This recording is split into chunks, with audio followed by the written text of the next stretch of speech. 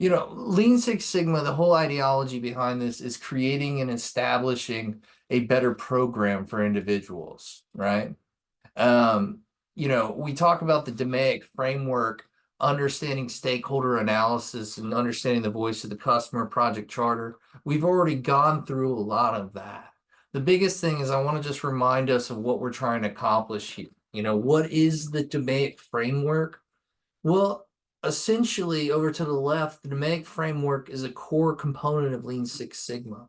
It's a method for improving processes and limiting defects and efficiencies. Yeah, we know this already, Zach.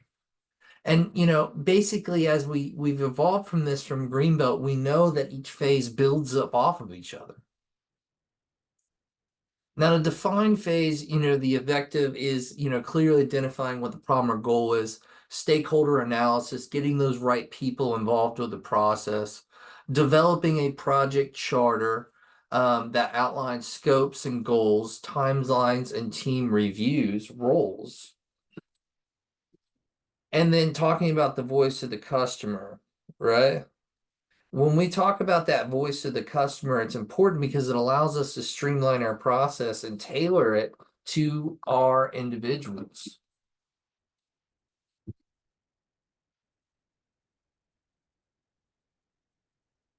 Now, that's during the define phase. During the measurement phase, we're doing our data collection. And in our data collection, this is where we're putting together those metrics that we're able to quantify the problem as well as do process mapping.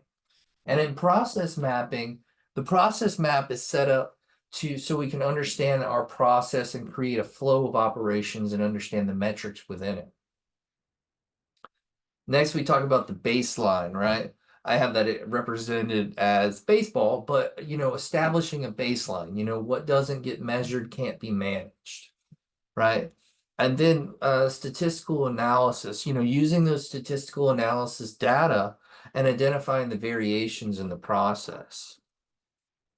Now, when we talk about the analyze phase, it's kind of like looking in the rear view mirror, right? Identifying the root cause of the issue.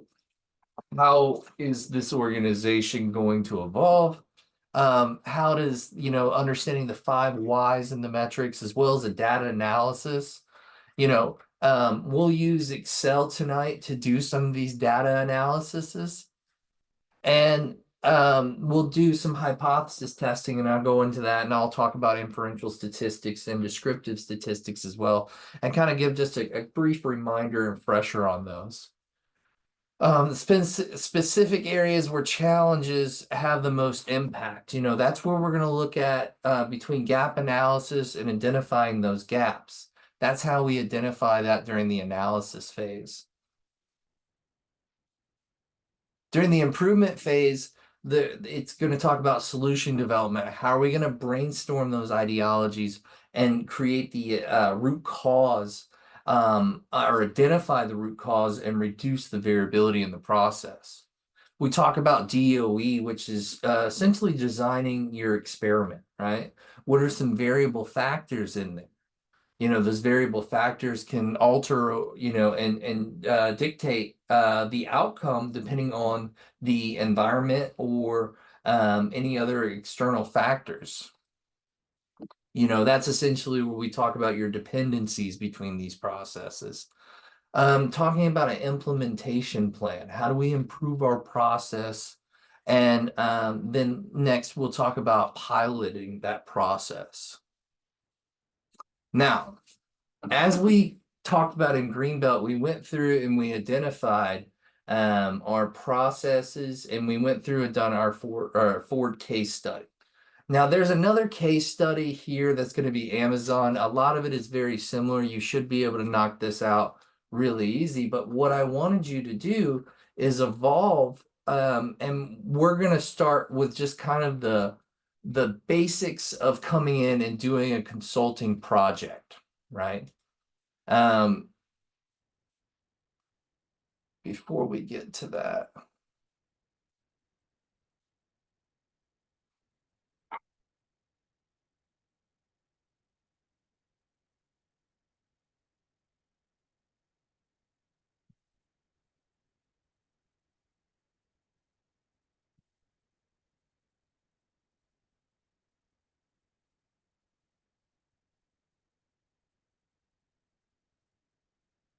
So in this, I've given you guys a case study, right? And this case study is essentially, you have, I want you to learn the foundations, being able to use and do data manipulation through Excel. We want to learn the foundation of Excel in a fun, innovative way. And so I introduced this case study. Now, this will be the new case study for our Yellow Belt program, but I really thought it'd be fun to introduce it to you guys at that 30,000 foot level and also get you a glimpse at how I do consulting, right? Now, this is going to also be a mixture of our Excel class too, because I was going to hook you guys up with an Excel certification once we get done with this as well. But usually when I come into an organization and I do consulting, I want to have a good impression, improving any type of issues I've seen before in the past, such as delegation and communication skills, streamlining the process. My advice to you guys as leaders is effective delegation and communication are key to ensuring success. I don't want you to struggle if you struggle, or I don't want you to worry if you're struggling with those skills. I want you to know you're not alone. A lot of organizations, they struggle with, leadership, delegation, creating a framework, and that's where that consulting piece really comes in play. So, as you guys are talking to Mr. Pepperoni, your goal here is to help. And I want you to work together and streamline the onboarding process to get their business on track, right? In this, I have your guys' case study. Some of my first impressions, I try not to have first impressions as far as like judging. I know this may seem judgmental, but it's actually how I do a lot of consulting things. When I'm talking to their leadership, I ask certain questions, and based on their feedback, it helps me understand where they are in their process. Or if they're a little bit, if they're struggling with time management, that's going to show in a lot of other areas in their organization. So, my initial and your initial interpretation is, they're lacking in delegation skills. Their communication skills could be enhanced, right? They don't have a process map. And so you guys are going to help me tonight make one. And, some of my aspects when I go in there is I say, okay, where is your management team? Like, who's helping you with this? Because as a leader or an organizational business owner, their focus should be driving the train, right? And having leaders lead the organization. So, his job is more of that higher 30,000 foot level. As you guys go in to do consulting projects or continuous improvement efforts, it's going to be very similar to this. You're brought forth a lot of these problems, right? We've already talked about Project Charter and how to do that. We're not going to beat a dead horse there. But what we're going to do is go through and set this up. So in this, you have your little bit of background synopsis, right? The City Slice Pizzeria is a popular shop located in the heart of the bustling city. The pizza is known for its delicious hand-tossed pizza and has a loyal customer base. However, despite its popularities, the City Slice has had facing several organizational challenges throughout the years. So, when we talk about that, that's going to be efficiency revolving around customer satisfaction, right? Some objectives, streamline their operations to reduce their wait times, right? We're going to enhance their quality. We're going to reduce the waste in their organization and optimize inventory, right? We're not going to get all around to that tonight. This is just going to be so you understand how to start a continuous improvement cycle, right? The next we talk about their current situation, right? And that's going to be their kind of defect count. You see that little red bar right there. But essentially, out of that, that's kind of where I see their defect range growing, right? That's how I set this up. Like you'll see my real life notes, and they look almost exactly like this when I do consulting. Um, when we talk about the high demand, the shop receives a high volume of orders, especially during the weekend. We're going to look through these different organizational issues. They have limited space. The kitchen area is relatively small, leading congestion, right? I don't know if some of you have worked on ship before, but that's sometimes a little difficult to navigate and get around, which leads to non-value added time. Then ironically, the next one is the waiting issue. There is noticeably food waste, or waste issue, excuse me. There's noticeably food waste, especially with toppings and dough, right? And tonight we're going to dive more and I'm going to talk more about specification limits. Don't worry about the potential Lean Six Sigma projects. That's really not for us. So I want you guys to go ahead and extract this file. And we're going to do some basic data manipulation. I'm going to drink some water too, man.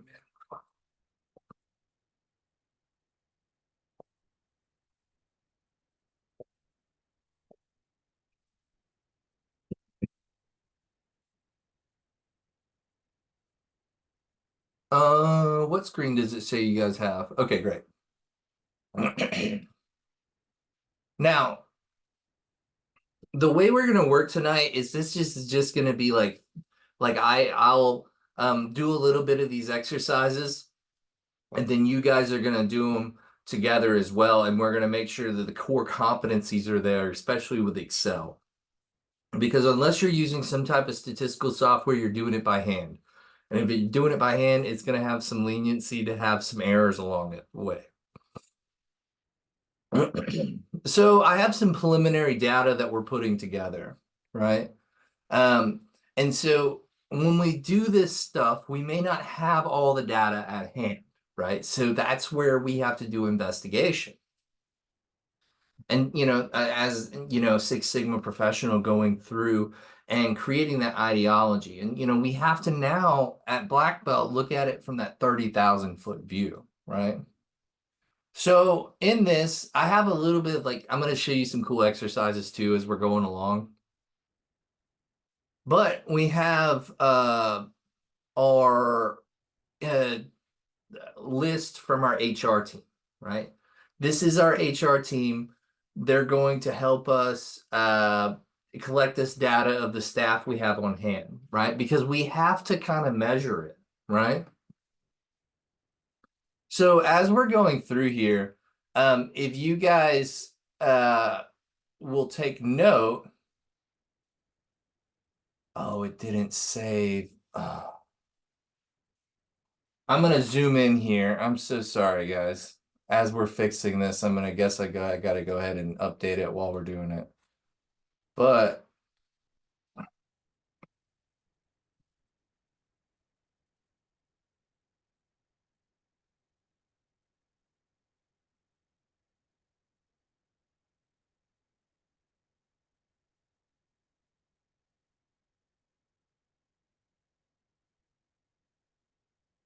so as we're looking at this, right, you see how you have a list of names, right? One of the things too is I wanted to be able to give you guys an Excel certification out here. So I'm going to show you guys how to do this stuff, and then you're going to work it into your project. Is that fair enough, guys? Put it in the chat if you guys still are on board with me. Heck yeah, sounds good. All right. So we have our full name here, right? And you can see when we look at this, it's broken up, and it's kind of a pain when it's broken up. So what we'll do here is go through and build this. And the way we can put the full name together is by concatenating it, right? So in this, we're going to go concatenate, select A3, put a comma, a space, and put two quotation marks together and a space in between those, because what it'll do is it'll give the space in between the different cells. Hit comma. Same thing. We're going to put a space in between it. And then Smith. Now in this, we're able to see what the full values are, right? So as soon as I hit enter, it's going to put the full data in there, right? So it's just a little bit of data manipulation, all right? Now, as you guys go through it, I'm going to make sure you guys have the correct formula and I put it in the chat, okay? So just remember you have to hit equals. So in this, I have also their cost, right? So we need to be able to anticipate what our monthly overhead is. And like, yeah, I didn't include shop building costs or anything like that. I didn't want it to get overly complex, but in a real world scenario, you'll have those costs. But just to get us started, I've got John, he's our pizza chef. We pay him $50, $15 an hour. He works 40 hours a week, right? Well, I need you guys to calculate what the paycheck is, right? Which this is just basic multiplication, right?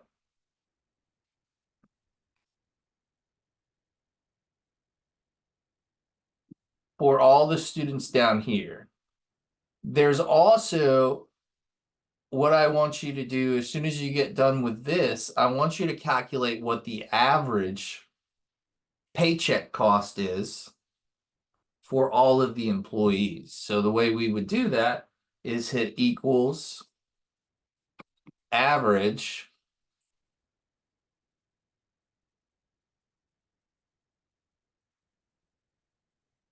and then we'll collect the average. Obviously, we don't have all the values, right?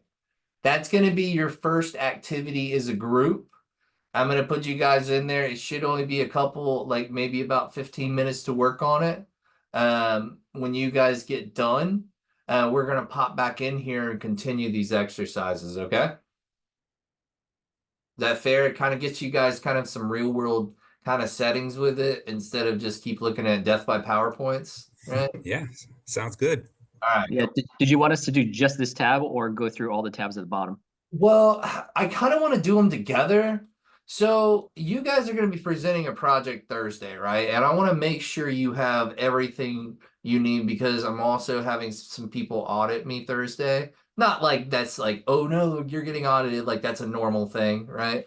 Um, so what I wanted you to do is when you guys, that way when you're able to present your project, you can use this pizza project as a way to kind of like how you would present that project, right? So I'm going to go ahead and put you guys, or unless you guys want to go ahead and do a Pareto analysis too, I can teach you guys that and we can knock out both exercises. Are you guys okay with that? Yeah. Okay. Sure. So like, because this is pretty just basic data entry, right? The only cool thing is probably that full name thing because, you know, as a leader, that's going to save you some time. So, and keep in mind too, I don't want you guys to do this, but as you guys are working on this, if you zoom in, you'll see a square right here. And as soon as it changes,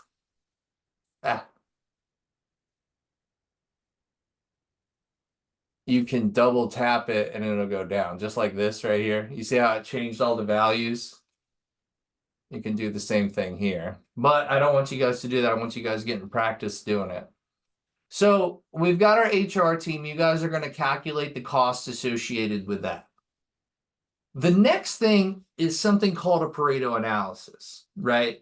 Essentially, the Pareto analysis is a tool that says 80% of our problems usually come from only 20% of our process, right? And if you think about it, you know, 80% of the money that we make gets spent on only 20% of the things we own, right? So, you know, those bulk items add up. And so as you're working on this, right, I have a Pareto analysis. And this Pareto analysis is kind of set up and established So this is the customer complaints in the organization, right? You know, you have late deliveries, 120, wrong order deliveries, 90, so on and so on. If you guys can go ahead and mute yourself too, please. I hear somebody like Darth Vadering breathing, and it's like freaking me out a little bit. It's kind of creeping me out. So what I want you guys to do is create a Pareto analysis, right? The way you would do a Pareto analysis is you would put it in chronological order. So like, uh, you know, the smallest to largest or largest to smallest, right? And then creative Pareto analysis is easy as highlighting these two values, going through, going to insert, and it's like the middle chart over here. But in this, you have a histogram with whiskers. And that whisker represents the cumulative average. So as you can see, 20% of our problem, our biggest priority, our biggest issue is from that first column, right? So that you see how it says like 20-ish% around right there. That's letting you know what it is, the cumulative impact of it throughout the whole process, because every bit of that's over 100%. So as you're looking at this, it's as easy, and I'll show you guys again, but putting this together to get your number of frequencies and what's the biggest impact. And a Pareto chart allows us to kind of prioritize.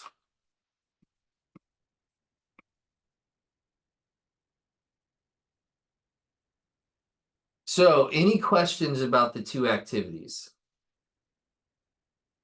If it looks flat, you're measuring the wrong thing. That's right, Joseph.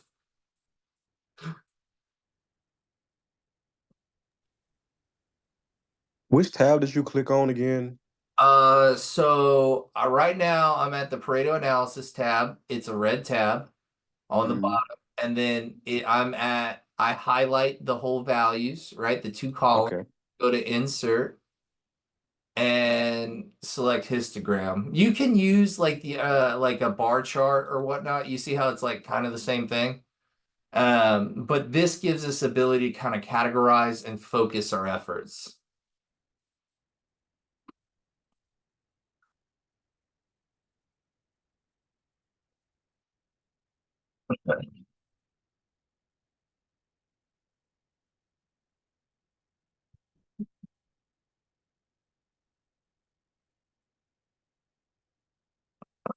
So what I want you guys to do, and you guys might have already gone through and done these activities, that's fine.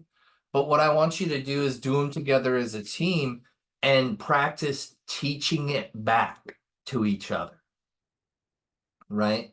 You know, you're going to have to establish clear communication as a black belt.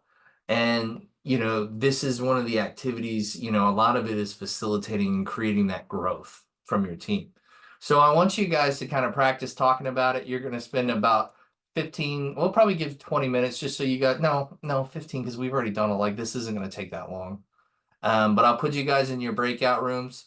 I'm going to set it up this time since you know your teams. You guys will be able to choose your breakout rooms and come back to the session at any point. So I'll see you guys in about 15 minutes, okay? Yep.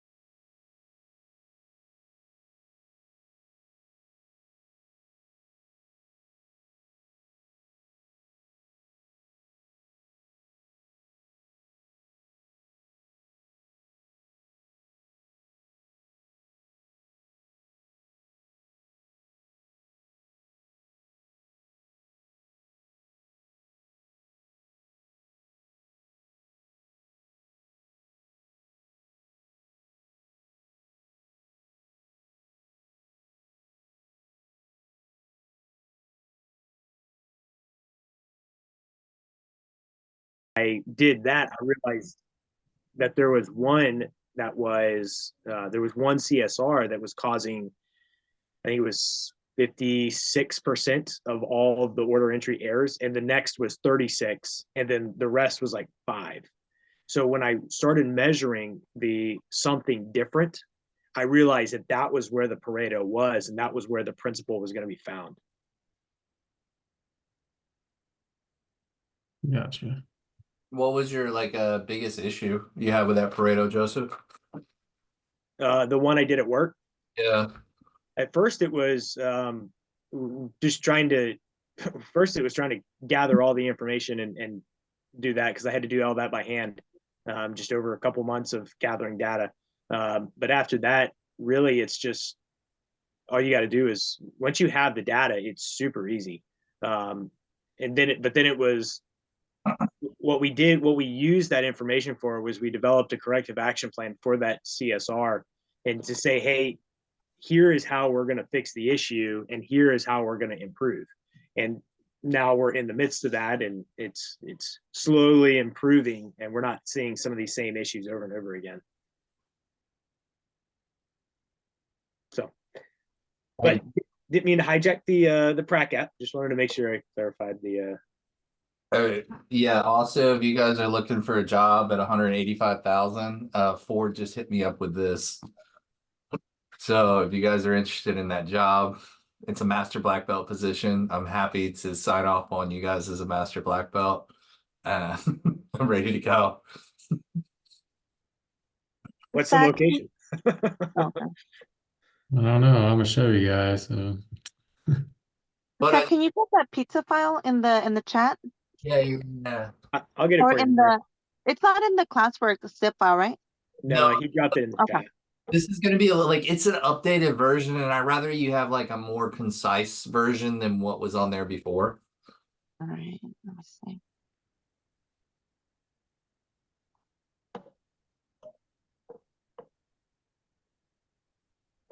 Joseph, that's going to be all you, brother. Yeah, I'm working on it. I apply for it. You should apply for it. You'd probably be better than me at it. Doubt it. Highly doubt it. Well, I don't know.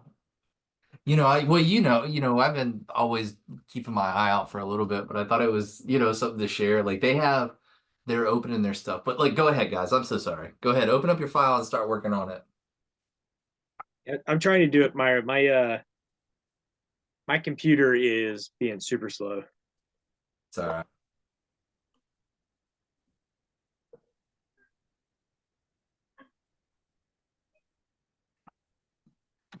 I'm gonna bounce into the other room.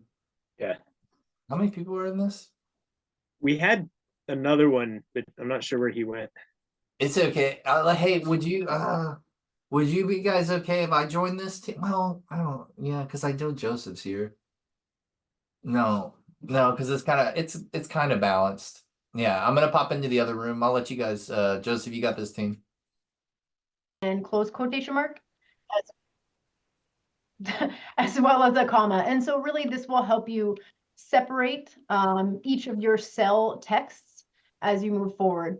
The other thing you can do, the reason we're doing open parentheses, space, open or close parentheses is quotation marks, is so you can add the space, but you could also add a word or anything in there. So, if we gave this dude a nickname, Johnny Boy, I don't even know his name is John. That worked out really well. Classic I name. know. See, then we can throw that in there. Now I forgot to do an extra space, but that's how it works. So you don't necessarily need to just reference cells, but you can also put in your own items. This is really helpful if you have data tables where you're copying things or you're adding over, one system to another and you need to differentiate them. You can very easily just concatenate and add, space into this system migration. Wait a minute. Okay. Am I saying it wrong? Yes, you are. What is it? How do you say it? Concatenate? It's concatenate or concat for the function. I don't know. I just figured it out one day a couple years back, and I was like, hey, I might as well show you guys. It saved me a shitload of time, No, I love this function. The minute I opened up this spreadsheet and saw like the open block, I was like, oh, I know what he's going for. Like, it is a wonderful function. Did that help? Or do you have any additional questions? So Yep. you said to take the comma out and put a space quotation marks. So everything that you want is going to be separated by a comma. So you will always have commas in there if you're concatenating one or more thing. Yeah. Uh-huh. The quotation space quotation is really just adding that space between each of your cell texts. So if you don't have Oh, okay. you don't have that quotation space quotation, what it turns into is, John A. Smith, all one word. And so that really helps to differentiate, because in Excel, it doesn't recognize your spaces unless they are inside the cell, like wrapped in other text. So you just need to differentiate them. Got you. There's like one thing I've been trying to figure out, and I don't know if you guys have the answer for me. So like, how do you do it where like if there's, I guess it would be an if then statement. I don't know, but like let's say they don't have a middle name, then it just becomes like a big ass space, and I don't want that. Do you guys know how to do that?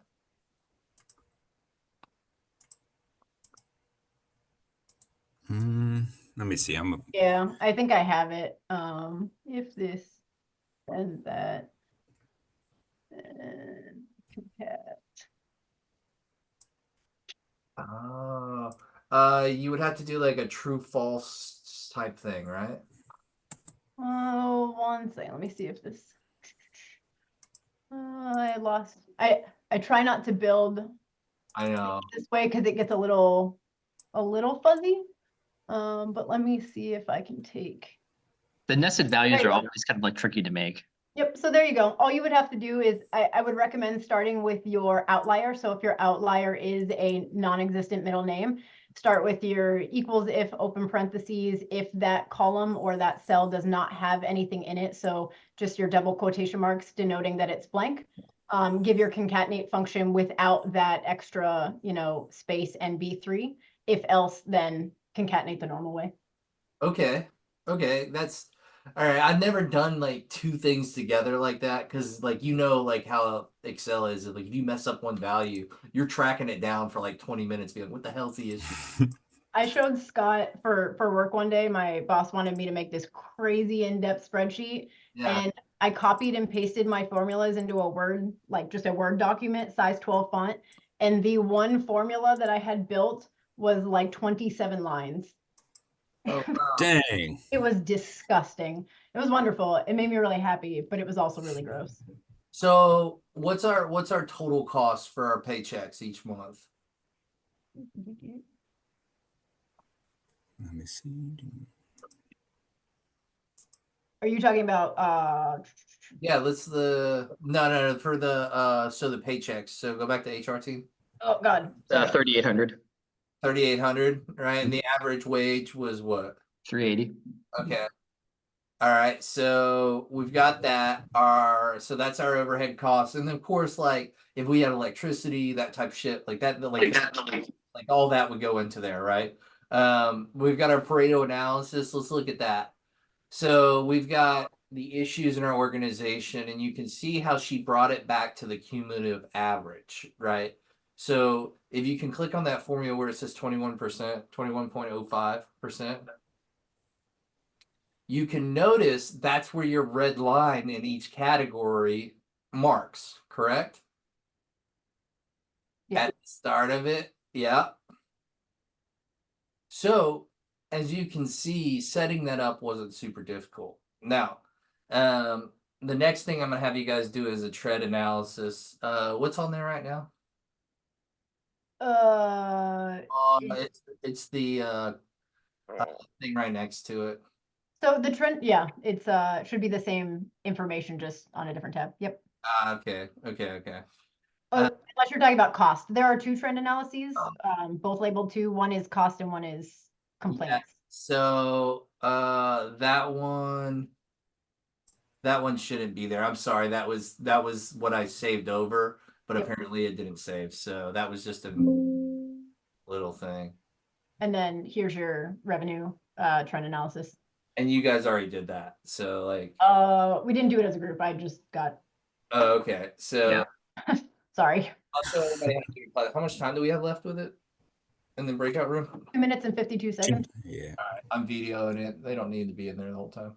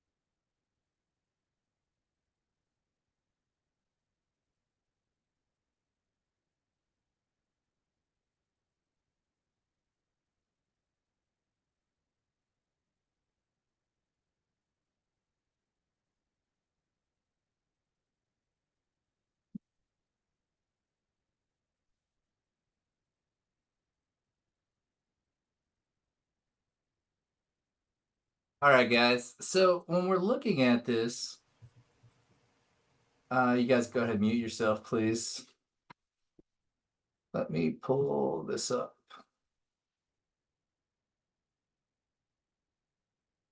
So you've gone through, set up your Pareto analysis, right?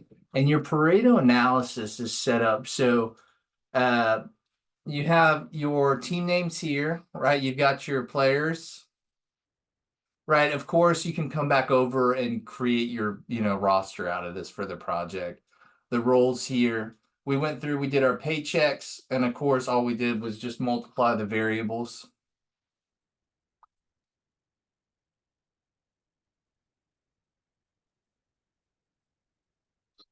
Now, one thing I didn't add in here, but I also wanted you guys to be aware of, is as we're setting this up, what's your total cost, right? What's that total cost to the organization? And then that's essentially where we're saying what our overhead cost is. And we just hit sum and then select that values there and that value range. So we have 3,800 and 384 average wage, right? The next thing we talked about a Pareto analysis, right? And setting up a Pareto analysis, all it is we're going through and we're saying category, frequency, highlighting that, going to insert, and we can choose bar chart. I prefer us to choose histogram because that gives us the whisker, right? That whisker allows us to know the cumulative average. So as we're kind of breaking it down, right?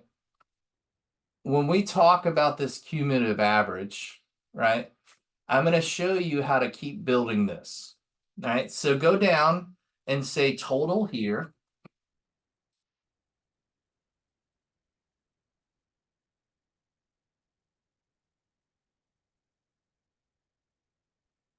And so put together the sum of the customer complaints.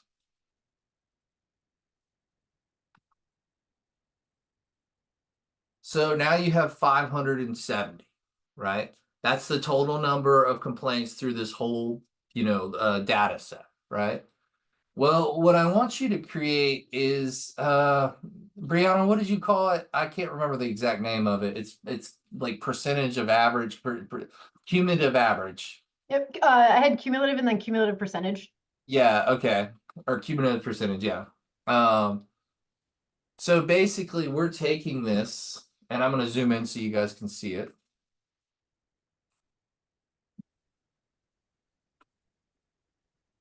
You've got the data portion of it, 120 out of 570.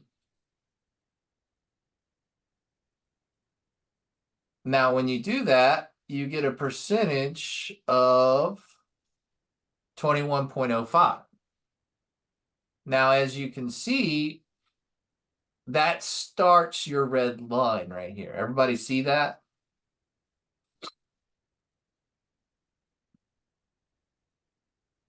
So now, one more thing while I'm here, I'm gonna might as well show you guys, as you're going through and manipulating it, that B20, just go ahead and hit F4 to lock it, or hit function F4.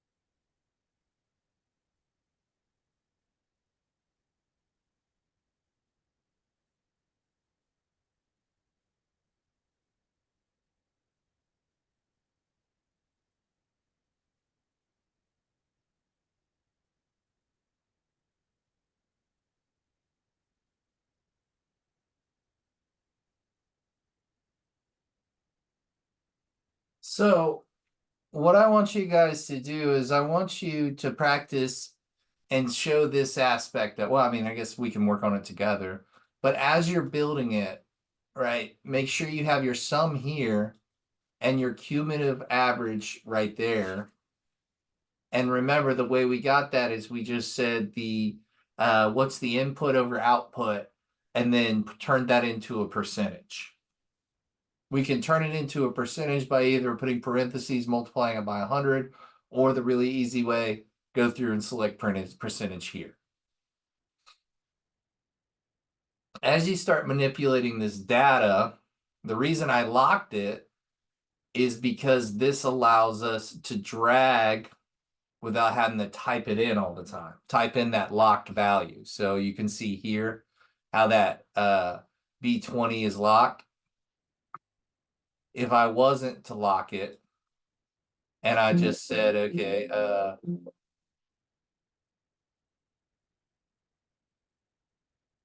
that, and then I dragged it, you see how weird it would come out?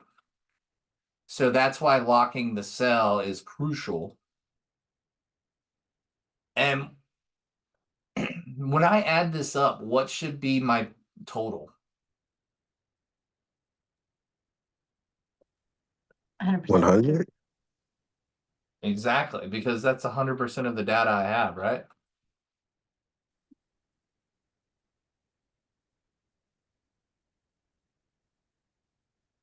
Oh, wow, it worked.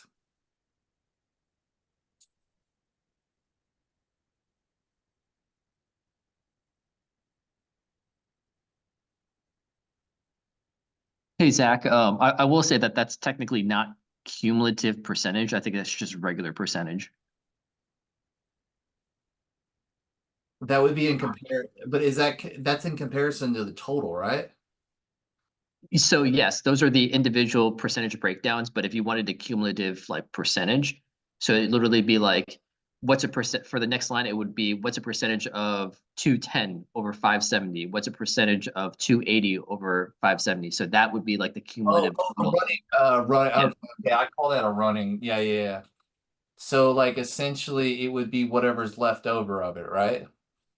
Not exactly. So I think the column you might be missing is the one I had before. Cumulative percentage was a cumulative running total.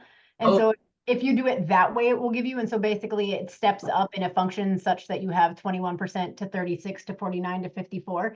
Now I will caution you, if your frequencies on the column Bravo are not in order of the Pareto, it doesn't line up as efficiently as you would like it to, because the Pareto automatically puts it in, you know, largest to smallest complaint frequency.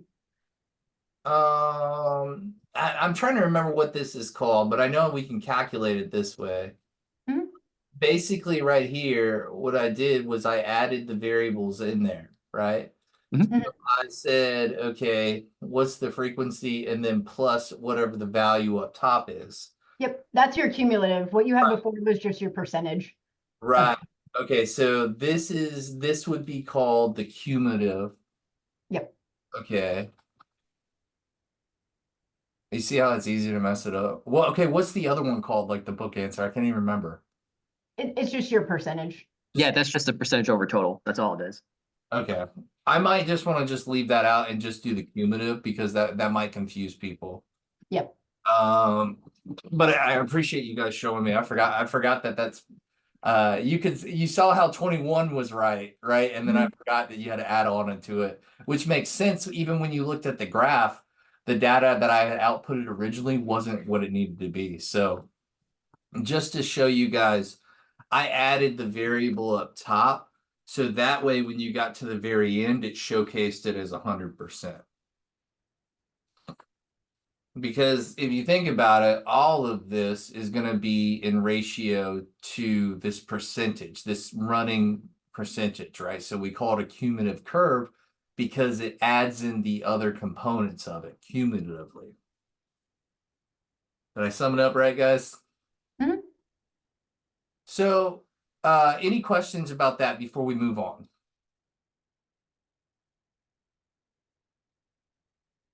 So I want us to look over here at tread analysis, right?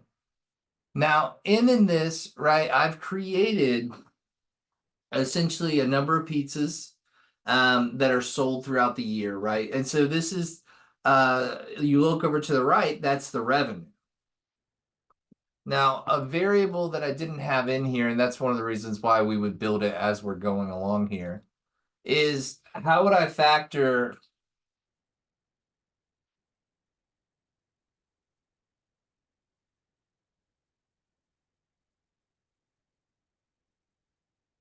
right? What would be my cost per pizza here? How would I factor that in there? Revenue divided by the number of pizzas sold. Yeah, and of course, like I may not have data that says, okay, well, this might be like the delivery issues, those type of issues, right? This is just strictly the data. So cost per pizza, exclude cost to make. Basically, I just said that divided by the number of pizzas. Oop, my bad.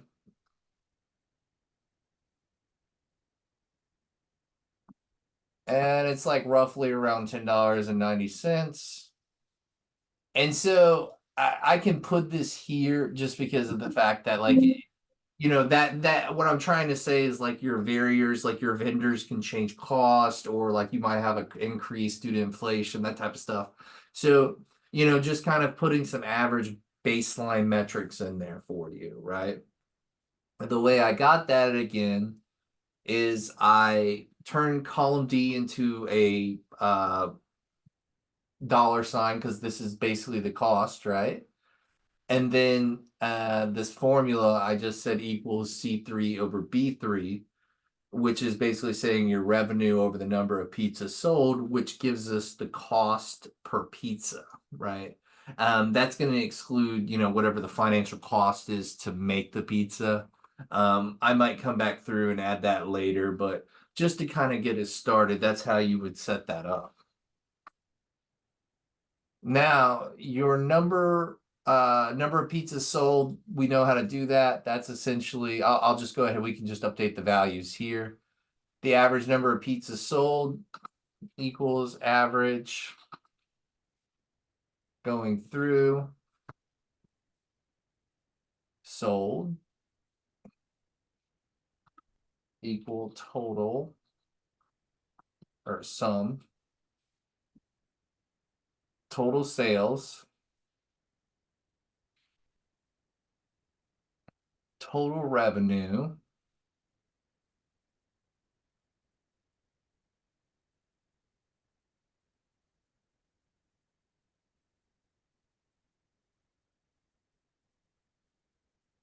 is that right?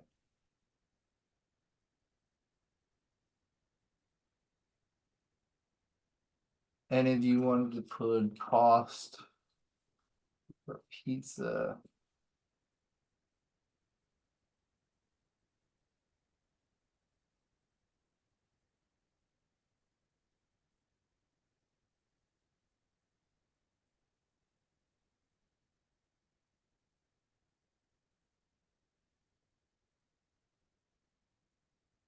basically I just moved that over for us. But as you can see, this is how I would calculate any type of financial cost.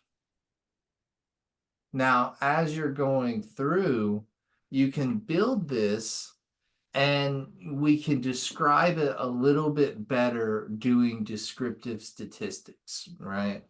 And so I hope this is still in here. Might have been messed. No, of course it would be messed up. But descriptive statistics, if you guys want to scroll down, I'm going to show you some examples of data you can utilize, right? Now, again, as your presentation is going to draw a lot from descriptive statistics and inferential statistics, we're going to look at this as a way to improve our processes. So we have, if we wanted to create a pie chart, can somebody walk me through how I would do a pie chart?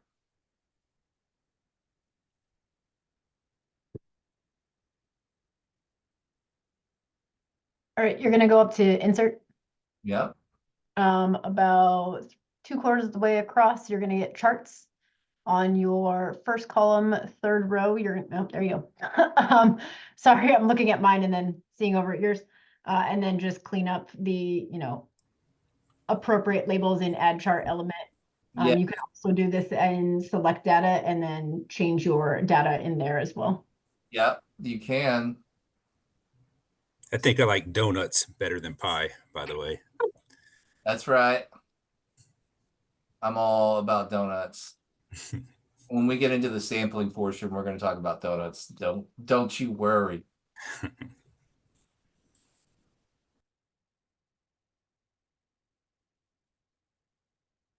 So we've got a pie chart, right? You see how like that really doesn't do a really good job describing the months though?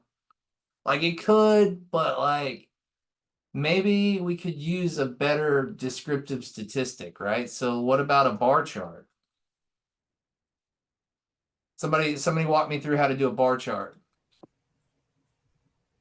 If you want to use the same chart, you can click on that chart. I don't want to use the same chart. Okay, then I would go to or highlight your appropriate data. Are you just trying to do Revenue. sold revenue, or are you trying to do both and compare or do a multi-graph? So we could look at various different things. We could just do one bar graph right now because we're not really comparing any variables. When we do a regression analysis, we will. If we look at the number of pizzas sold, right? We'll just create a bar graph here. Insert bar. No, that's not. You didn't highlight your month column. Well, now you're good. Oh, I need to highlight the month, right? Yeah, okay. Sorry. We're getting practice today.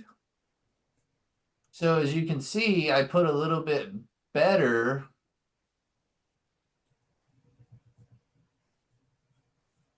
A little bit better. Let's see. We've got that bar chart, right? Maybe that gives us a little bit more of an impact statement.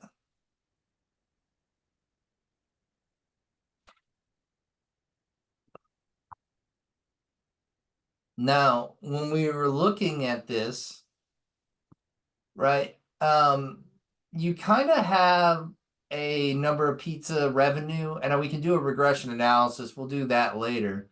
But as we're looking at this, right, I've got a few other graphs I could look at. I've never even seen this tree map. I've never used that. But you can do different descriptive statistics with it, right? So we could put together a bar chart. We can put together a pie chart. However you want to present your data, those are really good effects in there, right? Now, when we explore the data in regards to issues or a decline in sales, what are some variables we have with that? What could cause the decline in sales, especially in maybe a later half in the year?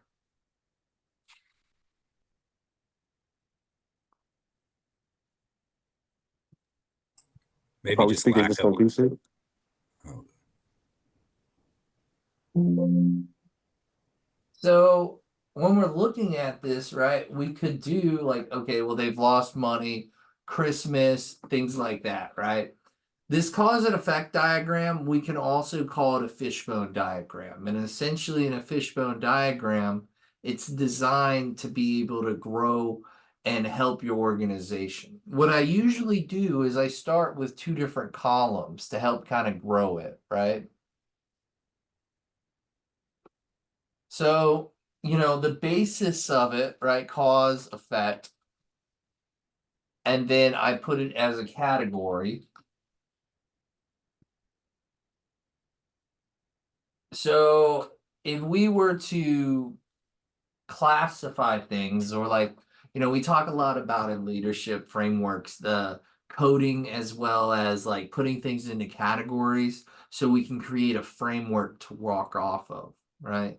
I've literally seen this in a room where somebody has a sticky note and they put that together with it, right? They'll put it up on the wall with different categories so they can start to find out the root cause of these issues amongst their team, right?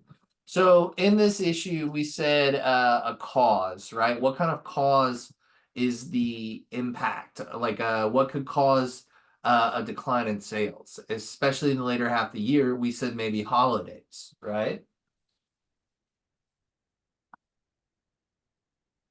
Right. When we look at that and we look at the effect of that, how does that impact the organization? Or how would that impact the organization? Well, it's a domino effect. It all adds up. So if you look down through how much was made, and then you get in the later months, I think you're right. Definitely the holidays, and then just preparing for the holidays and whatever life throws your way throughout the year. And then at the new year, everybody's hyped up. New year, new me, do this, do that, and so I think that has a lot to do with it. Oh, you know what? I'm gonna get off topic here, but I brought this up to the group. So those of you that are interested in applying, Ford reached out to me about a master black belt position. If you guys are applying for that, it's right there. I just wanted to share that with you guys before I forgot about it. I think it's 180 a year. So when you guys look at this, right, we talk about that domino effect.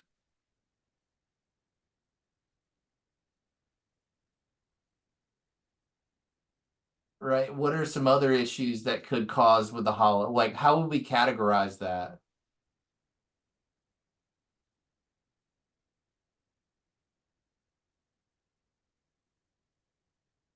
How would you categorize that? Like, what kind of category would you code that in?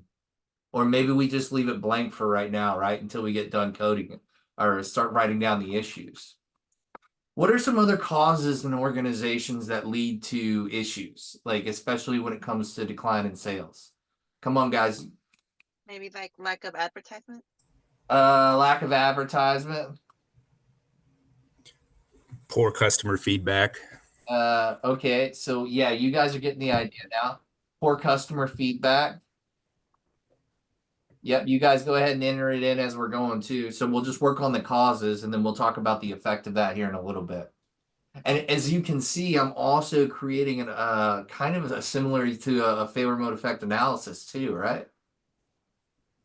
You see how like you could put those activities as the same thing? Like you could combine those things. Poor customer feedback. What else we got? Increased costs. Increased cost, right? Let's just be a little bit more specific. What about increased cost? Raw materials. So pizza dough increases in price. Right. The cardboard boxes increases in price. Labor increases in price.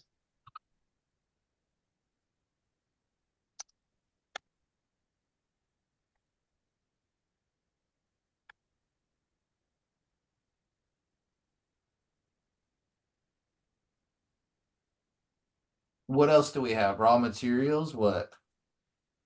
Raw materials, labor, cost of property, equipment breakdown, Can I just potential expansions. overhead cost, right? Yeah. Yeah, right. Because I feel like we could go all day with like increased costs, unless we had like a specific like ability in there. Okay, so increased costs, poor customer feedback, lack of advertising, holidays. Let's throw quality issues in the mix.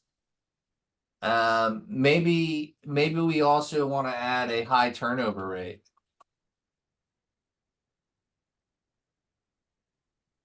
Now, here's the thing, you know, I kind of filled some of these in for you guys because these are some of the things that I see on a daily basis, right? So as you're looking at this, right, that high turnover rate, what kind of effect can that high turnover rate have on the organization? Let's talk about several different like focus points. If you have a revolving door of employees, they're probably not being trained properly, right? So overall, what could be the overall effect of a high turnover rate? From different aspects, we can look at it from financial and not. Go ahead. Drop in quality and also a drop in productivity and capacity. Yeah. I see a Customer lot of just so you guys know, I see a lot of organizations like if they have such a high turnover rate, do you want to know what they wind up doing most of the time? Increasing salaries to try to keep them. So believe it or not, they'll hire more temp agencies, like temp workers and stuff to fill that job need.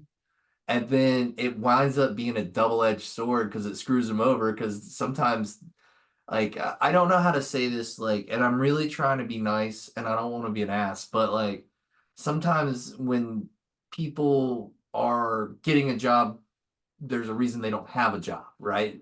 So either not following instructions or soft skill issues. And that's where you see a lot with like temp agency workers and things like that. So it's kind of like, how do you train them? And so I just wanted to share those were kind of my observations I've seen over the years. So high turnover rate, we know that's going to have an impact. Um, defects, standardization. What else? Financial cost impact. Time to train. Yeah. So quality issues, the effect. We could put as a cause, right? Or here, let's just start. Let's start here because I feel like we could go all day if we just did this. So let's say quality issues. This is where we could put again that defect cost, unsatisfied customers. What else could I put in this category?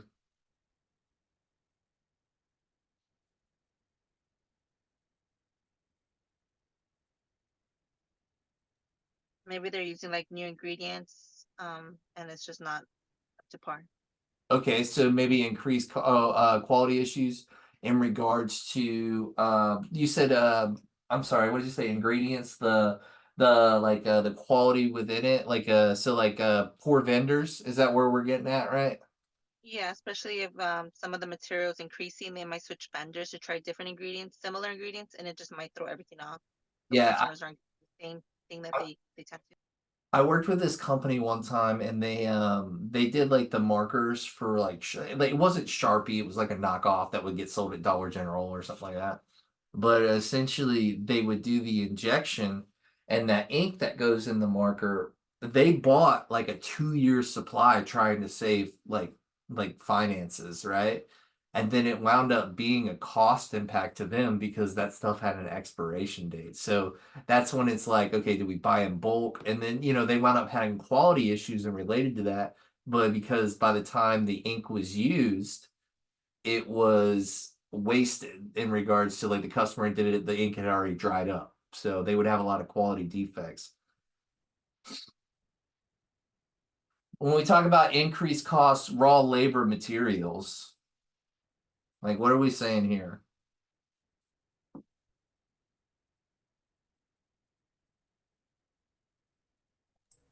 I think the effect would be you'd have to pull money from the budget in another category to make up for the increase in price of your actual materials.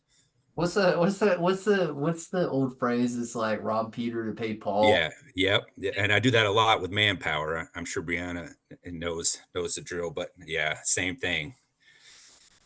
Oh yeah. It might limit their menu since they're not trying to spend more money on more toppings. They might cut back on offering different toppings. That's right. That's right. Right. So like you're getting more involved with this as regards to this increased cost has got to come from somewhere, right? It can either come from our customer who oftenly gets that inherited to them, right? Think about over the last 20 years how much cost of vehicles have gone up, right? And a lot of that is from, advances in technology, sure, but a lot of that's going to be like there still were quality issues in these organizations that didn't get improved, and then they're losing money somewhere. So it's about improving the process. So we've got If they, yeah, go ahead, go ahead. oh, I'm sorry, I was going to say if they are a franchise, they may end up closing a few stores down for to lower overhead costs and all that stuff, operating costs and things of that nature. Yeah, like that's going to impact our overall process. And then, lack of advertising, I will even tell you this kicks my ass, but it also kills other organizations. And a lot of it is where do you focus your effort, right? Is it, because I believe that like if you have a good product, it speaks for itself, right?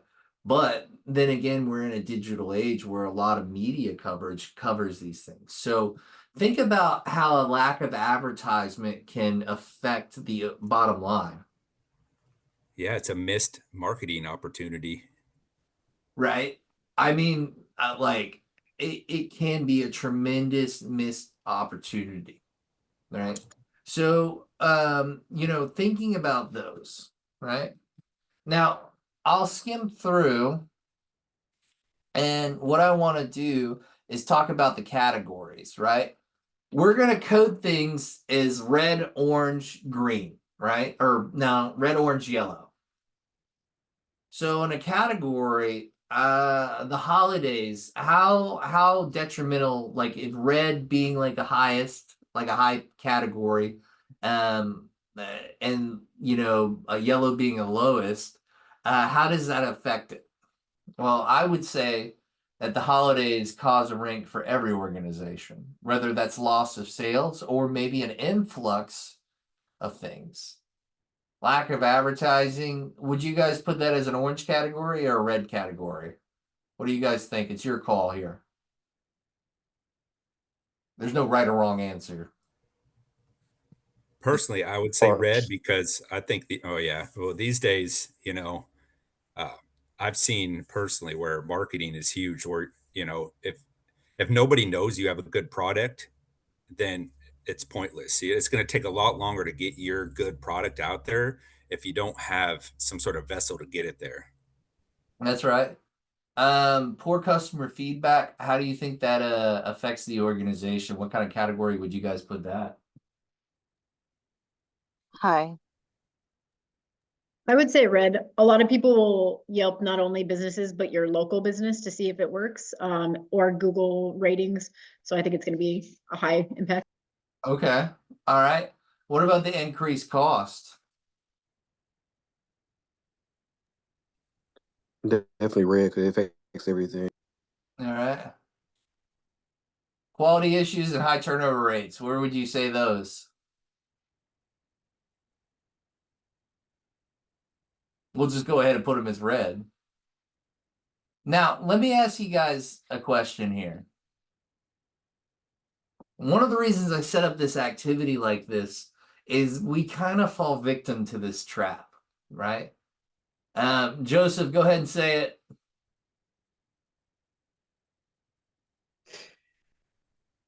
Which one? If everything's a priority, nothing's. There we go. Yeah. Everything's a priority. Nothing's a priority. So you got to rank it, right? You really do. Like, where do we focus our efforts as leaders, right? Obviously, in this case study, we're consultants, but like in real life organizational change, where do we focus? Well, we've got to know what the cost impact is to be able to justify where we should focus our efforts, right? We talk about that cost of poor quality, right? when you talk about that cost of poor quality, how does that come in mind?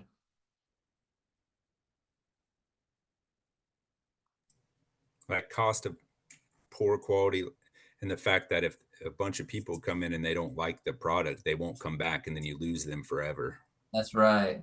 As business owners, that's sometimes difficult because guess what? We're all human. We all have bad days, right? It's expected. But as we look at this, right?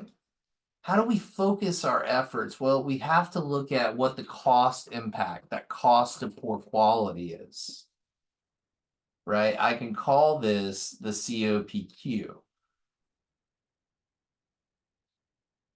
Right. And so we may have this data, we may not, right? Well, if we've got to go off of what we know. Well, I know I'm having some quality issues. I know I'm having some defects, some standardization, but putting those metrics aside of it, right?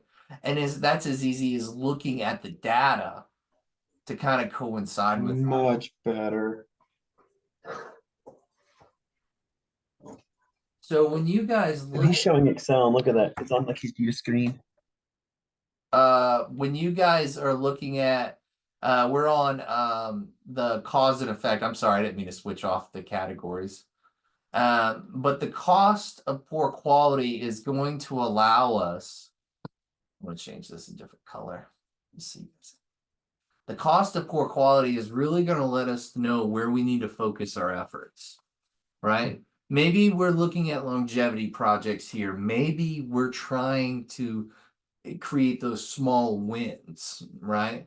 And Lean Six Sigma is not about tackling every bit of every problem, right? It's focusing on the things that you can change, right? If you've got vendor issues, you can change that, right? You can have a new vendor. You can change the value stream map to be able to set that up. Now, as you're looking at this,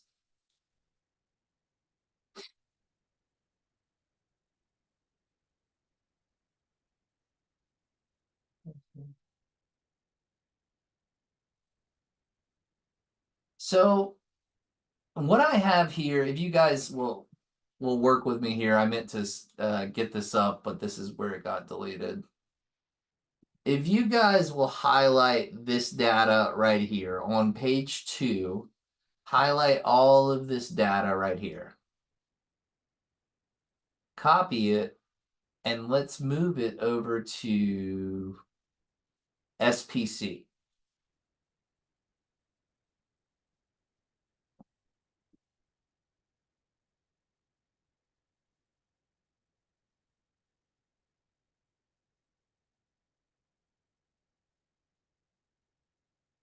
Right. Now, when I build this and I set this up for data manipulation, I can say, okay, I've got to create some type of statistical process control, right? And in our statistical process control, we're having some quality issues, right?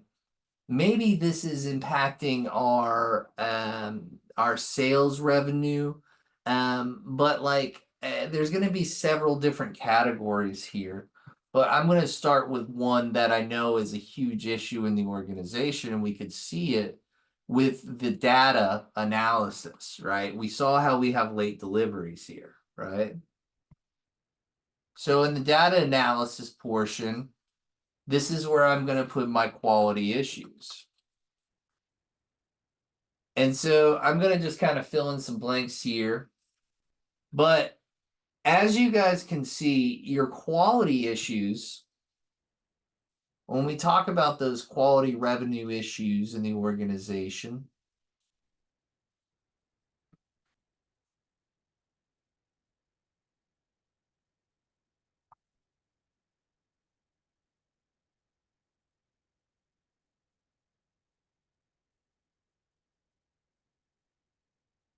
we can categorize it with like late delivery,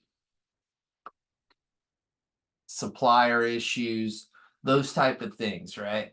But I'm just going to show one example right now. I'm going to just put this together. 20.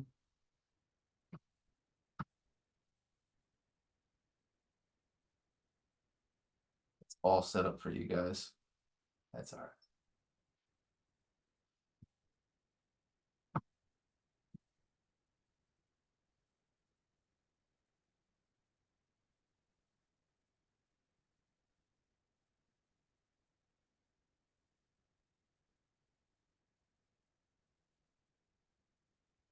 So as you guys can kind of fill this in for me, I'll put it in the chat if you guys need me to. I wanted to add these values to this.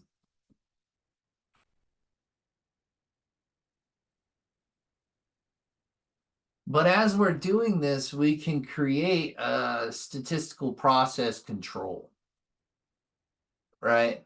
In this example, I have our late deliveries.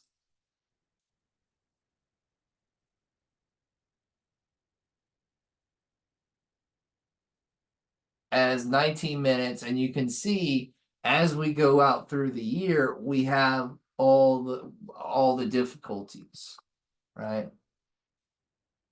So when we look at that, all the difficulties, you can tell I'm tired.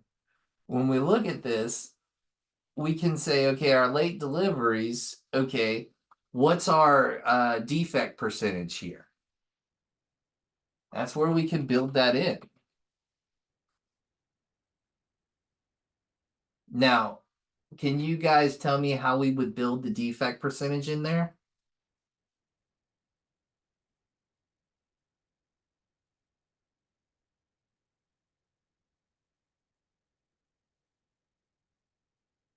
How do you get defect percentage?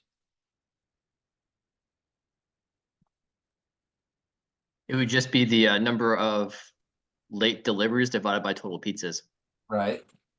And then you can convert that to a percentage just by formatting into a percentage, or you could just multiply it by like 100 or something, or 1,000 or whatever. Right. So we've got our defect percentage. Okay. Let me look at my yield percentage. How do I calculate that? What did yield mean again, guys? Your yield percentage is the percent you did correct, so it'd be, your 100% minus whatever your defect percentage was. Right. Yeah, So put that it's up. the inverse of the defects. Yeah, essentially, yeah, right. So as I set this up, I've got the late delivery, I've got the defect percentage, right? We'll put that as just a highlighted red area. A yield percentage, that's the number of good product, right? Well, one other variable I want you guys to know in this is minimum and maximum, right? To be able to create a statistical control chart, you have something in Lean Six Sigma called an LSL USL, right? So as you're going through, you can set this up, and LSL, the formula would just be minimum. So equals min, highlighting that value. These out of this whole value, right? Because it's going to let us know what our smallest value is. And then maximum, or it should just be max. And then highlighting that value, and this should give you that 71, the highest value. Well, why did you show me that, Zach? Well, as you're looking at this, right? If I said, guys, can you tell me what the standard deviation or sigma value is of late deliveries? Well, you know what your smallest value is. You could find your average, right? You know how to do that. You've already been shown how to do that. Now the sigma value is where we just say std.s.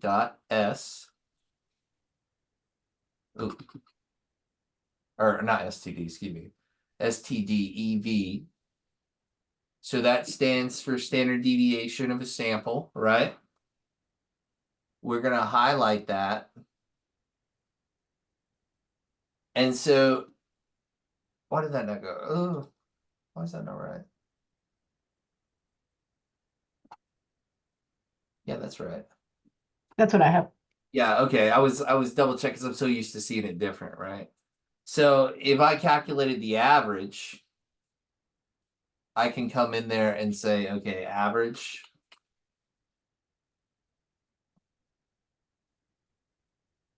Now, I'm just putting these variables out there. I want to bring them together for a reason because of the fact that like you're able to see the variation. That there's a tremendous amount of variation in late deliveries, is there not? Now, Definitely. if I asked you, okay, calculate this total COPQ for late deliveries, what would you say then? Well, remember how much was the slice of pizza, or not slice of pizza? How much was it cost a pizza, one pizza?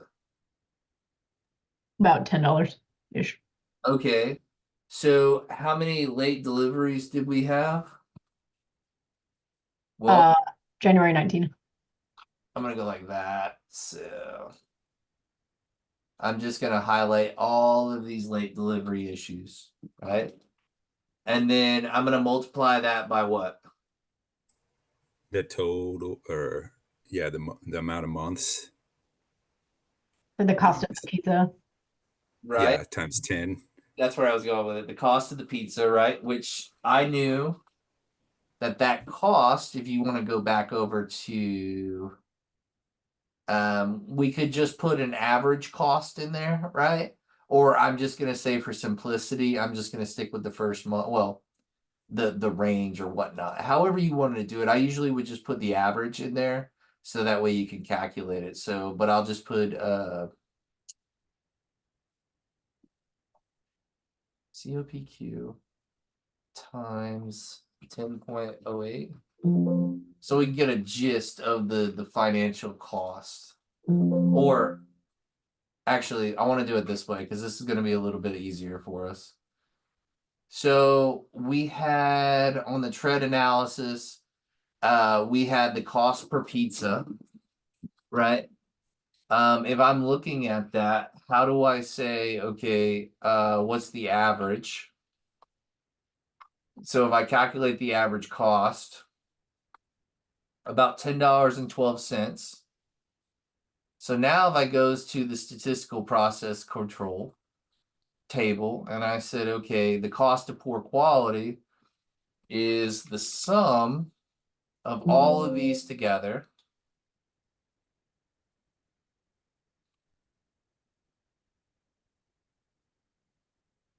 The sum of all of these values together, right? We get 445 times, what did we say the average was? A number of pizzas sold, like $10.12. Correct. So through the year, we're losing 4,000 or 5,503 or $4,503 per year, right? Now that doesn't seem like a lot when compared to the variables, but still that's a chunk of change that we could focus on other areas and to improve our organization. So let's cut down on these costs, right? Let's standardize a proper flow of operations. So you have the cost of poor quality, right? And now let's calculate the cost of doing nothing.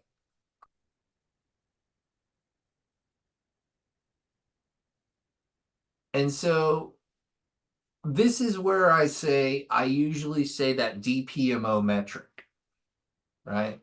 If we do this a million times, what's going to be the financial impact? And that's what you showcase.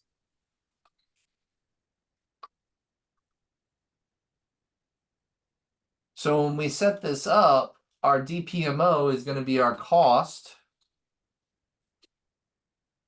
times what?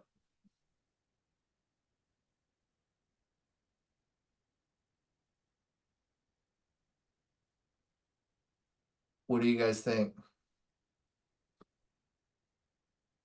If I'm saying we're gonna do it 1,000,000 times and I have the cost, if we do this for 1,000,000 years, what's gonna be the financial impact? Let's just think of it that way. Massive. All right, so we're gonna just say, I think that's enough zeros. 1, 2, 3, maybe one less. Right, so that's gonna be a cost impact to the organization, right? And I usually tell people this is like, if you don't fix the process now, what's gonna happen later on down the road? Is anything I'm saying not sticking, or does anybody need any more further collaboration or understanding with this? Um, I just have to get more familiar with Excel on my own time Yeah. outside of class for sure. So I'm recording this right now, so tomorrow I can put this as a free class for people. So this is just going to be basic data entry, and just, just so you guys will have that reference, But I try to put this from a Six Sigma standpoint. These metrics are key, right? Understanding what yield percentage is, defect percentage, the common terminology we've talked about in Greenbelt. You can see how we're putting it all together as a way to look at cost efficiency and cost savings. I want to take a 10-minute break because we're right before the hour. My wife's getting ready for bed, so I just wanted to give her a kiss before. So if you guys give me 10 minutes, I'll be right back, okay? Yeah.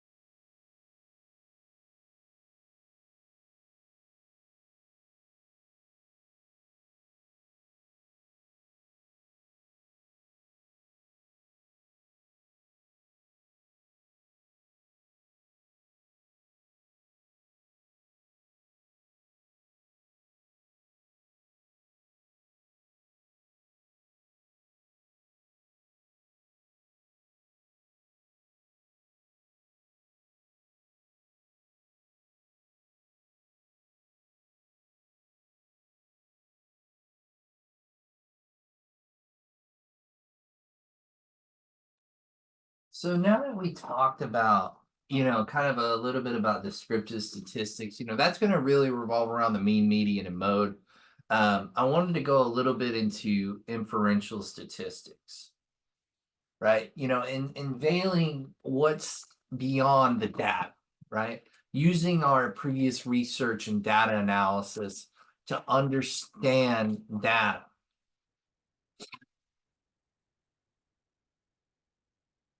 So you have descriptive statistics is used to summarize and describe data, right?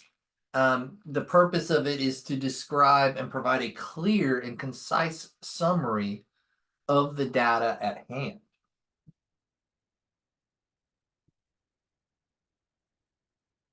And inferential we use to make inferences and predictions based on sample data, right? How many data sets did you need to create a normal distribution, ladies and gentlemen? 30. 30, right? And so that kind of leads us to understanding, and we can draw assumptions based off of the higher sample data. Now, the key differences or takeaways, descriptive statistics drive the data you have, offering insights into characteristics and patterns. Inferential statistics go beyond descriptions, and they enable us to make predictions and draw conclusions about larger population on a represented sample. I usually say most of the time you're going to be working with sample sizes, right? And how do you categorize that and show the previous, data set? So that's where I say you're trying to keep together this data as a way to understand it and use it to make continuous improvement happen. Because based off of this, you can essentially establish a very good baseline. Now, inferential statistics plays a crucial role in extracting meaningful insights.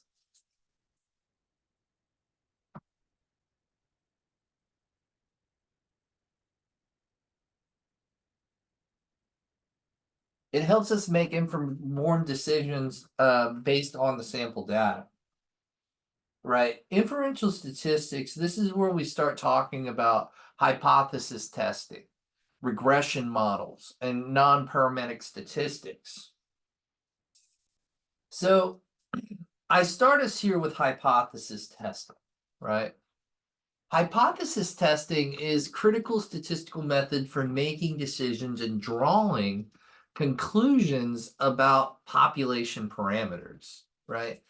It impairs or involves comparing a null hypothesis, which I refer to as HO, and an alternative hypothesis, which I refer to as sample data, right? Or HA.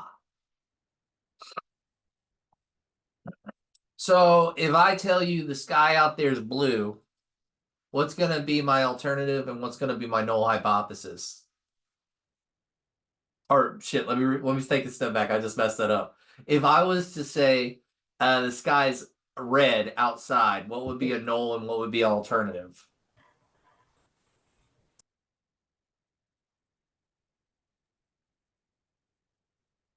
What do you guys think?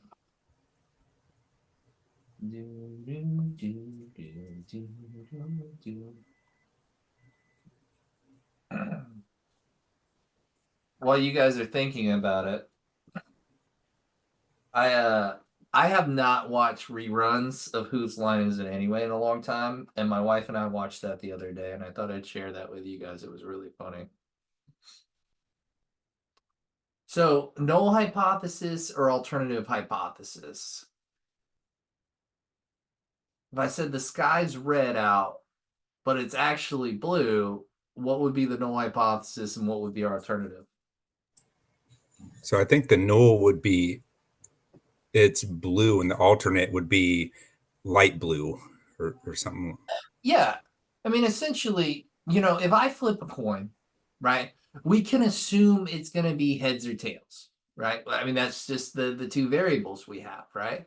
Well, a null hypothesis, is a fair coin saying, hey, we're going to give it a shot. We're going to roll the dice. We're going to risk it to get the biscuit, right?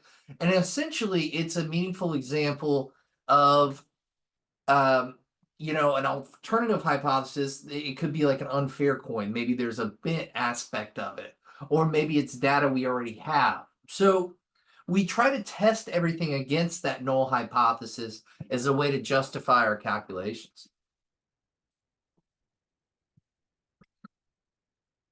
Any questions about the null hypothesis or alternative hypothesis?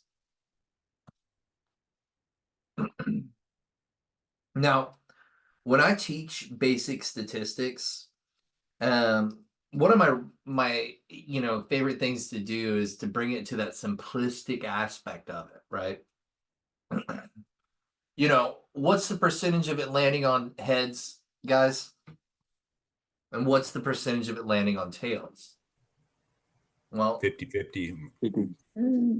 right? And that's why I started out the class. Well, it could be 50-50, but if we have a bent coin, then it could be biased.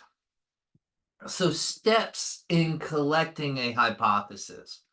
Go ahead and get your pens and pencils ready. Do you guys need a couple minutes to take notes, or you already brought your notes with you? Or get a notebook? I'm good. Don't worry, this will all come back to that project here shortly. I'm just trying to paint the picture right now. Because usually this day is where it starts to kick people's asses a little bit. Because it's such like a open course into statistics.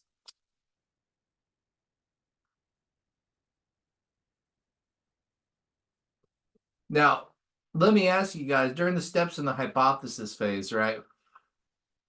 We talk about formulating the hypothesis, right? This is based off of what we're drawing inferences from. Selecting the significance level. Remember I talked about the margin of error yesterday? Well, or not yesterday, sorry, the last class. The margin of error is going to be, that alpha level, right? What is going to be the level of significance? Collecting the sample data is, that's just depending on what your sample size is. You're going to calculate the test statistic. We can do this through chi-square. We can do this through the Gossett statistic, and I'm going to go into that a little bit later. But we're going to make a decision based on the p-value and the types of errors. And then we're going to reevaluate over time to make sure our calculations and findings are correct.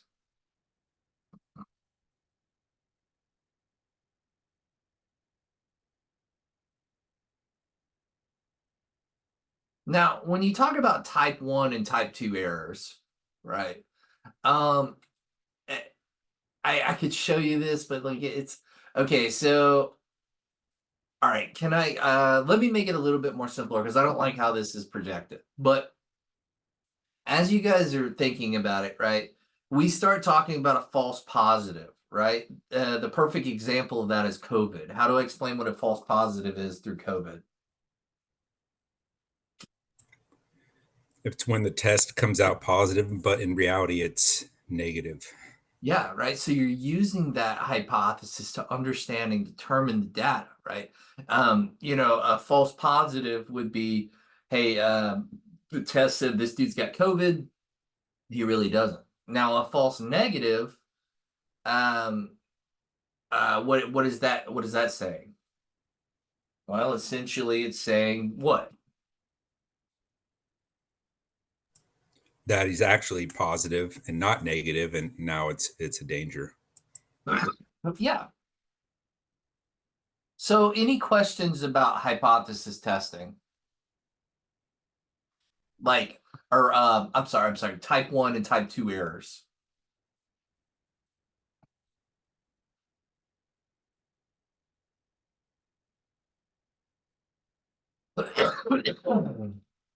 So I want to dive us into a little bit of a case study if you guys can help me out with that. We talked about COVID being a a little bit of an example. But, imagine a diagnostic test for COVID that is used widely in a community. The null hypothesis for the test is an individual does not have COVID. But the alternative hypothesis is that the individual has COVID.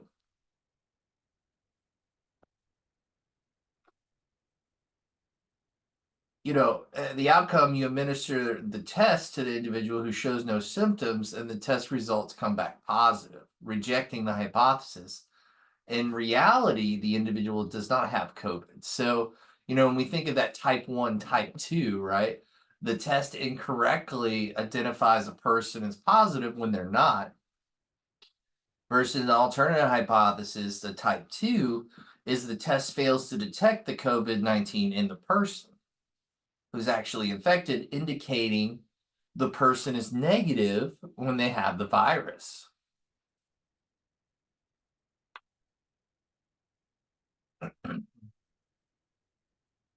What would happen if there was a high volume of type 2 errors? Think of it from a standpoint of cost of poor quality.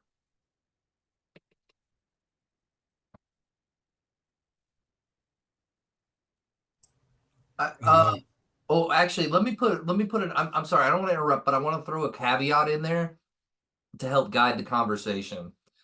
If we think about the cost of poor quality, think about you're Mr. Pepperoni, right? In this scenario, if there's a high volume of type 2 errors, how's that going to impact your business? Now answer the question, please. Less people will be willing to buy your kit. Less people buy those kits. Your cost of poor quality goes up for every kit you can't sell. That's exactly right, dude. How that cost of poor quality is going to impact it. Now, when I ask you guys, how does it impact his organization?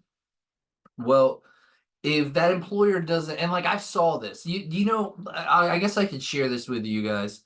When I was so in 2020, when we first happened of COVID, right?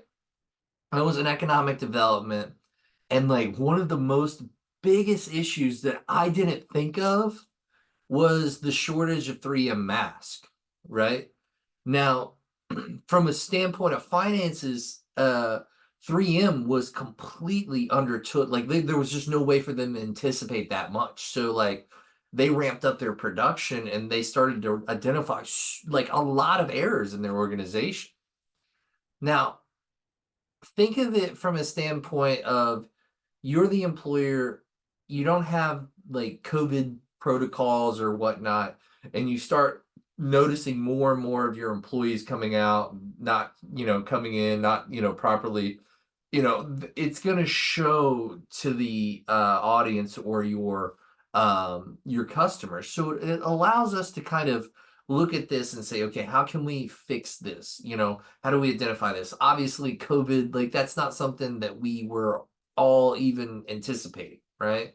But as it happened, it shut down a lot of organizations. I think I have another case study on here too. So in this case study, you work in a quality control department for a light bulb manufacturing company. Your company produces light bulbs and you are responsible for testing them to ensure they meet quality standards. The null hypothesis is that a light bulb is not faulty, and the alternative hypothesis is that a light bulb is faulty. Now, what's going to be my type 1 or type 2 hypothesis?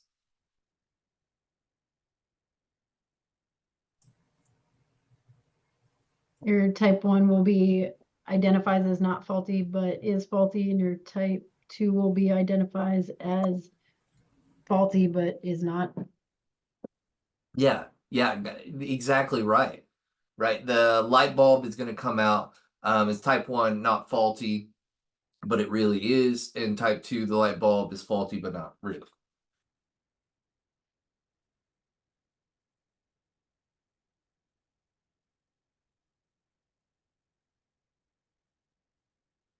Now, as we're looking at the alternative hypothesis and null hypothesis, you know, the type 1 and type 2 aspects of it can be shown here. That overlapping aspect of it. So I want you guys to imagine the following, right? I talk about the alpha region, right? That's going to be the area that's, you know, outside of parameters, right? That margin of error, the defect, right? You can see that represented as a Greek letter right there. The alpha region and the beta region, right? I want you to think about that as you're looking inside that where the two bell curves kind of meet. There's kind of that upside down triangle that forms. I want you to consider that level inside of it as the confidence level for the values, right? So when we do hypothesis testing, we try to be 95% sure. Now, when our 95% confidence level, that leaves us with a margin of error of 5%, right? So we're trying to find these variables in our process and see where they meet up and try to reduce that variability using statistical measures.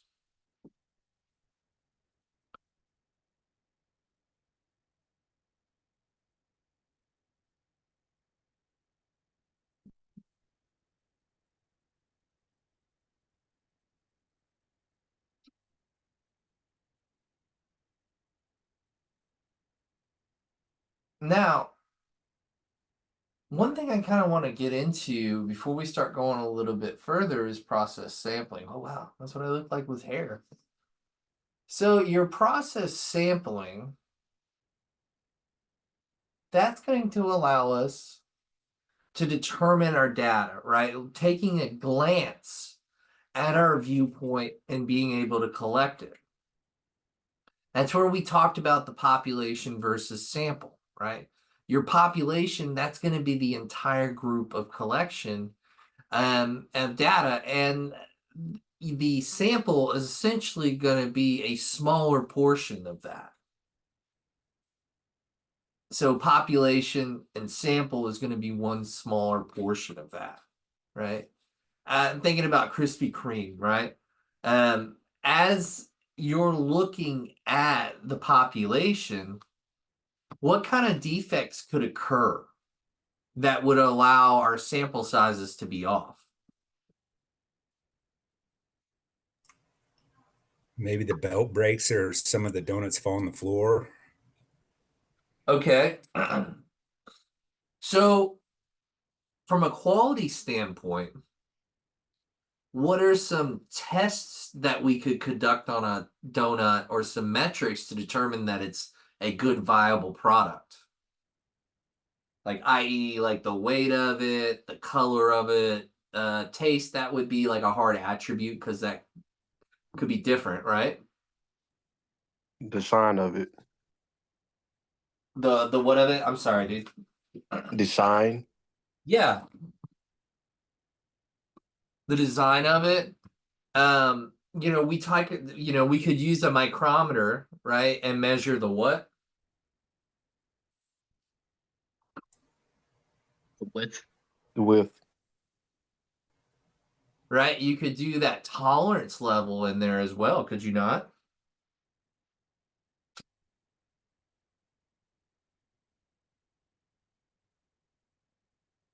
Yep, you could do that along with the diameter, measurement of the roundness of the donut and whatnot. Yeah. So here's the thing, guys. When we look at the p-value, you guys remember that, right? What do the inside p-values mean?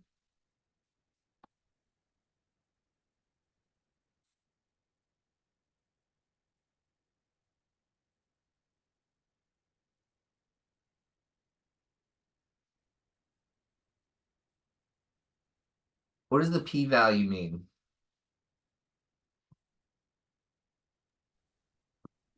Why would I want to make a decision based off of it?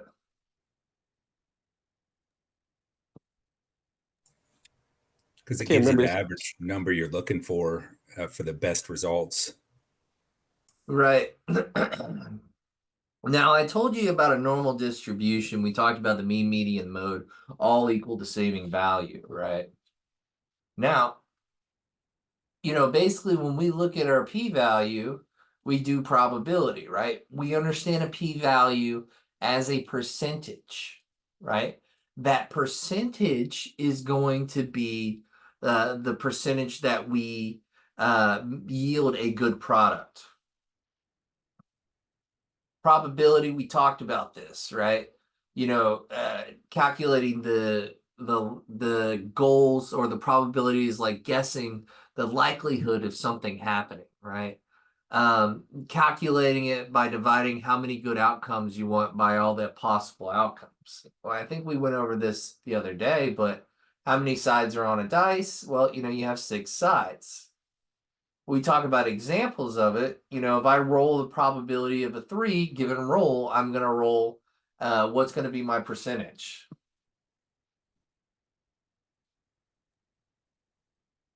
Well, if it's 6 sides, you would just have 1 out of 6 or 16.667%.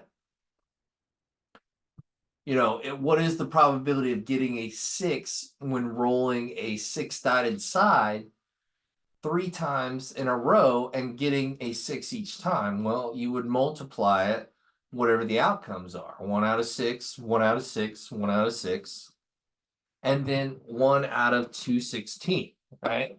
When we do 1 out of 216, what's the probability we get there? 0.0046. Yeah, 0.0046, right?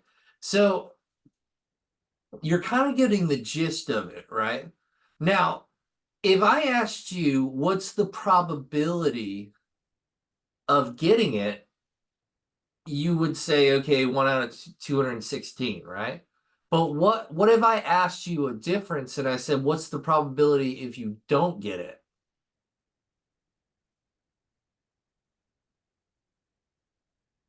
How would you figure that out? 5 out of 6 times the product 3 times 0.57.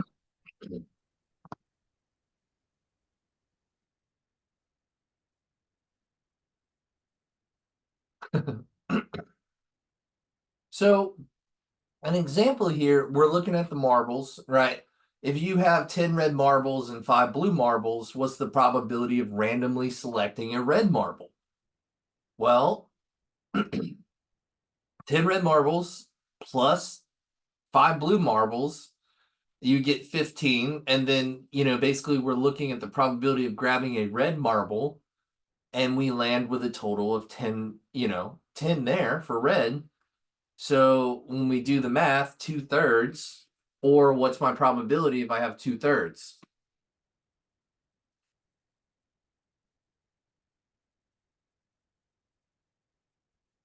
66% repeating. Right? Pretty easy, right? Same thing with a deck of cards, right? If we're drawing a standard deck of cards, 52. What's the probability of getting a heart? Well, out of the probability, there's 13 cards that could be a heart. When you simplify that, 1 out of 4 or 25%. Here's the thing. When we look at sample size determination, factors affecting the sample size, the population size, margin of error, and confidence level and variability are different, right? They can change throughout and impact your growth. Now, when I talk about industry sampling, going through and doing processes that look at the sampling techniques. Now there's like 4 different like outcomes or 4 different sampling techniques we can utilize in industry. Now, I don't talk about destructive testing in here, but if we were to talk about that, that's also a form of sampling. But like, what would that be like? Like, what would be like? How would you explain destructive testing? Think about it in regards to that donut. What would be a form of destructive testing? Test to failure. Ripping it apart to look at it inside. Yeah, we can call that like a oh, was it called I'm an engineer by trade, so the stencil strength, right? I think that's what it's called. But Pencil. yeah, right. Trying to like test the strength in there. You can understand that, and you can test at what measurement it tore apart, right? And so when I talked about being a quality engineer, when I was working at Honda, we would cut those engine control units that we worked on in half, and then we would measure them to make sure, or do some type of shortage or a waterproof dunk, right? And then, of course, if they got wet, they were inoperable. But it's a form of destructive testing. Now, like, if you were to conform it to something you do in the military every year, what would be a form of destructive testing that you guys do? Gun shoots. Yeah, right. Like range shooting, right? I mean, that's kind of like a form of destructive testing, right? So when we talk about sampling techniques, random, stratified, systematic, and then cluster, right? Simple random sample. I've got my population. I grab some random sample. Right? Any question about that? I feel like that's super normal, right? Like that's easy to understand. Your stratified sampling is your breaking and kind of this is where I say coding the sample. You're putting it into different categories. And this is something we do a lot with frameworks and leadership, is breaking the problems up into different categories like this.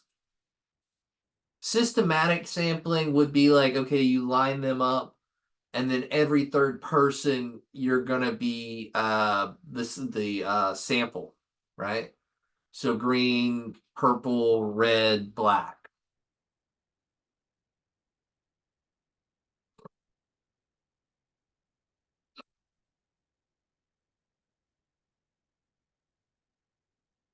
Cluster sampling is when you take the cluster of data, and so like if you were to like look at the United States, right? We're kind of clustering data from each state, right? When they do a census of the election, right? That's kind of clustered sampling, is it not?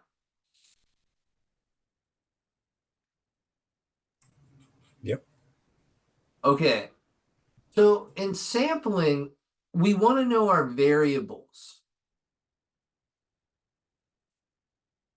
So our p-value, we understand that because we know how to calculate our z-value, right? And the way we said that is we just kind of match up the p-value to the z-values. There shouldn't be any like question about that. I feel like at this point, you guys, that's a common understanding. So what's the z-value of a p with 0.4772?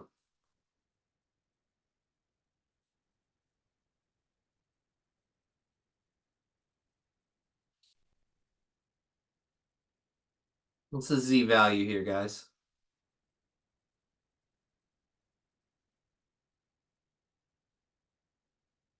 0.4772, you would look at a z-score of 2, right?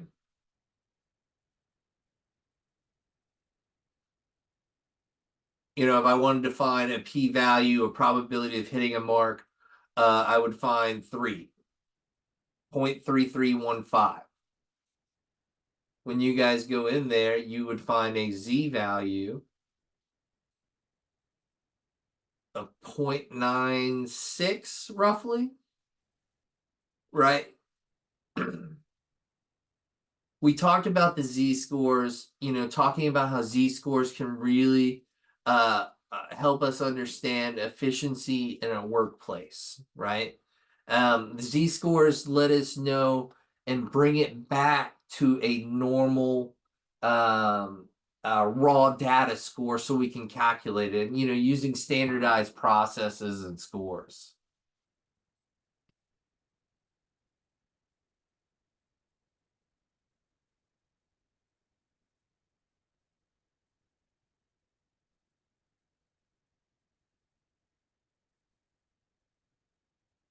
So, how to calculate sampling? Well, as you guys we look over to the left, right? I've got a 99% confidence interval, right? We talked about the 3 standard deviations on each side of the curve, right? And so how that encompasses, I think it was around 99.7% of our data through the empirical rule, right? When we look at a confidence level, you can say we're within 2 sigma levels. That's going to be about a 95% confidence level, leaving that 2.5% on each side. Maybe I should change that there on the PowerPoint to say 2.5%. But that's saying that that's going to be our waste value, right? So as we look at this, all right, we have our 99%, our confidence level of 95% as well. And we can see, how the variability changes depending on where we are in our process. Now, we talk about the confidence level being a range of values calculated from the sample data. This could be, it's kind of centered around closely towards the mean, right? And it's expressed as a range, usually is 95%. So, like an example here, if you calculate 95% confidence interval for the average height of people in a city and get a range of 160 centimeters to 170 centimeters, it means you're 95% confident that the true average height falls within that range. All right, somebody give me a teach back. What am I saying here?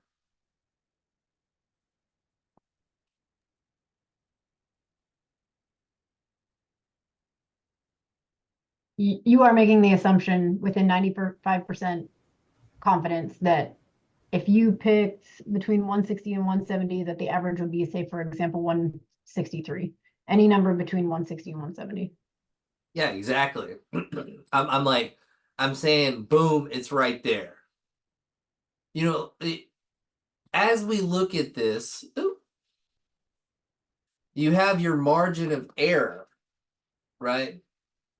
And there's 2 types of margin of error formulas. I can't remember what the second one's called, but it's just, you can use them for margin of error. But if we look at the margin of error, it's the maximum amount by which your sample estimate is likely to differ from the true parameter, right? It's often expressed as a percentage and is associated with a confidence level. For instance, if you have 95% confidence level and you have a 5% margin of error, it means your estimate is likely to be within what?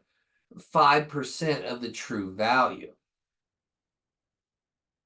So do me a favor and just kind of write down those calculations and put a star by them. We'll get back to them here in a little bit.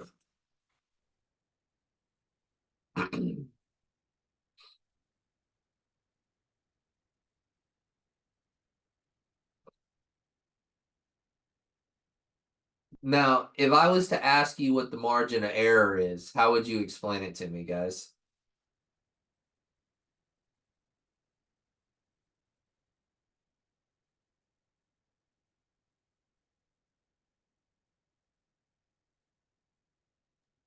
Just the opposite of your confidence level. Okay. So it's just going to be your wiggle room in your calculations, right? It's just going to say, okay, we're 5% sure we're not going to be within the range. And so that allows us to kind of understand that, right? That margin of error, we can break that 5% into two halves because we have two sides of the distribution, right? So when you break 5% into two, you get what? 2.5% on each side. That makes sense? Yeah. So think about this as I was talking about the alpha and beta region. If you take this and you flip this upside down, that middle portion then becomes your confidence interval, right? This is where we're determining where we lie within the probabilities. What you're looking at right now is an example. If you look at that and you look at where green and white is, that could be essentially a t-test because you're determining what side is what, right? If you're looking with time, you can compare it to what is the less than. If you're looking at like, the a maximum amount of time for delivery, you could go and look at that aspect. When we think about that, I think this kind of hits us home a little bit. 95%, boom, we're kicking the field goal towards it. 5%, we're breaking it in half. Now, the margin of error depends on factors like the sample size and variability in the data. Why? Why would the variability in the data affect the sample size, guys?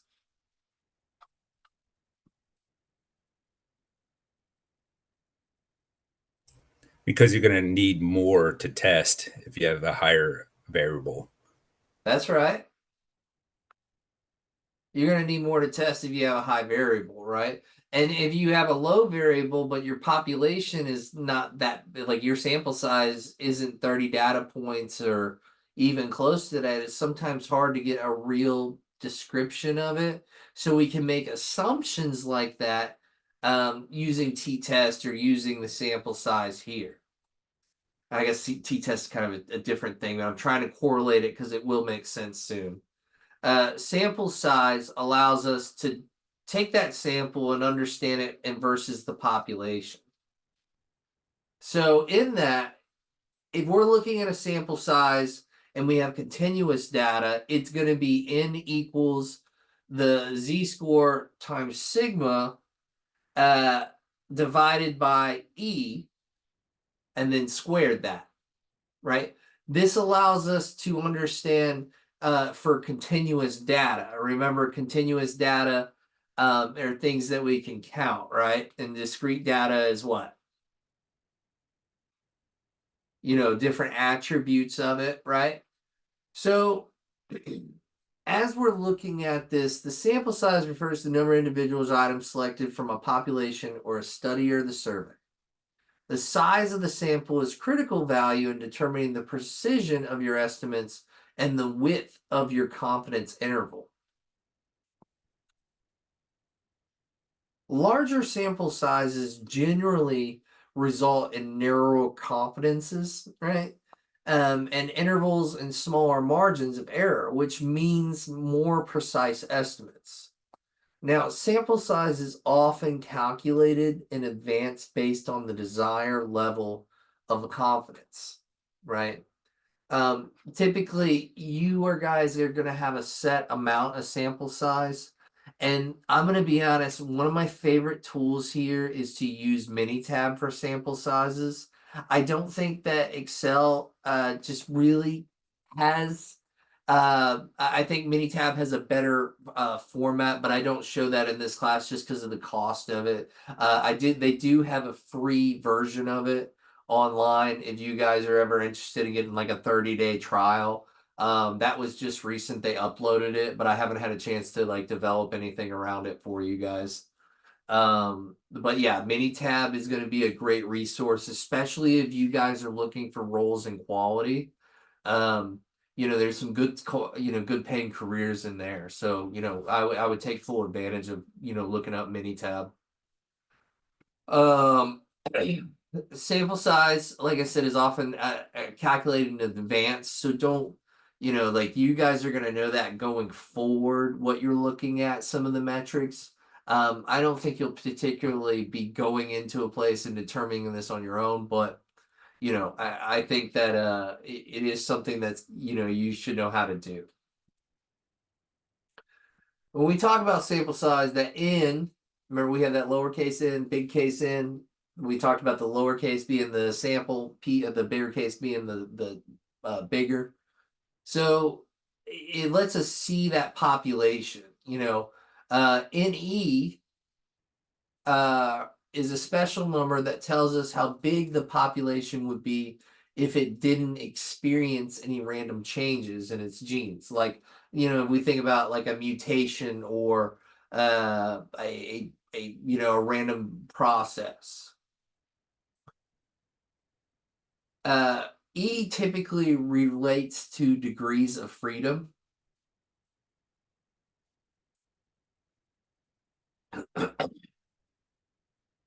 The expression NE squared represents the effective population size of NE, where E is the base of the natural logarithm. Now, that when it talks about that, we're going into statistics here. That's where we're talking about the z-score values, and then it's calculating that z-score value. So that's where it's going there, but don't stress about that. So like, just know your sample size, these different calculations, you can plug in the formulas in there. A lot of times you're going to be going through Minitab or other like other statistical software. I doubt you would be handwriting this on your own. So we work at a factory that produces light bulbs. You want to check on the quality of the bulbs by sample. Right? If I'm looking at that, if you have a production batch of 1,000 light bulbs and you decide to randomly sample 50 of them for the inspection, what's the sample fraction here? You know, if you find 3 defective bulbs in your sample, can you estimate the percentage of defective bulbs in the entire batch? Kind of multifaceted question, but let's talk about it as soon as you guys read it.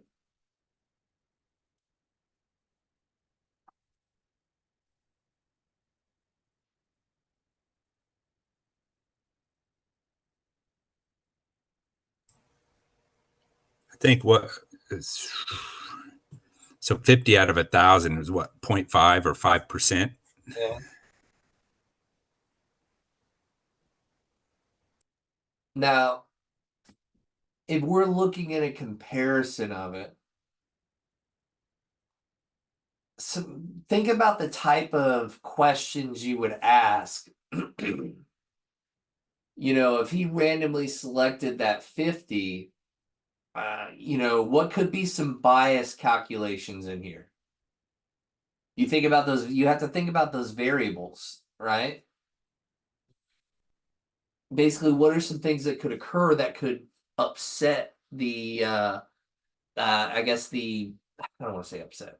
What would be the way we could look at this as a way to say, okay, this is a set amount, 50 is okay, but the population, where did he grab it from? You know, what was the characteristics? Was it a manufacturing line? Are they all subsequential? Like, you know, do they flow? That meaning that maybe there was a defect in the process, right? Thinking about things that from that standpoint is quality. So if you find 3 defective bulbs in your sample, can you estimate the percentage of defective bulbs in the entire population? It depends on if you've met those wickets. If those last 3 were on the last end, then no. Yeah, right. Yeah, that's why I worded that question that way. Because when you're thinking about it from a quality standpoint, like I've got to dig deeper at a 3 value, right? If like, okay, I grabbed only the last 3 on that assembly line. Is that a fair assumption? How far do I need to go?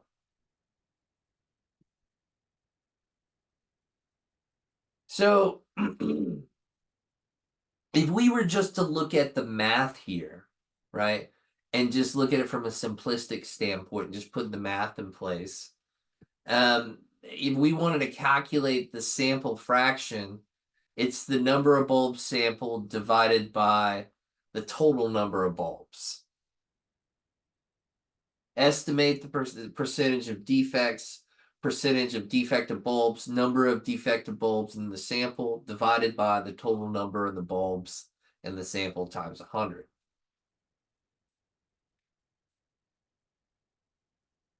Now, that's just kind of the basic steps here.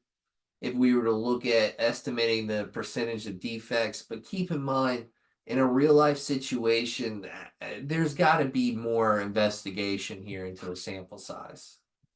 You know, I want to like to do when I say what am I trying to say? When I look at sample sizes and determining it, I want to look at what the variability is in just a random sample of 50 that I just pop. Just like I always try to get fresh eyes on the data, right?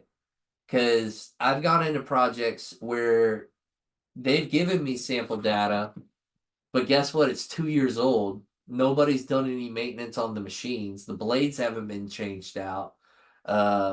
The staff is no longer there when it was first institutionalized. You know, that's something I want you to take in like to kind of consideration too that could come about. So let's say we're in a candy factory and you're responsible for monitoring the defect rates in the production of a chocolate bar. You decide to check a random sample of 200 chocolates from a batch of 5,000.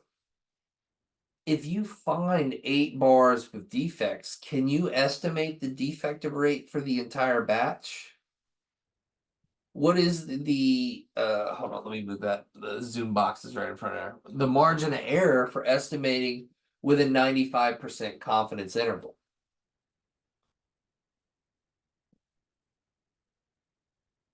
So let's start with just some basic formats of this question. You're checking a sample. Excuse me.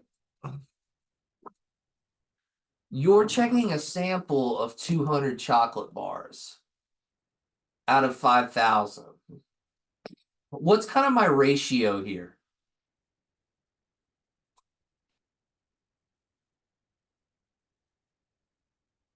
You know, 2 out of 5.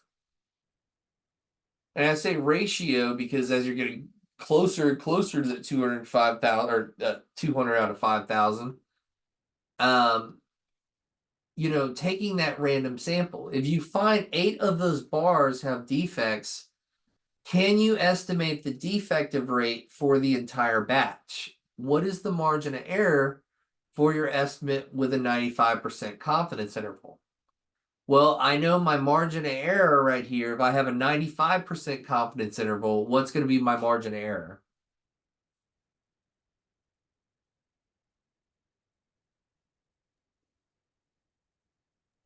%5. Yeah.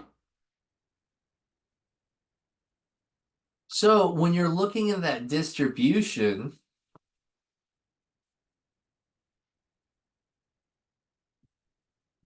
you would find that 95%, right? Those confidence level range of roughly around a z-score of 1.96 on each side of the equation, right? That's going to be our margin of error. And so when we talk about p-hat, that's going to be what? When we're talking about p-hat, what does that mean? The p-hat would be essentially our sample defect rate. And n is going to be the sample size. So when you estimate the defective rate for the entire batch, you can use sample defect rates as the estimate for the defect rate in the entire batch. Now, these steps will allow you to estimate the defective rate for the entire batch and calculate the margin of error with a 95%. So I want to kind of skip past this because I think maybe this is a difficult question if you're not very strong in the statistical aspect of it. But when we look at that 200 out of 5,000, right? What's my ratio here?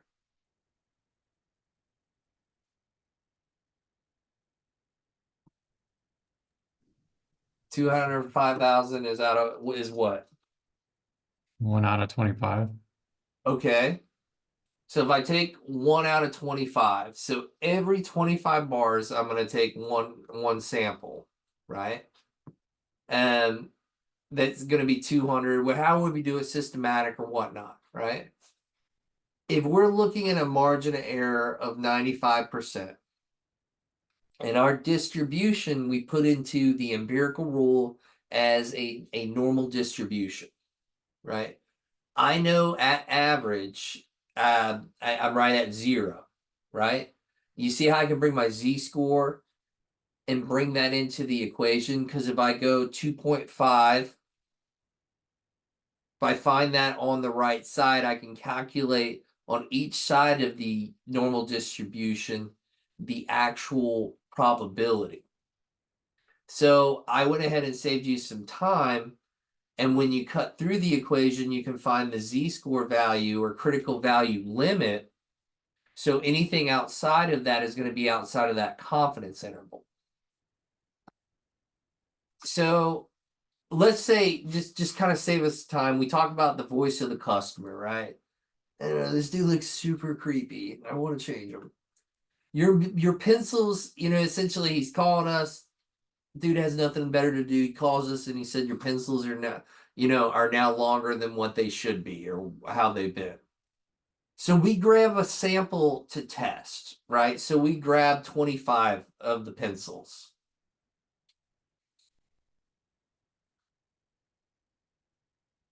Is there a lot of variability in this process? Absolutely. Right?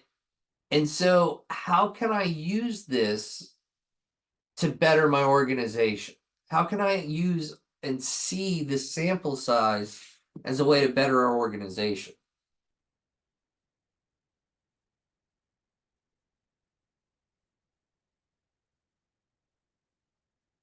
I guess that was kind of a shitty way to word that question. Let me try again. That's because you rephrase that. Yeah, I was like, man, that's so. All right, let's say we're not dealing with pencils, but the concepts are still here, right? When you talk about the performance metrics of everybody on your team, is there a lot of variability? Yes, right? I mean, there shouldn't be, but let's face it, people are not going to be robots. They're not going to have that variability. So when we look at variability, that could be impacting the customer's standpoint of it, right? If there's too much variability in it, that means you don't have a good process control, right? If you don't have a good process control, what can happen? Well, you lose standardization, and then over time, you're going to have more and more defects.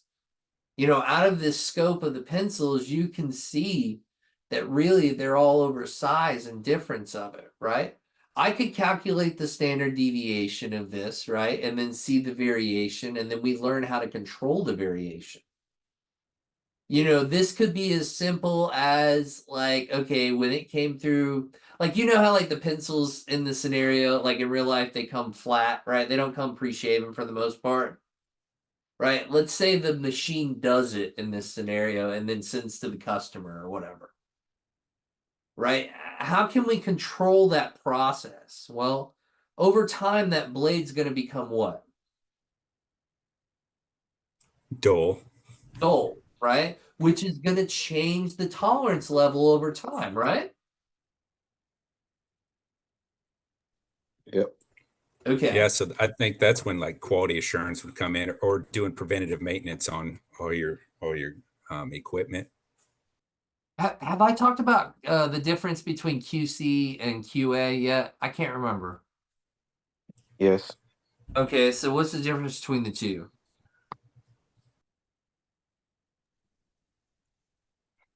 I was gonna say I definitely don't remember much. QC is usually going to be looking at the control aspects from the process, right? QA, that's going to be, they're usually dealing with vendors, suppliers, that type of stuff, okay? To assure that there's going to be a good product. Or I've also where QA is also dealing with the customers too. Go ahead, I'm sorry. So is that similar to QA QC? Okay. Yes, like they're typically like I've seen them as two different departments. I've seen them as one department together, right? QA QC usually that's quality assurance, quality control. Like those should be two different roles, like people roles, right? Somebody's going to be focused on like your one team's going to be focused on the quality control aspect of it from a process standpoint to keep it standardized, in specs. We talk about preventative maintenance being a good role there for QC. And then QA, that's going to be dealing with more of your vendor relations, dealing with the supplier issues, like talking about like transportation. You remember we talked about value stream mapping, and that value stream mapping you can dictate, how often the frequency of delivery is, right? Got you. So as Thanks. as we're looking at this, that's going to be the two kind of difference here. So I don't I don't I don't need your help. Why is that slide even on there? No, no, no. There we go. So bringing this together with design of experiments, because you're doing the test, right? DOE is design of experiments. If I have this example, right? I have the run of donuts, right? I've got the temperature of the frying temperature. I've got the time of frying. I've got the resting time of the donut. I'll then get the score of the donut texture score or the donut taste, right? You see how I can control the variability in there? Now, this is going to be a little weird because it's going to be dealing with a qualitative aspect of it because you can't really quantify taste. Could you quantify texture? What do you guys Yeah. like? Yes. Might be burnt. Yeah, like you could you could look at it from that perspective. Yeah, I can see that, right? But you can see how you're controlling the X variables in there, right? Like, think about this as like you're doing a BLT sandwich, right? What are the variables in that BLT? So, you're changing the X and that's going to have the overall outcome on the end. And that's, essentially where the customer's looking at this and tasting the donuts.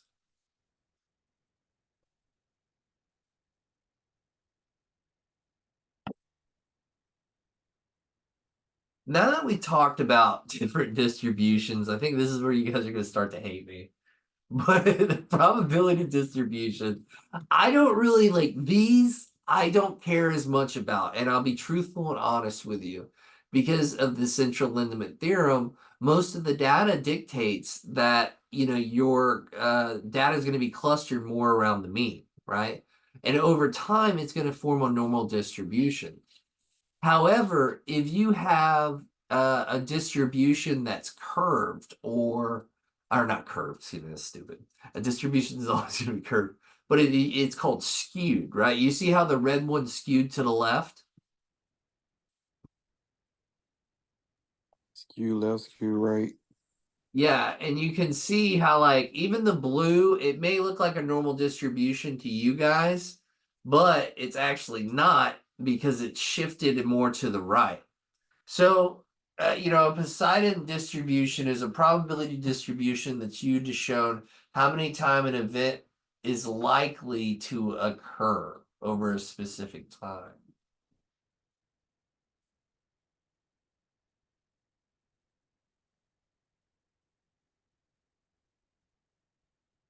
So when we start to kind of play this out, I hate this part, guys. But when we start to play this out, right, I'm not worried about it. You guys will not have to deal with anything that looks like up top. And this is just talking about the probability in a whole. So the mean, we know that's going to be mu. The variance, that's where I talked about, that's essentially the standard deviation, but don't square root it, right? Does that make sense? And excuse me, I'm so sorry. And so in a Poseidon distribution, the average number of the occurrences in the interval, right? It's essentially saying where 0 starts and it shifts more to the right. It depends on how you're looking at the graph here, but as long as you guys can take away from this, the two biggest ones is that variance and standard deviation, how like the difference between the two are very similar.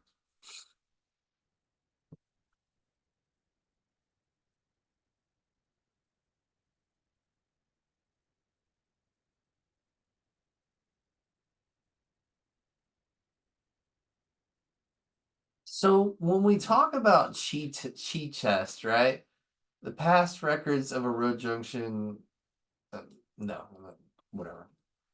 The chi test for variance in Six Sigma, managing and understanding variance is a fundamental to process improvement, right? The chi-square test for variance is a valuable tool to assess and control variation. The degrees of freedom is going to equal n minus 1. Now, in a chi test, for variance, x squared is your chi basically squared, and it's the sum of the observed value minus the expected value, or mu, right? That average value we're assuming, squared divided by the degrees of freedom here. So as we look at this, another way we can kind of look, I don't really like that. The one we're gonna, let me get to the point and we're gonna look at it. We have a chi-square test, right? And just so you guys don't have to go looking for it, I'm gonna have it for you guys in the chat.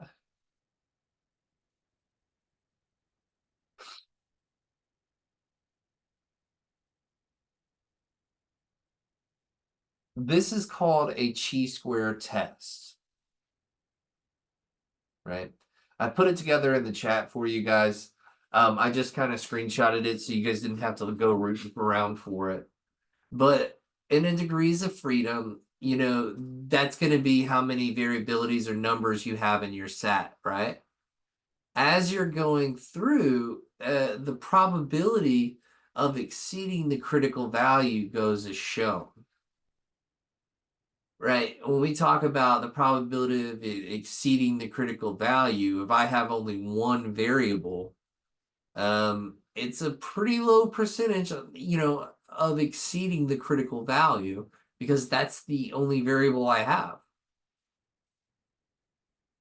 And as you start going up, this is saying, the level of significance in the distribution is strong.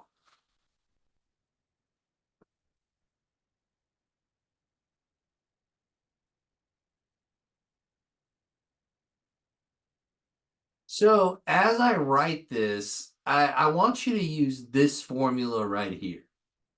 I have xi minus mu divided by the standard deviation divided by the square root of n. So basically, if you want to put parentheses between the square root of n, that's going to probably save you a little bit of heartache.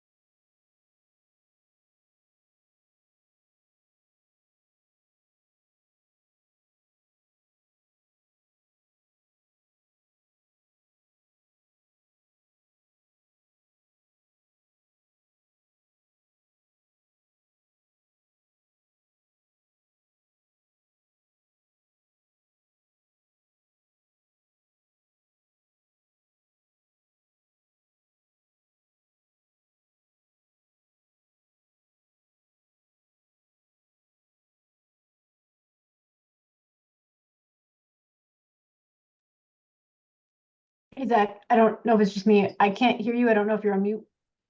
I was just about to say. Oh yeah, that would probably help if I wasn't on mute the whole time. I was like, damn, they just don't want to talk to me tonight. Okay. So a company has stated that um, their straw machine makes straws that are 4 millimeters in diameter. A worker believes the machine no longer makes straws of this size and samples 100 straws to perform a hypothesis test with a 99% confidence interval. So our hoe represents our null hypothesis or alternative hypothesis, No. right? And then our alternative hypothesis is the ha. So our null hypothesis states, and they're stating that they make a straw with a 4 millimeter diameter. No idea why they're bragging about it. That's cool. But the alternative aspect is we're going to judge and say, okay, well, it's either this or that, right? Very similarly, like you're saying 50% either heads or tails. But we're saying, okay, we're going to say, okay, he's got the null hypothesis. That's the initial ruling. We're going to say it's not that. And then let's see where it lies within the confidence interval. So when we do the math here and we use the formula, what was our formula we used? It was, hold on, give me 1 second. We'll pull it back up.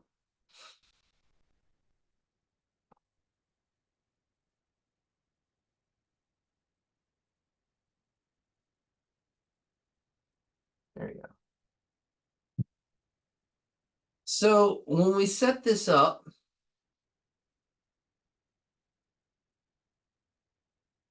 we can build this and we can say, okay, what's the confidence of it not being 4 millimeters?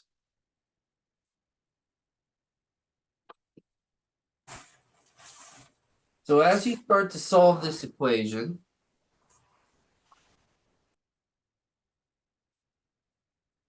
we said what's going to represent that xi or mu, which one's going to be the null hypothesis, which one's going to be your alternative hypothesis.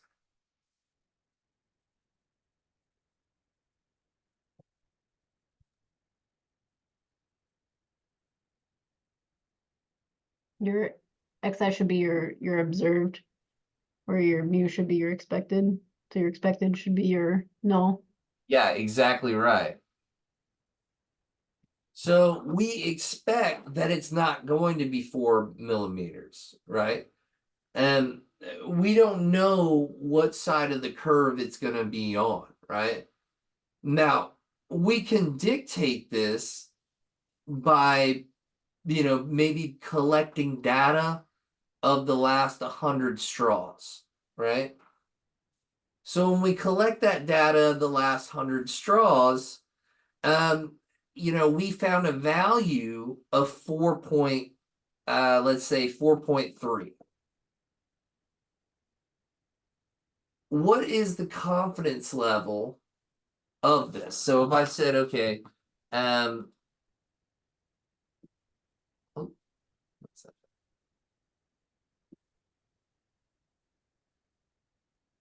we tested out of that last 100 samples, and we found it was 4.3 millimeters. And that was out of 100.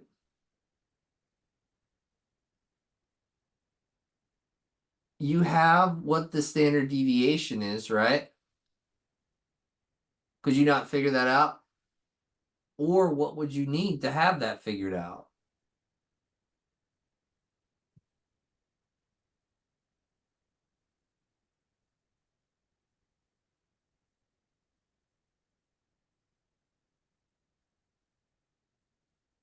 So if I had a list of, let's just say, the standard deviation in that process, as you're looking at it, is going to be 0.01, right? I can also associate that as S, can I not?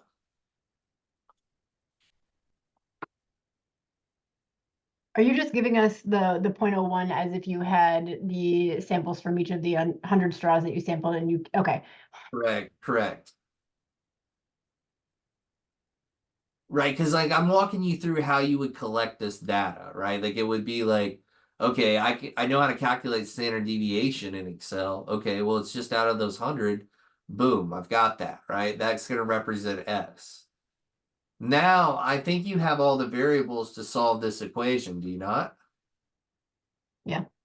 Okay. 30.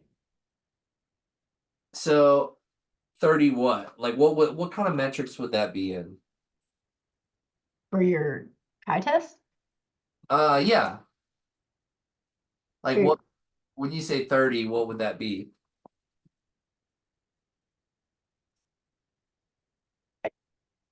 Thirty what? Like you're 30% sure or hold on, you're breaking up.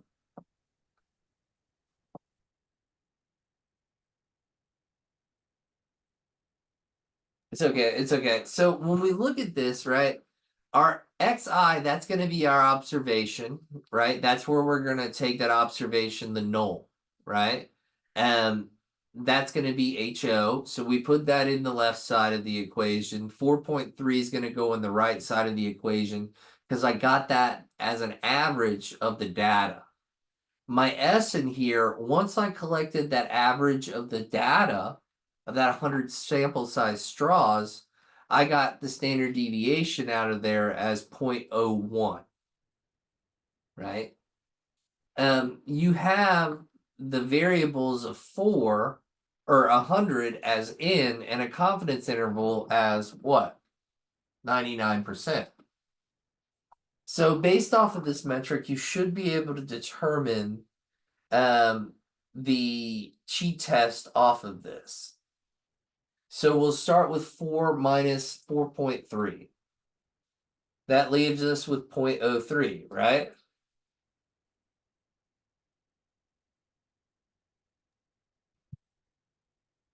So we said 4 minus our outcome. Right. When I do that, what do I get? 4.4 minus 4.3, what do I get? 0.3. So 0.3, right? Maybe is that negative? Yeah, negative 0.3, right? All right, that's eliminated that equation, right? Now, if I was to look at S, right, my S is going to represent my standard deviation, right? I gave that to you guys right here. And I got that standard deviation by collecting that 100 samples and then understanding the variation in the process, right? We talked about the space in between those straws. So I have that as 0.01. My n in here is basically the square root of 4, right? When I do the square root of 4, what do I get, guys? Hey, Zach, I might have missed something. I thought we took 100 samples, not 4, or am I missing something? Oh, shit, my bad, my bad. I keep thinking about it. I keep seeing 4 and I keep putting it up there. You're right, you're right. My bad, my bad, my bad. This should be 100. Right? When I do that 100, what do I get? Like if I square root 100, what do I get? 10. 10, right? So basically 0.01 divided by 10. What do I get as a variable here? Like what's my answer?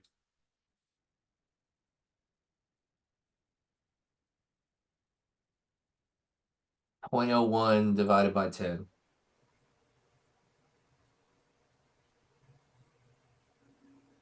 It's like 0.001. All right. So now I have negative 0.03. Okay. If I look at that negative 0.03 and divide it by 0.001, what do I get? 30. 30, right? And that's where Brianna got that 30 value. Now, when I look at that, I'm gonna say, okay, that's a little wonky, right? Because it doesn't fall within a normal, like a variable data, right? So do I have all the metrics I need to really calculate this? Think about it now.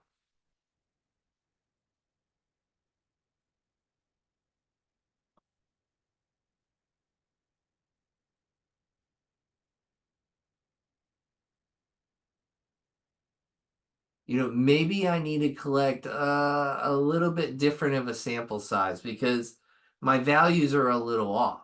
So maybe I need to go through and collect another set of 50 data, right? Maybe there was some variation in the last set, or we needed to go and find the correct values. So what I'm going to do is work you guys through something. If you don't see it as like a lower level number, then you don't have all the correct variables in there. So if I was to look at the standard deviation, and I said, okay, the standard deviation in the next 150 or 100 samples that I got,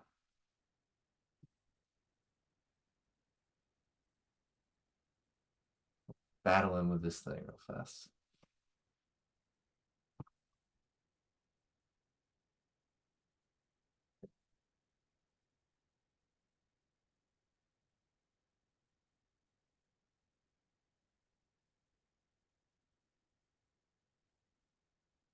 If I was to look at this and I said, okay, I know my variable, we don't think it's 4, but let's say, okay, let's say it's, we took a sample and we found it to be, okay, well, the average of the data set was around 5 out of 100 of those data, right?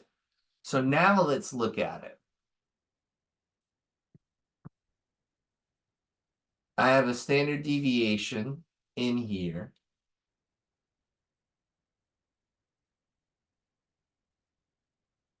of about 1.5. So as we look at the variation in there, we have our variation of 1.5. That's going to be our standard deviation essentially. And so our x variable we have as 4. Our mu variable we have as 5. S is going to be represented as our standard deviation or sigma value, which is 1.5. And our square root of n, which is basically 10. So as we rework it,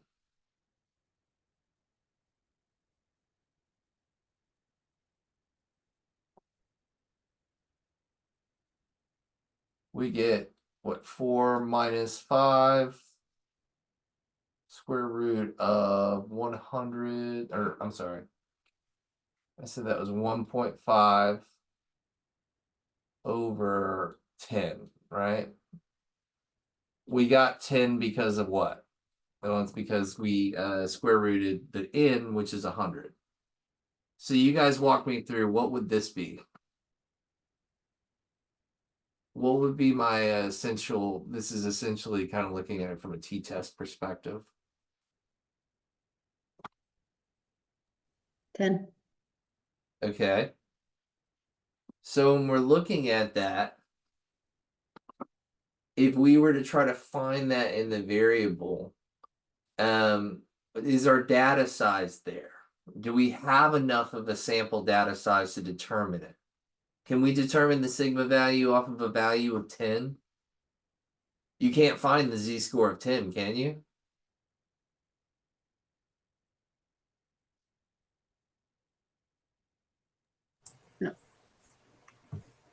No, because you don't get enough data off that. Right. So you see, like the reason I'm showing you this instead of a full-fledged exercise is like you can start to see the common sense out of here what I'm trying to accomplish. If you can't get a z-score calculation out of it, you're not going to be able to test the efficiency. Let's go ahead and that was kind of a little bit of a whirlwind. Let me take a 10-minute break. I'm gonna get my coffee and I'll be right back. If it's cool with you guys, I'd really like to go over tonight, just about 20 minutes. It's okay if that's all right with you guys. And if not, I can record it and then upload the recording for you guys. It works for me. I'm good to go. Yeah. Good for me. Hey, Zach, Scott's gonna take notes for me so I can go to work. Sorry. So I set up all tonight as a recording. And so that way you guys have I'm gonna try to do it like as class recordings and then set it up on YouTube. So Understand. Thank you. I'll be right back, guys.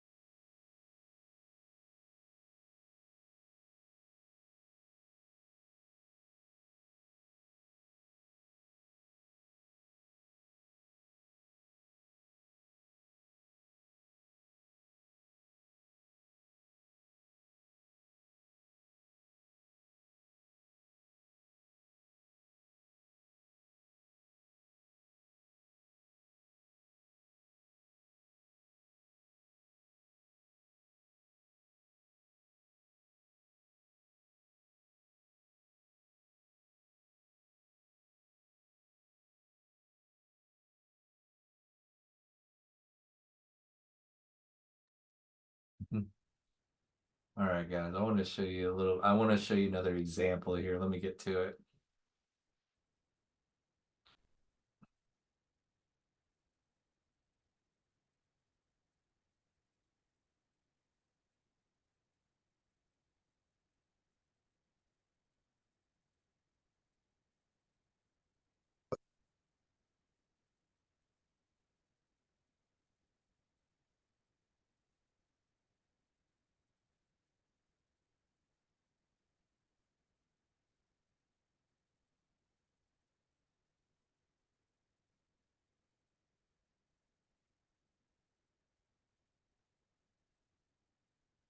So let's try this.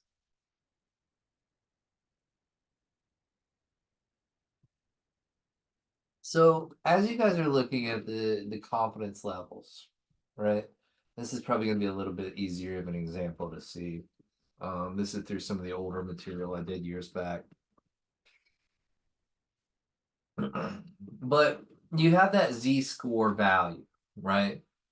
Usually your 95% value becomes you know, at the end of it you have your critical values. Those are the z-scores. You find that to find the probability outside of it, right? We know the difference. And then you subtract it from whatever 95% is, and you can find the variables. Now, as we look at this, you know, when we talk about the confidence interval and critical values, you know, your confidence interval is going to be that specific confidence level, a measure of reliability if the interval contains the true value of the population parameter. Think about your critical value having two limits, a lower limit and an upper limit, the areas outside of the critical value. So as we have a test statistic within two standard deviations, and then we have our critical value.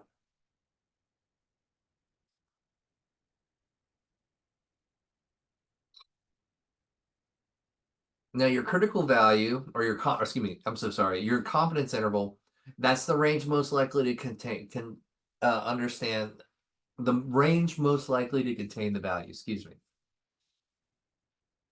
Now, as I talked about the z-scores, we use that formula to understand the probability. And so if it's within that probability, we're going to fail to reject it, right? I mean, we can't say, okay, we're going to accept it because there might be variables we didn't see in there, you know, because this is kind of a test in a sense, and you're testing the data.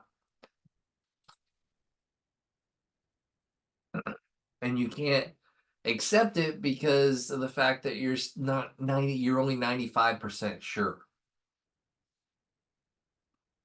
Now your p-value is the probability expressed as a percentage. Now when we talk about z-scores, you talked about, you know, that probability and how many sigma you are away from the mean.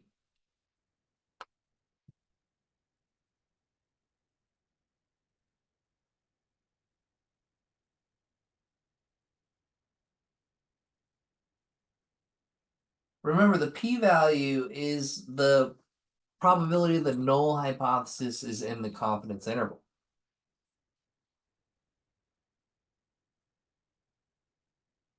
Now, in inferential statistics, we can use quantitative analysis to understand our data. You know, this is where we talk about Kaizen. How can we improve our process?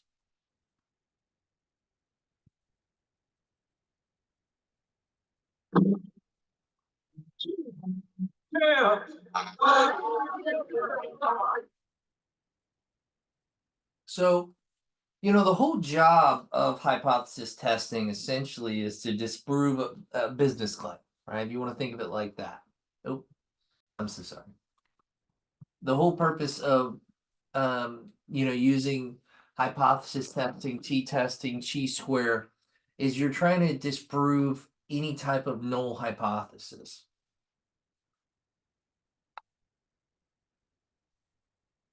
Hard work. Hard work. So we're looking at our pizza delivery place, right? Mr. Pepperoni's joint, however you want to word it. He's got an internet promotion on Saturdays that says, hey man, if you come in for 20 minutes, if we go over 20 minutes, it's going to be free. Only for pickup only, because they calculated the standard distribution between the delivery times was not possible under 20 minutes. So they didn't want to have vague instructions, so they posted, pickup only. Now on a busy Saturday, customers are picking up their pizzas, right?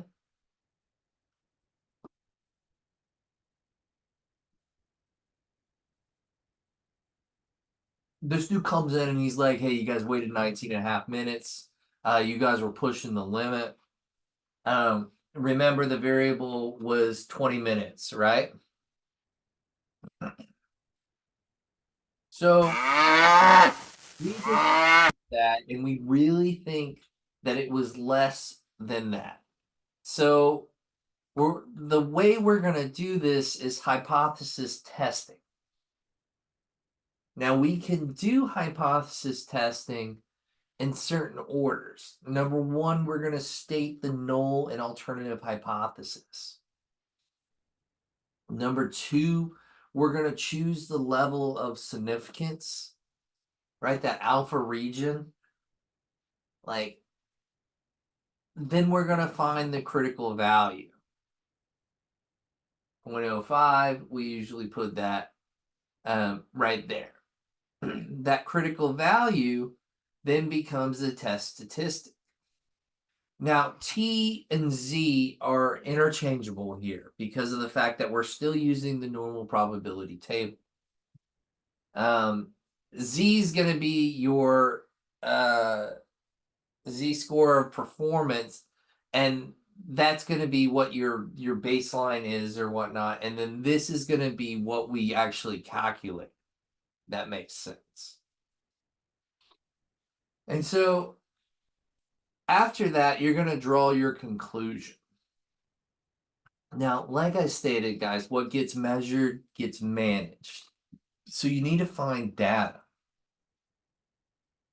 So we don't have a list of 65 pizzas. So we created our own. We established a new metric and we said, hey, this is the benchmark. This is what we performed at. Okay. So we measured 65 pizzas. Right? Those 65 pizzas, we got an average out of that pizza of 18.1 minutes. Right? That was the average delivery time, or excuse me, that was the average time to pick up. Notice that's below the dude's claim of 19 and a half minutes, right? I want you to take note of that as you kind of got to establish the baseline measurement. And notice the variability, a difference between his claim and what actually happened. So you have a standard deviation of 4.2, meaning that it probably could have happened, right? But, we can't say probably. We got to actually calculate it. So, number one, we're going to state the null hypothesis. Well, I know the null hypothesis is what? What was the dude's initial claim? 19 and a half. 19 and a half minutes, right? So that becomes ho, and then your ha is 19, or the customers waited less than 19 and a half minutes, which we calculated at like 18.1. Just to make sure I'm not saying anything different. Anybody have questions up to this point? Like, we haven't calculated anything. I'm just trying to paint the picture of the scenario.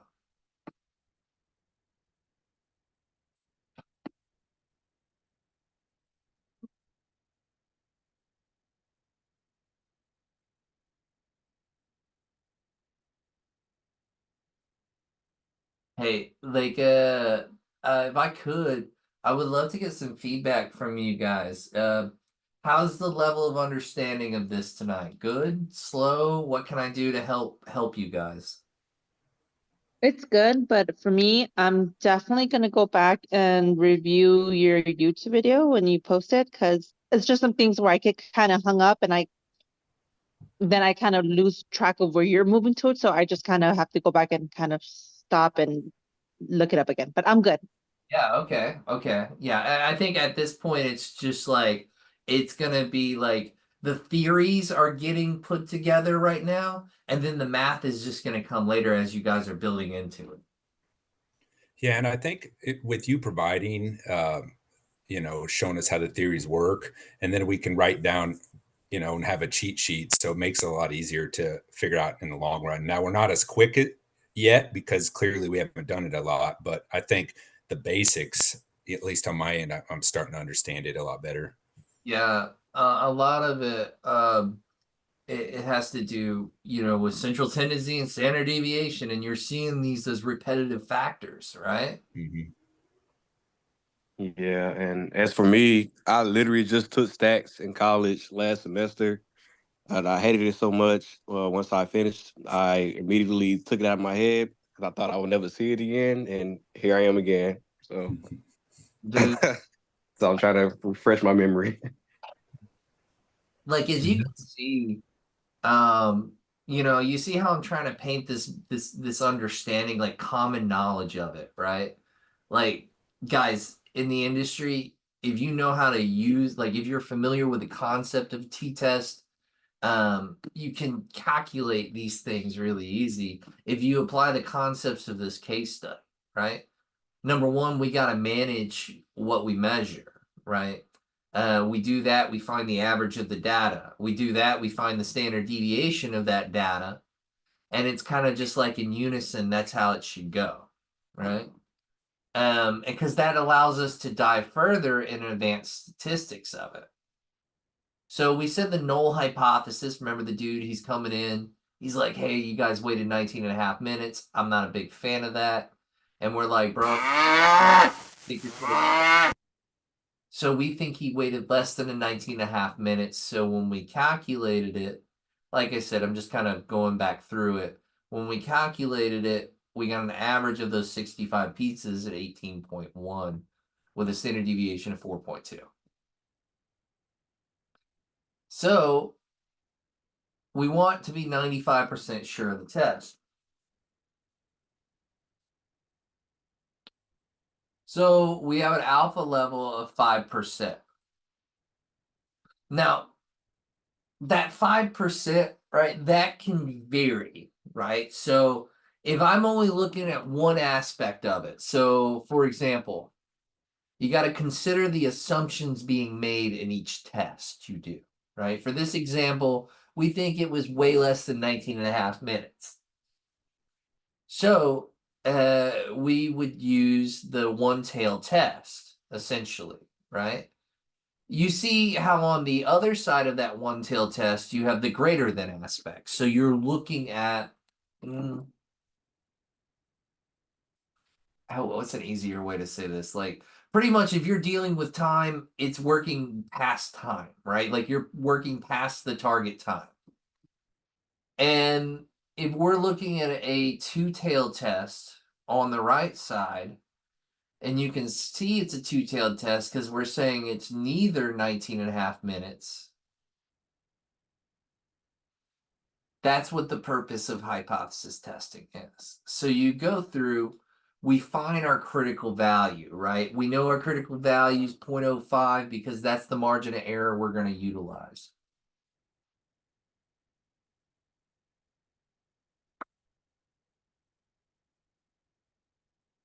As you go into this, you find that p-value of 0.05. That becomes a z-score of what, ladies and gentlemen?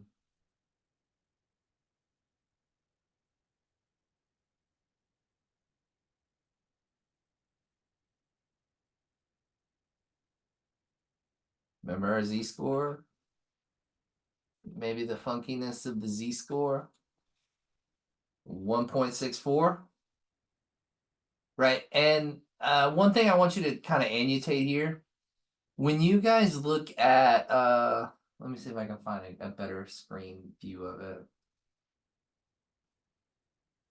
Annotate.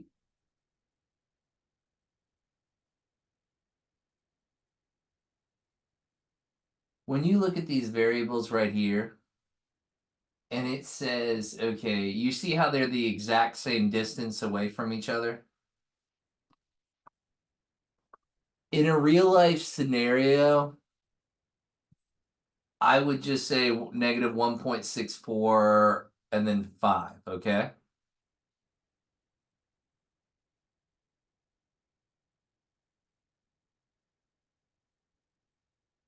But don't worry about it in this case. I just wanted to show it as like a frame of reference to go off of.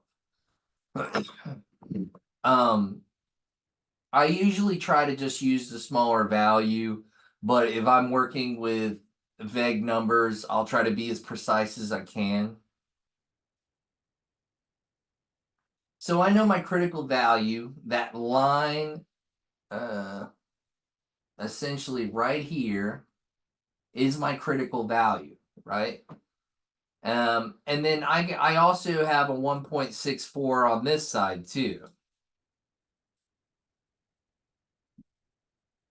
But we're not worried about this right side at all because it's only a one-tailed test.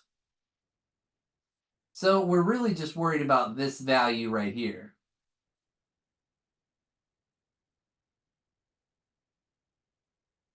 So when I go in and I find that negative 1.64, I can call this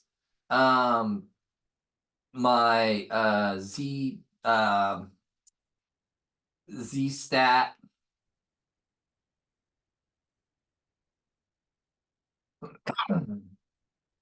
or critical value, right? And I'm just saying this is a frame of reference for Excel when you put it in there and build the Excel sheet. But your z score that you calculate is negative 1.64. Okay. That gives us a frame of reference to work off of.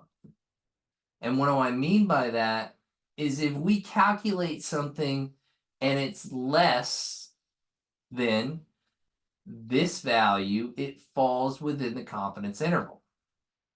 If, for example,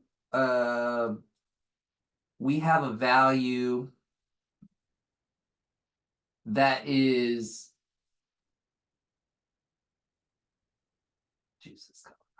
that is outside, so like if it's like 1.75, I know it's outside of that confidence interval and it's not going to land, right? Another way you can look at it is this.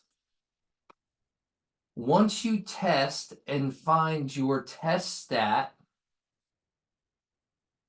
right, t-test, that allows you to determine where your value is. If you have anything in your test stat, once you calculate z, you can find p, and this is where I'm going with this, is if you have anything over 5% on that test stat, it's going to go over the percentage wise. So like, for example, if I have 95% or 96%, that means I have a 6%. So if it's higher than 5%, it's typically going to cut within that acceptable region. It'll make more sense when we put together the exercise on here. We'll continue. When you compute the test stat, you're looking at the sample data and making it assumptions compared to the confidence interval, right? When you measure agreements between the two. Now you have this formula. It's the same one you guys just wrote down, but I wrote it just a little bit different because I wanted to show you. So like body of knowledge wise, this shit's all over the place. So if I can make you aware of the streamlined approach of it and understanding the common understood variables in the industry versus book answers, I think this is going to help you out a lot more. So this z equals x minus mu divided by the standard deviation divided by the square root of n, right? This is how we view it. X bar, we'll go into it a little bit more in depth, but this helps us test a statistic, right? That t-test, and this is the values for it. So your mu, that's always going to be your ho, right? That's always going to be your average of a data set or the average of a population, right? It's never going to change unless you have more data, right? To kind of dictate your average. Your X bar, that's always going to be your what's it called? Null hypothesis, right? So we're testing it against something. And if you look at the top equation here, the X bar minus mu, that's basically letting you know, if you think about it from that bell curve perspective, the difference between the two. And you're testing to see if it's within that difference. So you have the standard deviation divided by the square root of n. Now, one thing I want you to keep in mind as we go through, I could really ask for your help in understanding something. So I have a guest lecturer that's going to help me out. Basically, when you calculate this stuff, if P is low, ho must go. If P is high, keep the guy, right? So if P is lower than your Z value that you already have, that 1.95 or whatever probability that is, that 0.05, if it's lower than that, that means it's not within the scientific range, so we get rid of it. So if P is low, ho must go. If P is high, keep the guy.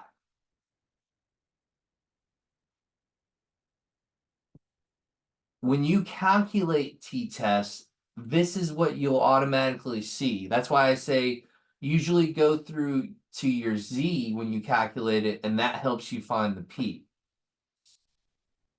So if we're looking at this, for example, I'm going to kind of start us at the beginning here.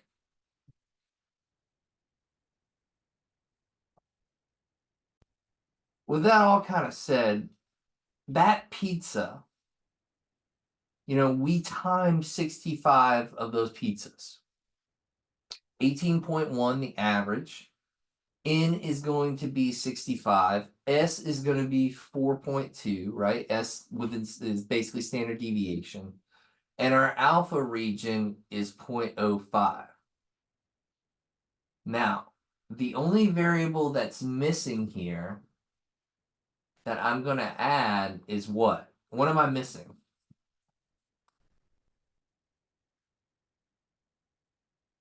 Well, I'm missing mu, right?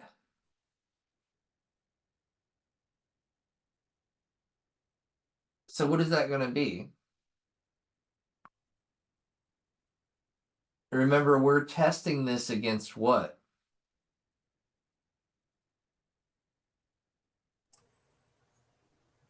Testing against the null hypothesis, right?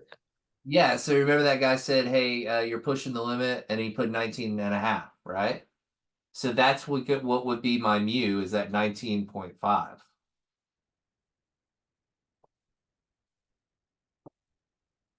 So what I want you guys to do is I want you to first calculate the t-test, right?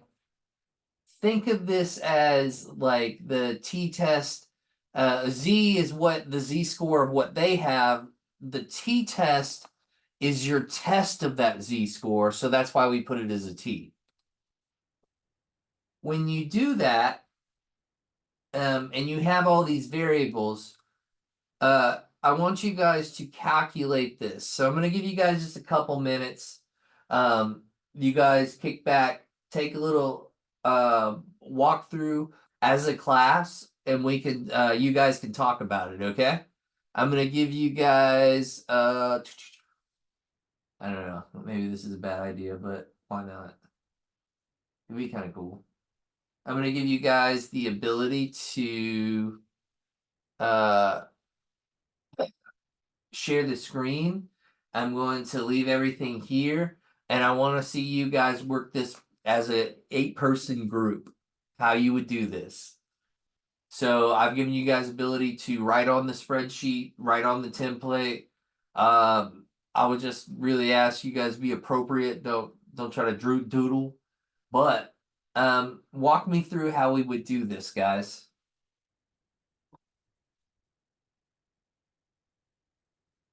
And you guys can brainstorm as a class, and there's no wrong answer. I'm going to guide you around here, but everything should really fall into play here.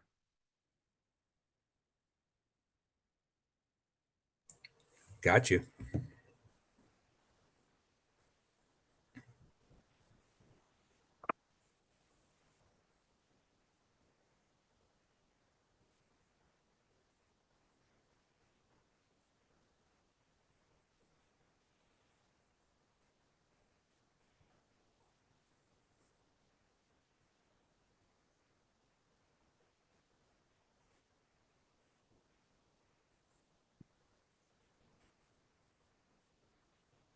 So you want us to figure out the t-score? Yep. Yeah. Okay. Let me see. So x equals 18.1. Are you guys able to write on the screen? No, I just wrote the notes. I'm just kind of writing on my paper. Okay.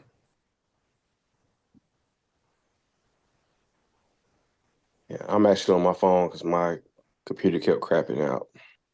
Oh, it's okay. It's okay. Let's just do more communicating, guys. Let's talk about it.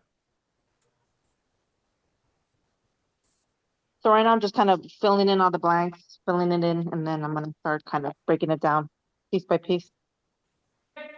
Yeah, so I'll kind of set up the variables in here, right? 18.1. Your S is gonna be 4.2. 4.2. You're in 65. 65, right? Yep. When you square root 65, is it like 8.6? I can't remember right now.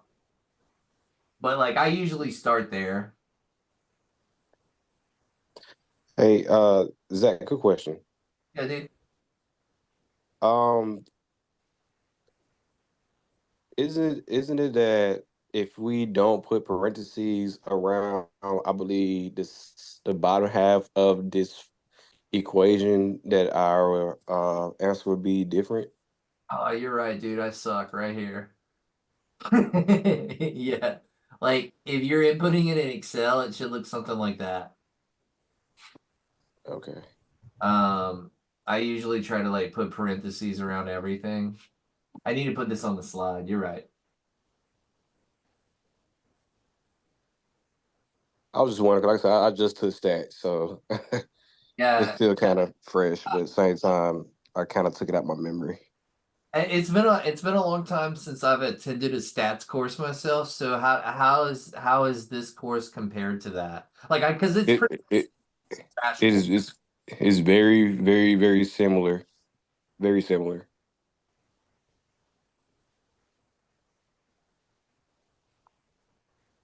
I remember when I went through the uh, I think it was like stats 101. This is like I mean 2009, I think. Right? Undergrad I went through it and it was a little bit difficult just because it was so broad, right? And I always told myself, like, I didn't know anything. Like, I mean, this is 2009. I really didn't know anything about Six Sigma at all. And then I come to find out, like, I had started to like find a knack for it, but I really didn't understand it until after I went through the course and started applying it in different aspects of it, right? And once it started like clicking and clicking, man, it really becomes a powerful thing. Gotcha. Definitely does. Yeah, I definitely think like with this, the more you do it, the easier it gets. And right now I feel like we're doing it all like by hand. Other than when you just use like Excel or Minitab, and that kind of helps you out a lot more. You can scroll Yeah, through it real quick. yeah, Yeah. and don't worry, I got you guys, because like right after I get with like get you guys through this portion, we build it in Excel. Like it's because I want you to have the ability to do both, right? Because as you'll start to see, as you build one, you'll figure out the other, and that's kind of coincided with the other. So anyway, back to this. So sorry. When we look at this calculation, right? Does anybody need more time before I move on? All right. So before we get done, as we go through this calculation, we really have the ability to look at the testing stat, right? So as you're working through this, your equations should start to look something like this. 18.1 minus 19 and a half, right? That's going to give us our range. Divided by what the standard deviation is of 4.2, divided by the square root of 65. Now, as I'm solving this, the first thing I go for is like the hardest variable in my head, which would be the 65, like square rooted, right? I just explained this because like when I was learning this stuff, like nobody explained it like this. It was just some dude on a whiteboard that like number one, I really couldn't understand, and number two, like why are we doing the numbers? Like show us where this leads. So that's why you see a lot of case studies in here. Z equals one negative 1.4 divided by 0.52. And then you have a z-score or a z-value or t-test, right? And I said we could word it as a t-test because of why?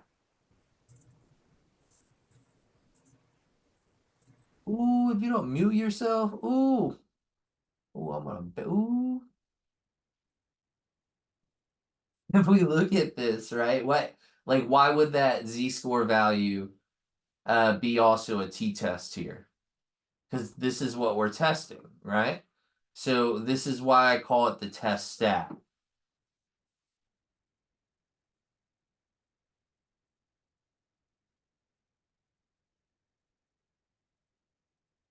So when I go and find the test stat, I can find the probability, right? That probability, is it lower than 5% or is it higher than 5%? Lower. Okay, so if P is low, Must go. okay, damn, we just kind of learned a lot of cool shit all in like a little short period of time. Okay, give me a second. We're gonna go another exercise. That's But You only and because it Snoop rhymes Dizzle. that I remembered. right? Like, I mean, I'm a huge like 90s rap fan too, so like my other classes, like the project manager one has some like pretty cool stuff in it, but like I don't know. Anyway, I like to try to relate this stuff, right? So we find that negative z-score when we calculated it of negative 2.69, right? That gives us the probability value of 0.0036. That's what we tested, right? So that's kind of like our p hat, you know, that's what our test is going to be. And so that becomes outside of the parameters of what was our original value? Like negative 1 point what? I think it was like 4.6 or something like that. Nine. 6.4. Oh, that was 9.6. Oh. Yeah. So that bad boy is just out of there, right? So it's like, you know, you have the probability of 0.36. It's not within that acceptable range. But it, like, what happened if I said the probability was 0.67? What would we say? Would that be lower or higher?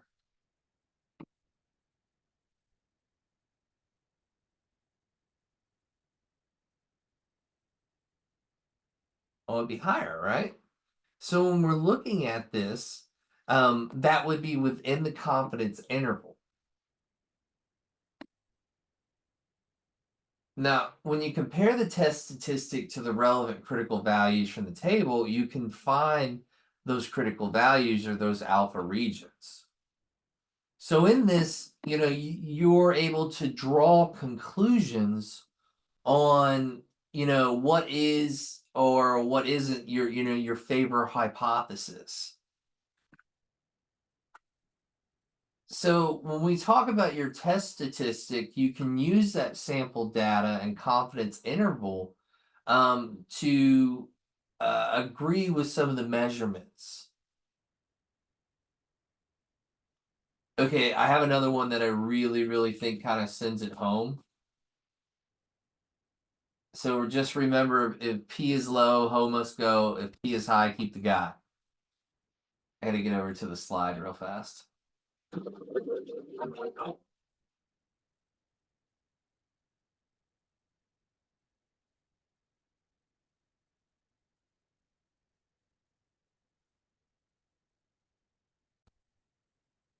All right, you guys ready for t-test round 2? All right. Let's do it. All right. Looking at a business case.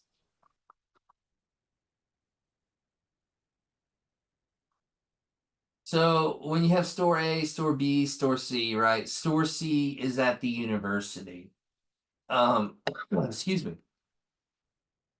When we look at store C, there's different variables in there, right?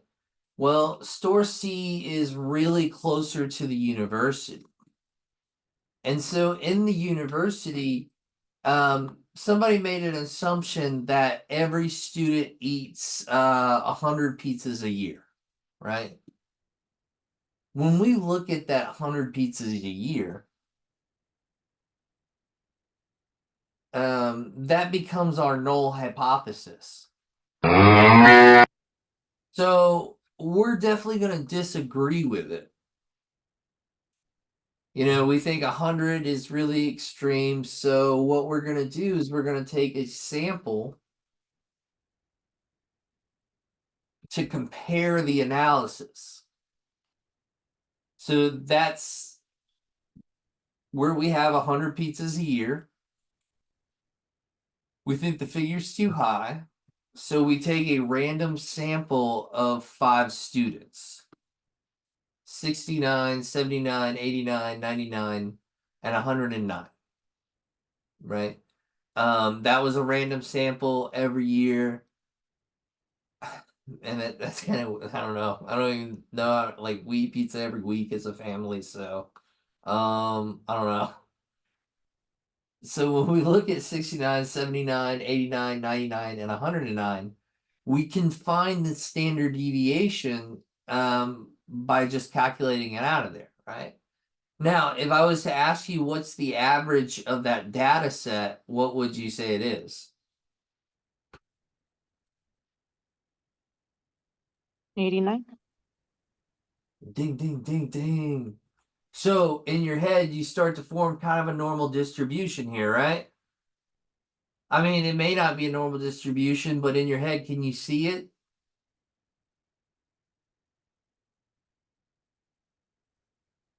So, when we look at this, when you have enough data, you can suggest if it's a true number, if lower or not. We can do a t-test when we know what the standard deviation is. And we can do a t-test, or I'm sorry, when to z, right? When we can use that probability, it's when we usually typically know what the standard deviation is, right? However, if we have a smaller sample size, that figure may not be as well known. So we're going to use a t-test if we have less than 30 data points. So when we talk about that alpha beta region, I don't know if we can go back just a little bit. In that alpha beta region, when we looked at that photo,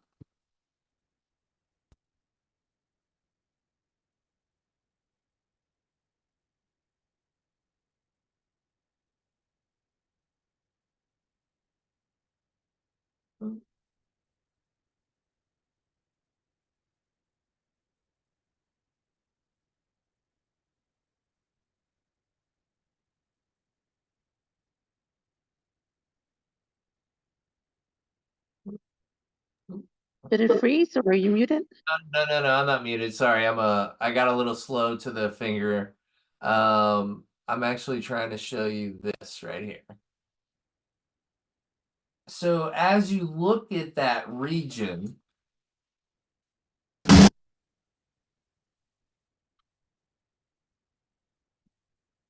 and I talked to you about t-tests and understanding the distribution in it, you can start to form hypothesis around what the failed region is, right? Let me make sure you guys are viewing the right screen, right? You guys are seeing red distribution, yellow distribution, right? Yeah. Sorry, I've got like 3 screens going on. So when we look at this, right, we have that red distribution of sigma and the alternative hypothesis of sigma. And when we invert it, it allows us to see where the critical values lie. And that becomes our distribution.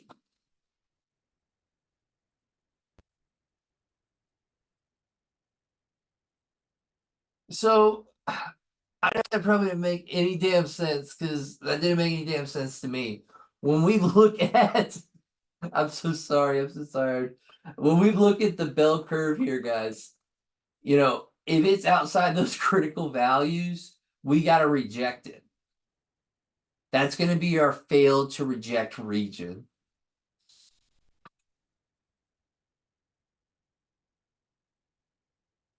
Now, the critical value is the proportion of the sampling distribution designed as the alpha region, right? If we look at the critical values, right, we've got 0.05. That is the distribution designed as the alpha region. The left picture indicates a two-tailed test. The right region indicates a left-tailed test. We determined in our calculations that they have a z score of negative 1.644. We base that off of the critical alpha region, right? We determined when we tested our stats,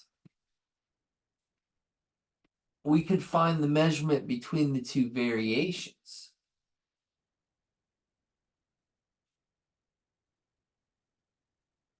So when we look at this variation right here with these 5 students, we have 69, 79, 89, 99, 109 with a standard deviation of 15.81. with an average of 89. Now, the t-test is equal to x bar minus mu divided by standard deviation divided by the square root of n, right? I usually say, hey, take care of the square root of n first. That's where you find the square root of 5. That becomes 2.236. And we're taking the standard deviation and dividing it by that value.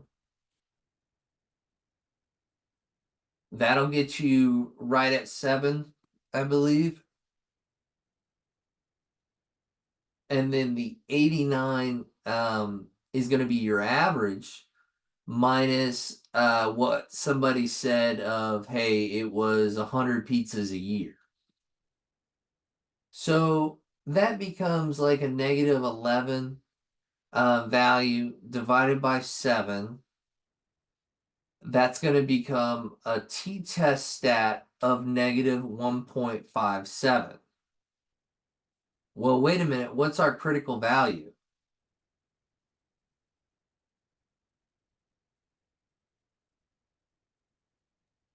Negative 1.64. Oh.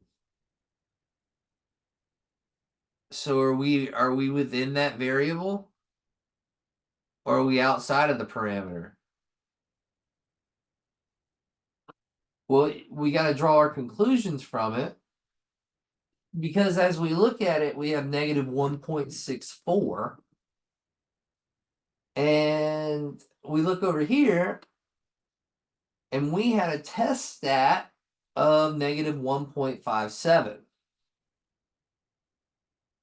So essentially, we're going to fail to reject the null hypothesis. Like essentially, you're saying like, oh, they could have ate those pizzas. They could have ate 100 pizzas a year. And so it becomes really questionable now of a few different characteristics in my eyes. If I look at data and it's very, very close, right? If I look at data and it's super, super close, it's gonna be in my eyes that I made a mistake, like calculation wise. So I'm gonna relook at that data. Now, when you relook at the data,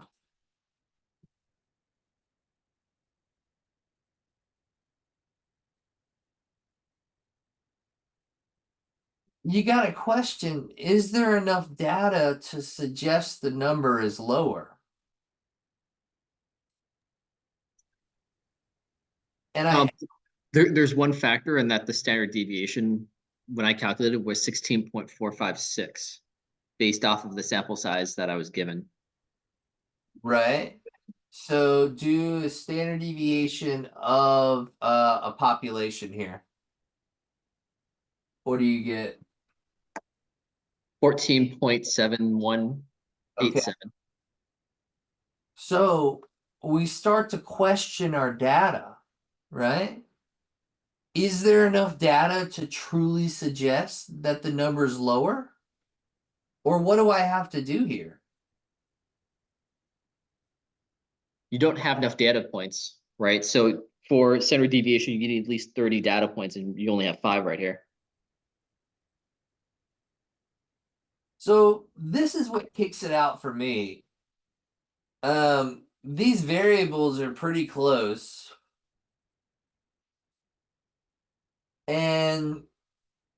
But we only have 5 students, just like you said.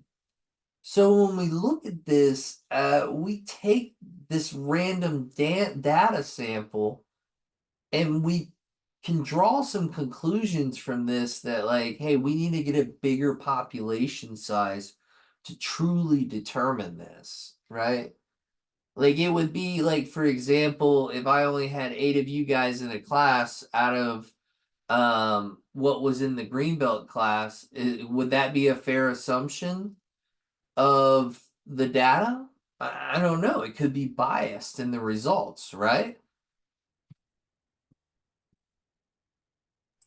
Yeah, and I think it just with this equation, I think it might give you a good place to start, kind of an idea of what's happening, and but for a legit number to brief this company and test everything, I'd say not.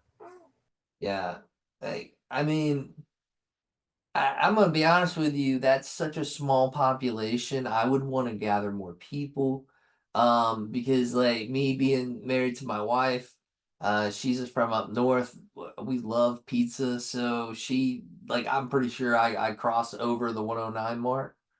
But it just really depends on where you're getting that data from. I draw that as a conclusion because it helps us truly understand if our data is going to suggest that the number is truly lower. So, can you guys determine or understand what the purpose of hypothesis testing is?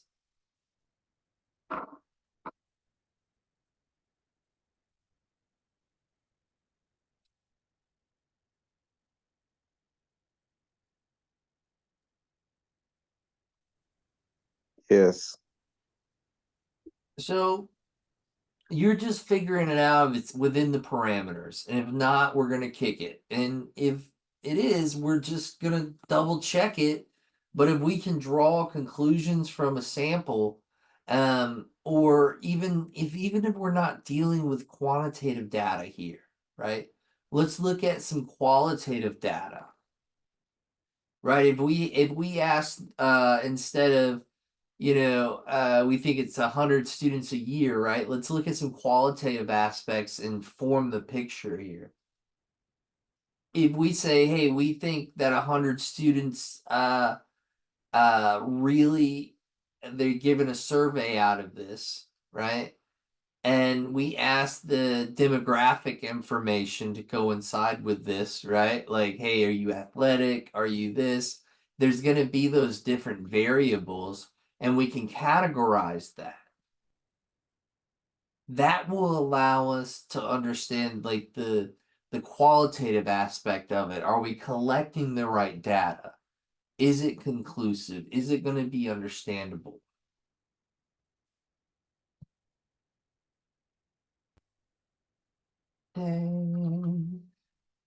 Let's see.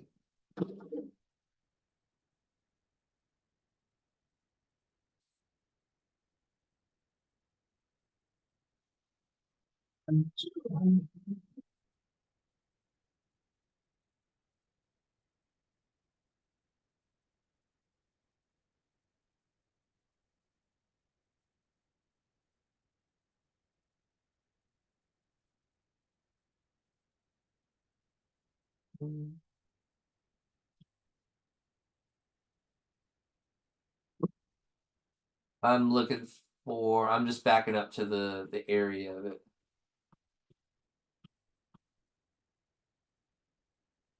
So one of the things that I want to talk to you guys about is something called a regression analysis, right? A regression analysis allows us to understand correlations in the data and analyze it from an approach of both a quantitative and qualitative means.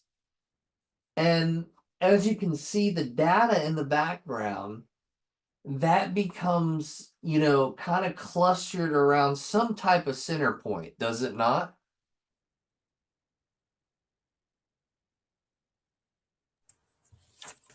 Yep. So you can start to determine from here, if you look at it from the whole picture, is this a positive or negative regression?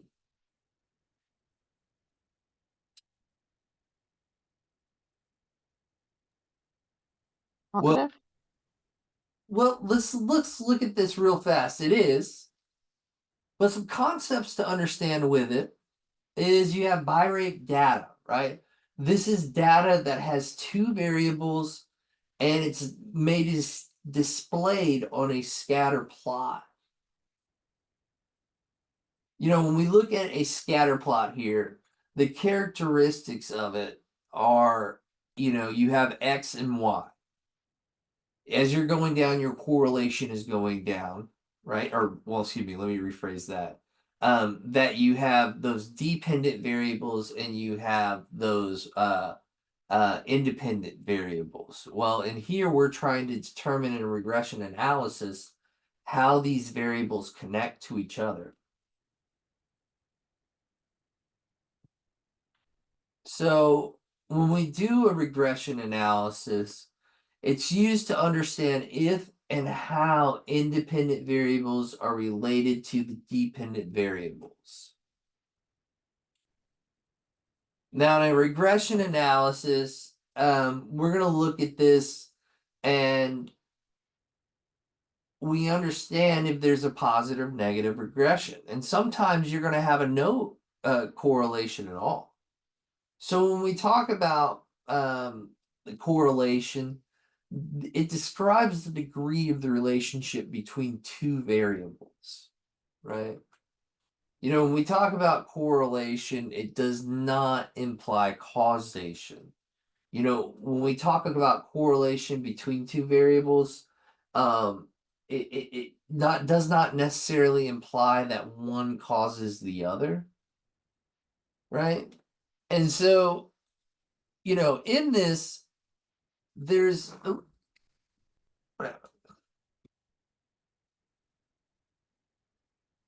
so sorry.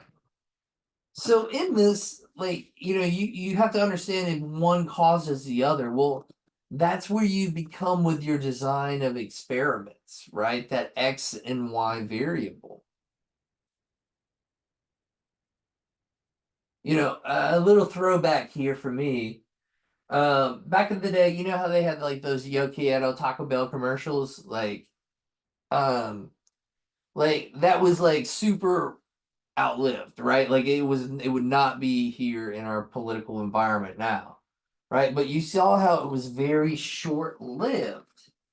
Well, one of the reasons is because of what I just stated, and the second reason is because of the fact that they did a regression analysis as a pizza sales function, right? As a pizza sales function of advertising. This should be in your document, but I'm going to do it as a little bit different here, right? You see how I just want you to just kind of visualize where we're going here, and then we'll work it out on the other workbook. Actually, yeah, you guys should have it. What I'm going to do is this. As you look at it, right, there might be any type of variable you have X and Y here. So for this example, I have the X variable as the number of advertising dollars per year. And then I have the Y variable of the number of people using the coupons per year, right? And as they started to understand the regression between that and the commercial, it started to relate that they didn't really have a very good correlation. That the number of sales really didn't impact the way they needed it to. So you can go through the data here, and you can see the X and Y variables, you can see the scatter plot, and you can redo the regression analysis to determine what is going to be the space or correlation between the variables. If you have anything that's higher, it means it's, getting within scientific means. Usually you're at like 0.76 as a regression, a goodness of fit, a gauge, if you will. But what we're looking at here is anything that's closer to 1 it's going to be the better the regression line fits the data. So if you look at that, the closer the one, the better the regression line fits the data. We can measure linear relationships between two continuous variables.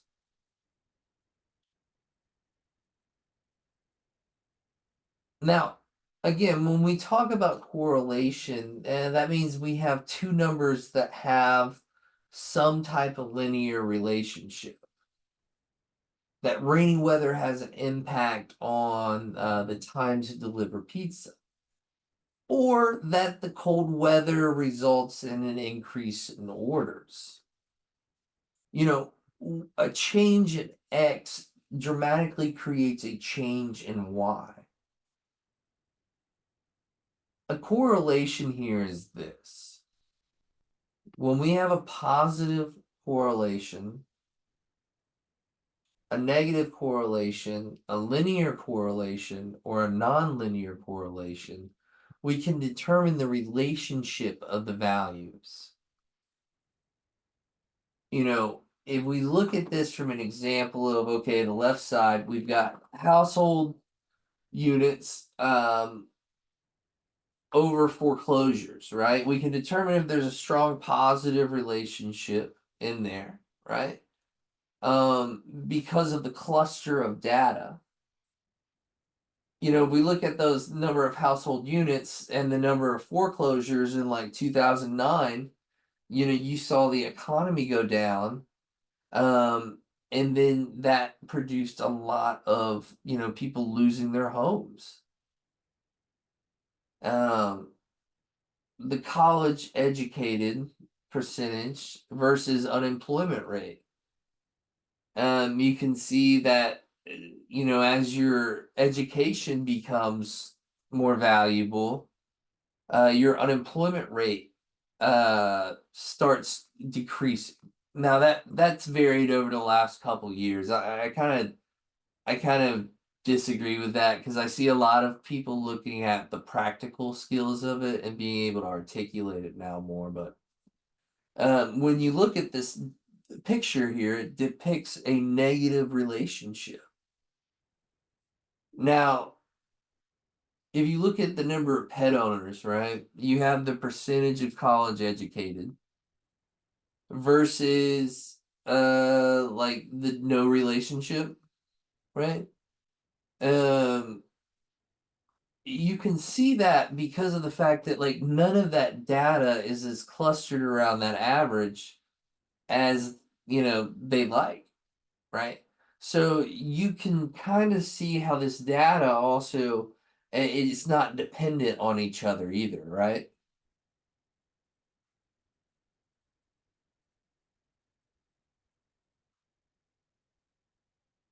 You know, if we look at flu cases here, right? You have your shots given, and then you have your negative correlation when more jabs are given, then the number of people with flu falls.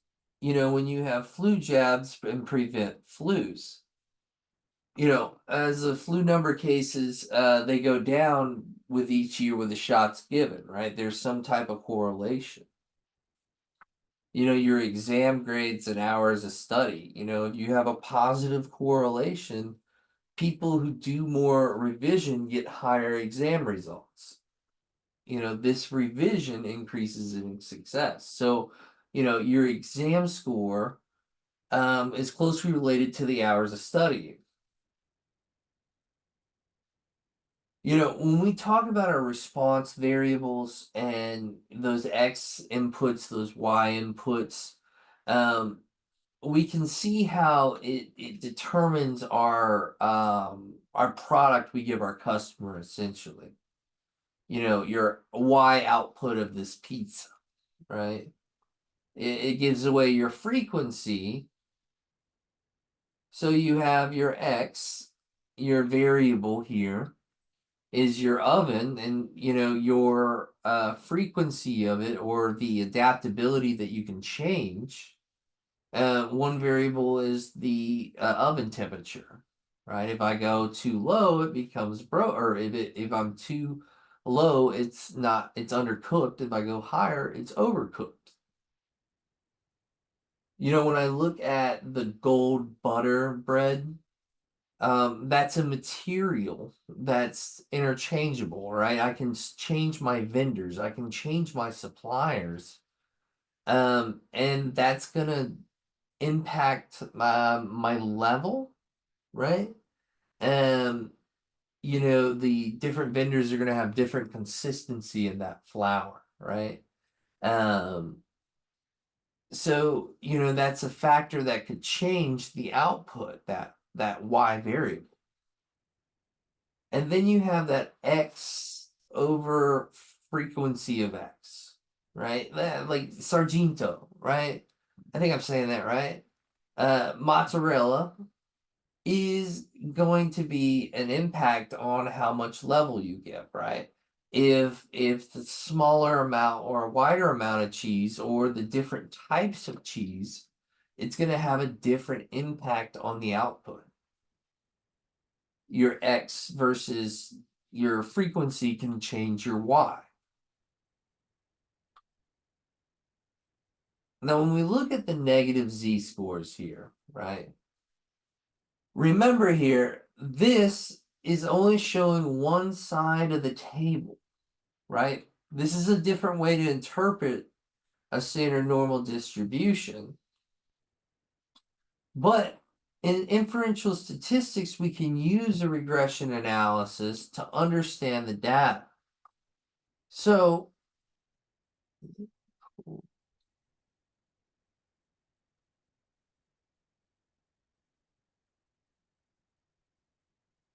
I want to just show an example here. But if you guys wouldn't mind, would you mind pulling up the pizza case in Excel I gave you? And then go to tab 6. Hey Zach, could you check the chat box because some of us having troubles either accessing the files or don't have the file location. Oh, this is for this one right here, the pizza case. Yeah, let me hold on. I gotta close it out to be able to send it. Give me a second. Yes, That's okay, dude. thank you. Yeah, no problem. And then this is also gonna have the most recent stuff up to this point in the class. So I'm just gonna save it for you guys. Give me a second. Yeah, there we go.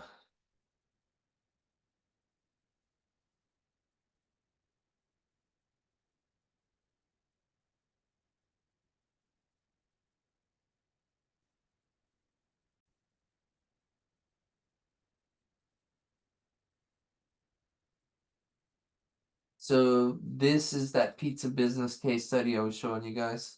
I'm sorry, guys. Sometimes I don't always see the chat when I'm teaching. My bad, dude. I've got it saved on the regression analysis page. But when you determine a regression analysis, check it out. The objective here is to determine if there's a correlation between the number of pizzas sold and the number of revenue. Using regression analysis function to calculate the correlation coefficient, right? So when I look at this, right, I need to figure out the difference between the pizzas sold and the revenue. So if you guys wouldn't mind joining me back over on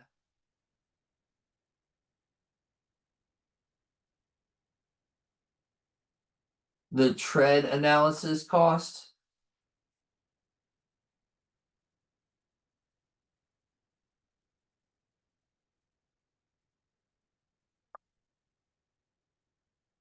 When we look at this tread analysis cost, right?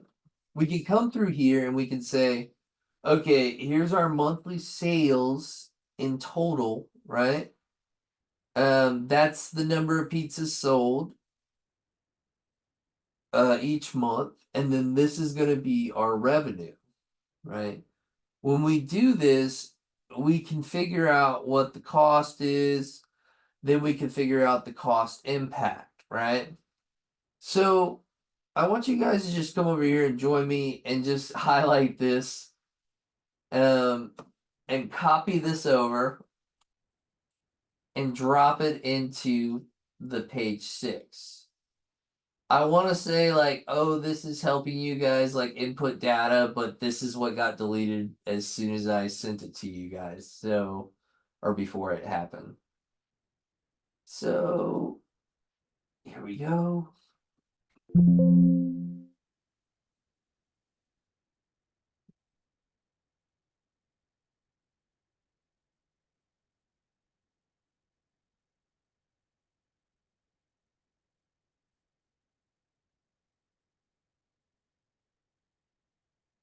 So, as we go through here, right, we need to determine the regression analysis between the sales.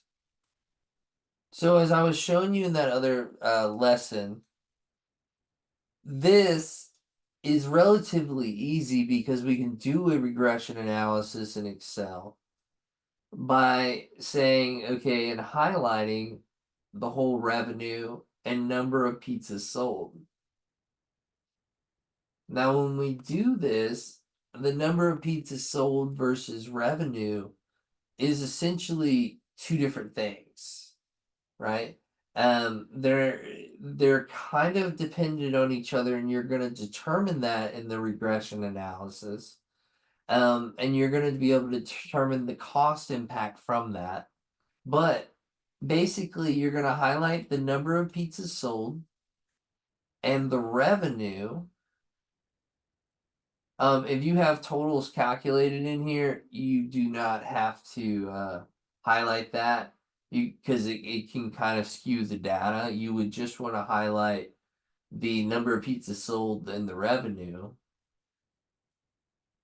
Then go to insert. Then what you're going to do is go to the scatter plot diagram.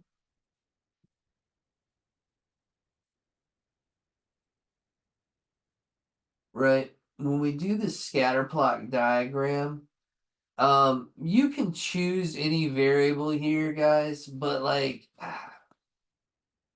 the really one that's going to give you the distinct pattern is going to be that just regular scatter plot, okay? You can look at other variables here and see how they correlate, but really that's going to be the really only chart that really helps you correlate that as good as you need to. So the scatter is what you're going to select.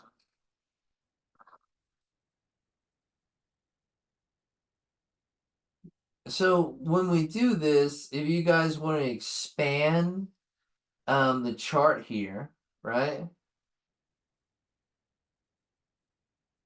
So we'll right click here on the data points and it'll create this little text box here. From this text box, we can formulate a better look at the data by going to add trend line. When we do this, it opens up that right box and it talks about the linear impact. You can look at the different trend line analysis, but I usually look at either two. One, we can look at the exponential, right? As you start to see the inflation here of one aspect of it, the dollar amount also goes up. So there is a correlation. And if you continue that pattern, that's what exponential is kind of showing you that path. Right? We look at linear, all you have to do is select linear and go to display R squared value, right? You see how that R squared value is really, really close to 1? So basically what I did is I said linear. I went to display R squared value, and then I have 1.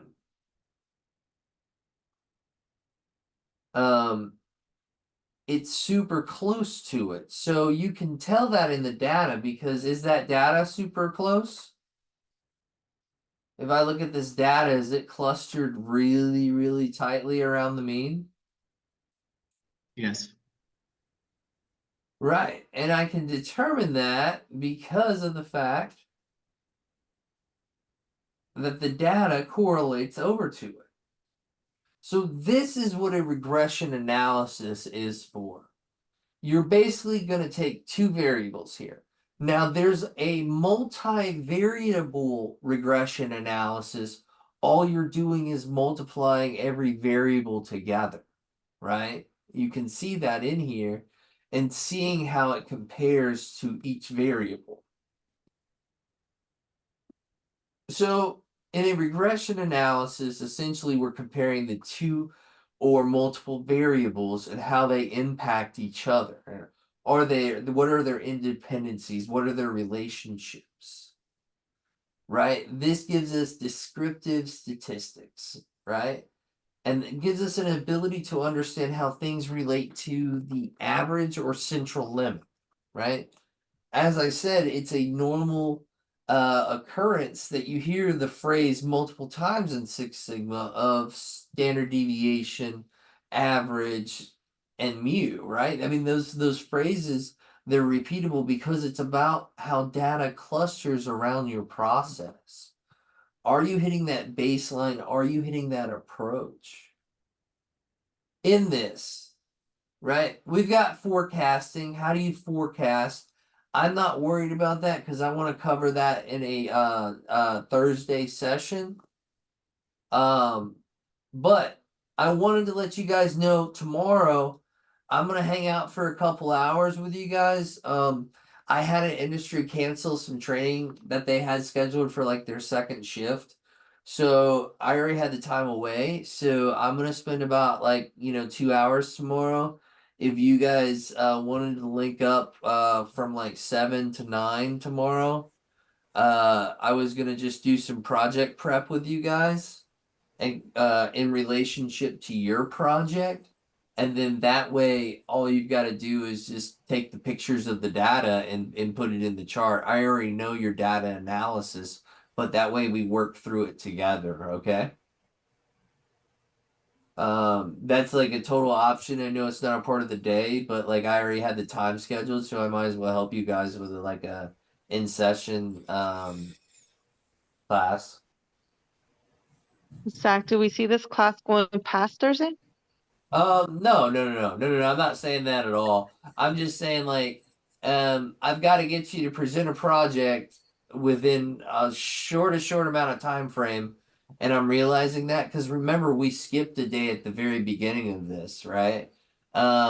So if you guys wanted to do like a team meeting tomorrow, like where the teams meet up, I'm happy to like hang out with you guys and like sit and mentor you guys with each of your projects and I'll walk you guys completely through the whole project if you guys have the time tomorrow. So our teams got kind of changed up and we don't have contact for everyone now. Oh, that's right. Okay, so that's where I can improve my own process and give you a roster, right? Hey, do you guys want to you guys have that team and HR data? Do you guys just want to like take your stuff and instead of roll, change it to email and then put the email address here?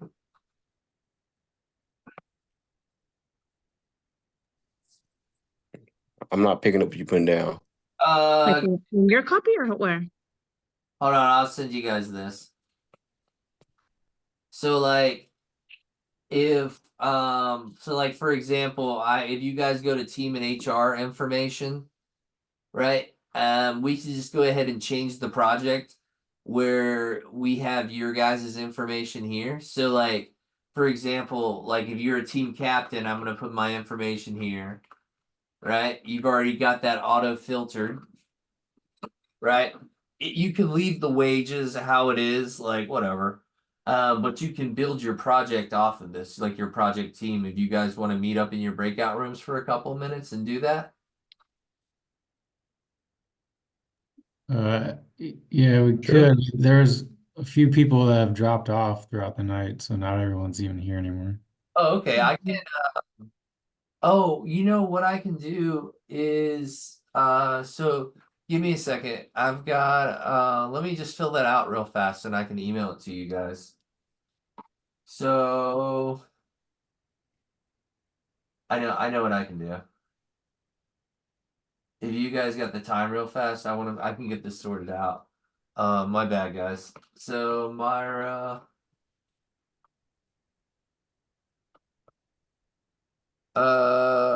Myra, can you put your or no, I'm sorry. It's just last name dot first name at Yahoo. Dot first name Okay. at Yahoo. Okay, cool. Um So we'll go with the next person. Who's that? Scott?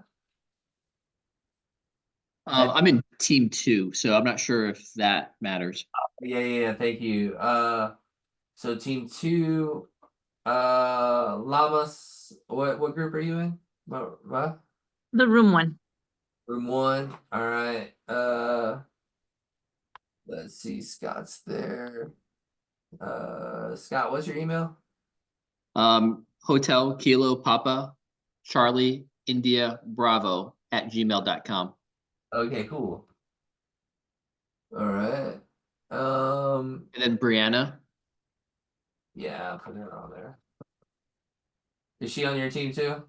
Yeah. Yeah. So her email is briannasmith.et. Brianna Smith, one word, .et Okay. at gmail.com. Okay. And then she's in your group too, so Yep, group 2. what are you I'm in guys? group 2 as well. If you want to just throw mine in while you're in 2, or Yeah, let's go here. John, what's your email, John? Johnny JOHNNY Yeah, _ yeah, Stone STONE 2003 at hotmail.com. at hotmail.com. Yep. Oh, that's cool, man. Okay, thank you. Mhm. It's two Y's, right?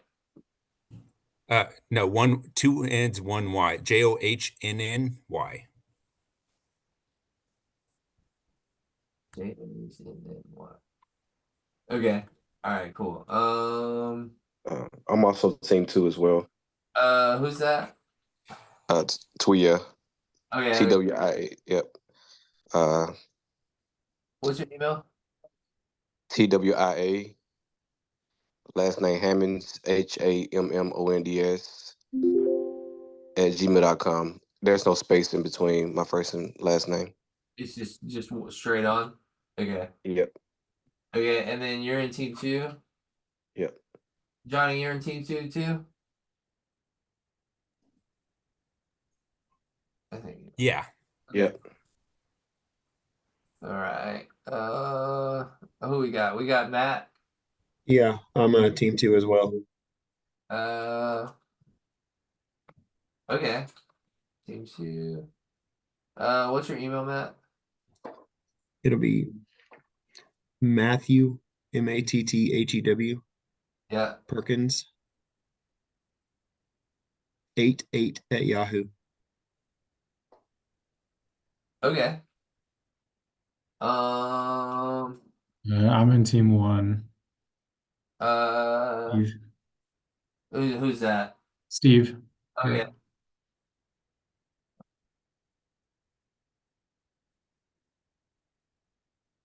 Steve. Okay.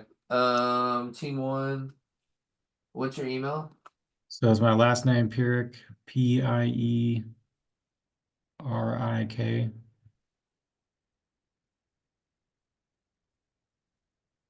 48 48 at Gmail. at gmail.com, right? Okay. Yeah. I don't know. Let's see. We had Joseph in team 1 as well. We have his email. Oh yeah. I got that. Joseph Trippy. I know he's If you want for team 1, I'll pull the emails from here and I'll just start like a email chain for us. okay. Is there anybody else missing from this? I'm sorry if I don't see your name. But I can also like I'll probably be able to piece it together because that wasn't I mean there really wasn't that many people in team 1, was there? No, there's only the 3 of us. Yeah, Yeah. it's just and Okay. you. So okay. So let me get Joseph's thing real fast and I'll send that to you guys, okay? Okay. TRIP.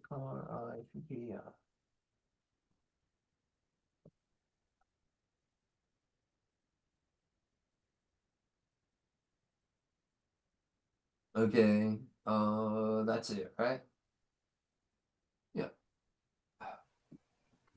So what I'll do is this will have all of our exercises up to this point, and then I can email it to you. I'm gonna email it to you guys right now, and then also put it in the class for you guys, okay? That's awesome. Yeah, just because like if I like I'm gonna get caught up in like 7 different things tomorrow, and I'm like, man, I'm so sorry. So for our project, are we doing it like the last as a group, or are each individual, are we doing the same project, or what are your expectations in regards to, or are we doing the Amazon, or are we did you want us to continue on with pizza, or what'd you, what do you Well, want us to present? I would think what we've been working on would be a little bit better right now, right? Because we've already been working on it through the night, and like Uh-huh. it would be kind of assholeish to be like, oh, figure this out, and then like spend all this time figuring out your own project. When what I'm gonna do is draw correlations between the 2 projects. So you're gonna have 2 projects under your portfolio. One the analytics of it, and then this one's gonna be the another presentation. Gotcha. I don't know. I mean, if you want, I mean, I don't know. It's up to you guys. I would think, however you guys want to go about it. I'm really at this point like either way. I don't think it's gonna hurt because we're already gonna do the practice with this, and I'm gonna show you how to apply it to that. And then based off of how you present this, then it becomes a presentation there. So Gotcha. Yeah. the way Thursday is gonna kind of roll out. Oh, let me just here. I'm gonna get this out to you guys real fast. I'm gonna be like, what? Um,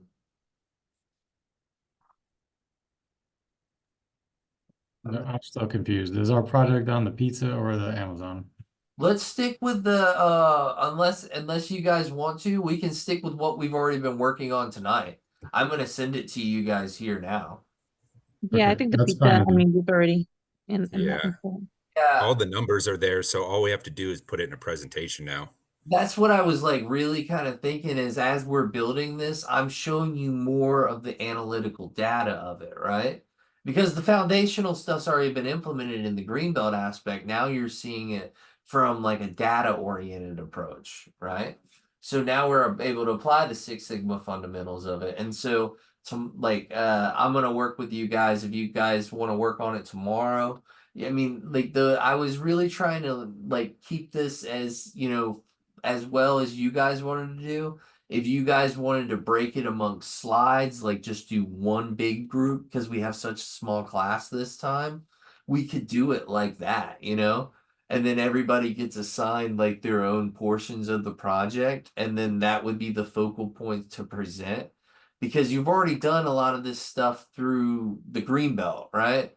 Now it's more focused on the data approach, and you're going to learn because other people are going to teach you their approach of showing it. And then of course I'm going to like critique on Thursday too. So but like it's going to be a really good way to like kind of showcasing this project, because we'll be able to get more of the data in there. We still got about like 2 hours more lecture. I don't think like everything's going to be finished by tomorrow by any means, but like Thursday we should be able to get through the rest of the data and formulate this so you guys can be able to present And, I'm not looking at like that type of presentation. Now that you understand the data, this is just showing the analytical approach to it. So So just to kind of like recap what you said. So tomorrow is going to be kind of like a project assistance session, I guess, from 7 to 9 o'clock. yeah, I think that would Kind of go over that. And then on Thursday, we have about 2 more hours of lectures, and then we go into presentations at that point. Yeah, we'll probably like give you a little bit more prep time, right? Like how we did the other time where I gave you an hour, right? But what I'm gonna do Thursday is give you that agile approach to it, right? And then you guys will be able to implement that, like how do you guide and facilitate that team on an agile level as well. Mhm. So one of the things I'm really trying to do is hybrid this. And as you guys are going through, I'm recording this content for you guys to have, and just be able to reflect back. But this way you'll be able to knock out 2 different projects and have 2 different portfolio things to showcase. Mhm. And Zach, I know you mentioned during the Greenbelt lecture, something about PDUs towards our other certifications. Does it still apply to us and along with the Excel certification? Yeah. So when you look at PDUs, right, professional development units, I'm gonna be honest, off the top of my head, I don't remember what black belt is. Because it correlates to our hours. It would be like 90 hours. It's like 90 or 126 hours. I can't remember off the top of my head. But like that's like the curriculum load with the project load, and like the self-paced lecture materials of it, right? Because if you guys went through that thoroughly zip file, you saw a lot of activities in there, that maybe we talked about, that you could have practiced in as well. But as we're looking at this, I'm going to showcase those 2 projects tomorrow with you guys. Awesome. Thanks. Yeah, man. I hope you guys have enjoyed tonight's session. I realized that, when we pushed back that first session, I didn't think about the repercussions on the back end just because of like time wise and everything. So that's why I said, hey, I'll volunteer some more time tomorrow to just kind of sit with you guys, especially after having an industry cancel in between those 2 class dates. So you guys, we can just use the same link tomorrow. And I mean, from there we can just chat more tomorrow. And then those that are able to attend tomorrow, like we'll have the team kind of divvy up some slides and we can give some instructions too. But like if you guys can attend tomorrow for 2 hours, like dude, it would really be impactful for you guys. Sounds good. And as of this point, we're going to tackle it as just one team, right? Since we have so few team members. Yeah, you I guys. think so. You Yeah. guys feel like that would be best? Because I Yeah. do, really. Yeah, because I mean, this presentation is theoretically, according to your template, 25 slides, which is bigger than our last one. So having all team members just being on one team helps kind of break that up. Yeah, Yeah. I completely agree with that. And I think it's like the collaboration will be there. And I think, as you've gone through the green belt, that's a really big stepping stone to the analytics of this, right? Mhm. So as you guys are working together, you guys should be able to figure this out, as long as you're sharing your screen and working together in these activity groups, this is where you're going to start to really kind of take really charge and, kind of get that aspect of it where you're leading and organizing too, because you're communicating the change and communicating the impact through these presentations. Okay, so we'll meet up tomorrow to kind of go over it, and then Thursday our final for Yeah. lectures. I think that's good. And then I was gonna have you guys do a test Thursday, but like that kind of I really want you guys to more focus on the project aspect and not be freaking out about a test. So I'm gonna waive the test again. Definitely sounds good to me. Cool. Yeah, if you guys are cool with that. I did want to let you guys know, Thursday, we're gonna have a mixture session, for Agile. I kind of had a boo-boo and I announced the class and I didn't realize it interfered with the last day of this class.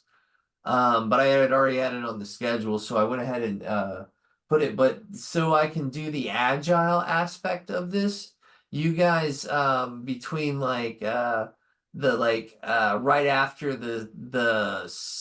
I think I think it's like 7 to 8. That we'll go into your project, but I'll give you that agile aspect of it. And they're gonna be kind of joining us, and they're gonna sit through and watch y'all's presentations too. So it would be something so you guys have a little bit more of an audience to watch your presentation, and if they have any questions or things like that, it wouldn't be people that saw the same presentation and worked on the same presentation. It would be people that are just like brand new and looking at your presentation as an audience member would, right? So they're gonna join us in this, and I don't know, it kind of worked out like that, but I think it's gonna be pretty cool to see it like that. But that would also allow me to do y'all's agile like Scrum professional certification. And so that way you have two aspects of it, because really those two aspects should be blended together in today's environment. So anyway, it just worked out. But yeah, we'll meet tomorrow. I'll be on about 7, like don't hold me like 7:15, but the breakout room will be open. And then we can chat more about the project and just kind of hang out more. I really appreciate you guys hanging out with me so late tonight. I'm sorry, Zach, I got one more question. Yeah, no problem. I noticed on the certifications that you gave us here recently, it says it expires in 3 years. I thought the Oh no. students. Oh, my bad. I hit the wrong button. I'll fix that. Oh, did it say it on both of them? Yes. It does, yeah. Yeah, like that's lame. I'm not gonna have you do that for yellow and green. If it's not fixed by Thursday, can you just remind me and I can do it live in class and update all of your certifications? Okay. That'll just save me a little bit of time because I don't want to get into it tonight because I'm gonna mess up the system if I get into it tonight. Yeah, it's already pretty late as is, so you don't want to be gonna do that. Yeah, no worry, guys. Hey, so what I'm gonna do is this session will be uploaded. And I just wanted to say, thanks guys for hanging out with me. I'm gonna email this pizza case to you guys. And then here, I'll go ahead and add the Zoom link too, so it's not like let's see. Zoom link, Zoom link, Zoom link. Can you also upload the actual presentation, the actual slides? For tonight's session? Yeah. Yeah, okay, I don't care. Yeah. Give me a second. I'll have to do it. Just hold on a little bit. I'm gonna. Yeah. I'm gonna figure out how to print. Zach, are the certificates still going through Creditly? Are you still uploading them through there, or just through emails? No, they're gonna go through your email. We're not utilizing Creditly anymore. Just a lot of it had to do with cost and like it just really costs a little bit too much than I was able to really put together for our staff's budget. So we developed our own workforce development platform. I mean, we still are credited through Creditly, but I'm starting to see a lot of decline in their capabilities. But I mean, you're getting the digital badge and certification all in one togetherness versus just a digital badge for my last time being a part of Creditly. So Right. Okay, sounds good. yeah, no worries. Yeah, no, it's just, that's something that I was really trying to factor the cost of, trying to reduce all the variables and the essentials with it because the accreditation's there. It's just I did not want to pay for Creditly anymore through an organization. So, yeah, I'm going to send this guys to you. I'm going to put together the Zoom link. Let me do that real fast. Yeah, I hope you guys had a good time tonight. I hope you guys learned a lot. I hope it kind of gave you like a little bit of glimpse into like how I think about process improvement. I thought it was pretty good. My brain is fried because of taps and then coming straight run into this, and then my brain's like going a mile a minute. Oh, if I wait, I think I should be able to send you guys the uploaded. I'll if you guys what I'll do is as soon as we get to off, I'm gonna upload the video because you guys probably aren't gonna look at it tonight anyway. I'm gonna upload the video onto our page and so you guys can see it. And that way you guys can go back over it, and it's also gonna have a link to the slides that I'll email you guys tomorrow, okay? Sounds That's good. good. Is that okay? Sorry, Thank you. I'm fried again. I'm sorry, guys. But I really appreciate you guys hanging out with me, and I'm gonna hang out for a little bit longer. If you guys have any questions, but if not, I hope you guys have a wonderful night, and I'll see you guys tomorrow, and then I'll see you guys Thursday. Thank you. You have a good night. You. Yeah, thanks, Zach. No problem, guys. Hey, Hey, yeah. I wasn't planning tomorrow. I had scheduled an appointment after taps to get my taxes done. I'm going to try to move that appointment so I can jump in here. That way I, can still be part of the team and not leaving one Yeah. hanging, but I'm going to do my best. Yeah, I mean, if you wanna, a lot of tomorrow talking about Scrum's gonna be like it's gonna be. I'll have a recording of it anyway. So, or not Scrum. I'm sorry. Tomorrow. So whatever you miss, I can upload for you. Okay. Sweet. I appreciate it. Yeah, no problem, guys. Hey, Zach. Also just wanted to follow up with you. I know that you sent me a text or a chat message last week. But about the Greenbelt payment that Brianna and I made. What was I supposed to do again? What was would you? So we paid the 143 for the Greenbelt course, and I know that that's actually free because it kind of rolls into the Black Belt course as well. So we're asking to see if like we could either get a refund for that 143. And also I made a boo-boo last week as well, and that like I paid the $15 for the Greenbelt certification thing. Okay. Maybe I need to fix it on the form a little bit. Because I know she said, and I missed it. I'm sorry, because like I think Brianna just said paid already or something like that, and she didn't do it, but I did. Yeah, let me look at it. I'm gonna take a notes of it. Hold on, let me get a pen real fast. And I'll take a look at it in the morning. And then I'll shoot you over a text when I take a look at it. Yeah. And then like if there's like a difference, I'll just refund you guys the difference. I don't honestly know how long it takes for the difference to get refunded back to you. I think it's like 3 to 4 days. Yeah, that's fine. That's fine. It's Uh, $143, so it's not like we're hurting for it, but we just want to get it addressed. Yeah, typically what I do is I wait to like but like I've already done y'all's credentialing, so I already have that factored in. So and then I can do that. All right. Okay, that's cool, man. I'll get that taken care of, and then like look for that like midday tomorrow. Sounds good. Do you want me to direct message you now?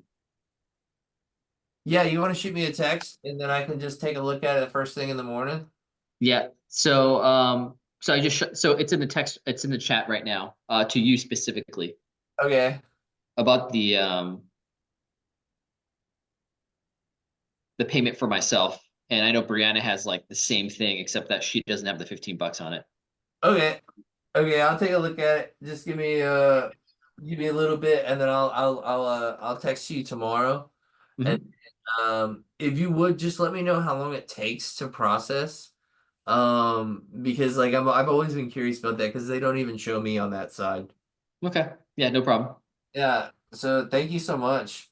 No, thank you. Yeah, dude. Hey, Zach, I had a question about the pricing too for the green belt. Okay. So what exactly does the $15 get me? Because that's the only price I paid for the green belt. So that's only gonna get you like the certification. That's not gonna be the digital badge. That's not gonna be the oh, what is it? The transcript that coincides with it. I kind of wanted to do it like as an all-in-one. That way you guys didn't have to worry about like various different departments. It was all in like if they needed transcripts, they can get it from your platform account. And so you can download it. So that's what the difference between the project was. And so I already did the accreditation for it because I had already slipped up and said that like I was already going to do it. So I felt like, hey, we'll just go ahead and do it. But that's the difference between the two. Okay, so yeah, because I was actually trying to pay for the whole thing, but I guess you didn't read my email or so I know you got like thousands of email, man. So Dude, I'm so sorry. I'm terrible at taking my email just because like I've got no excuse. I need to do a better job. I just don't know what to do at the moment. okay, so but at the end of the day, it still serve the same purpose. Yeah, that's why I say like usually I'm like, hey, let's just talk about it in class because we're all here, you know.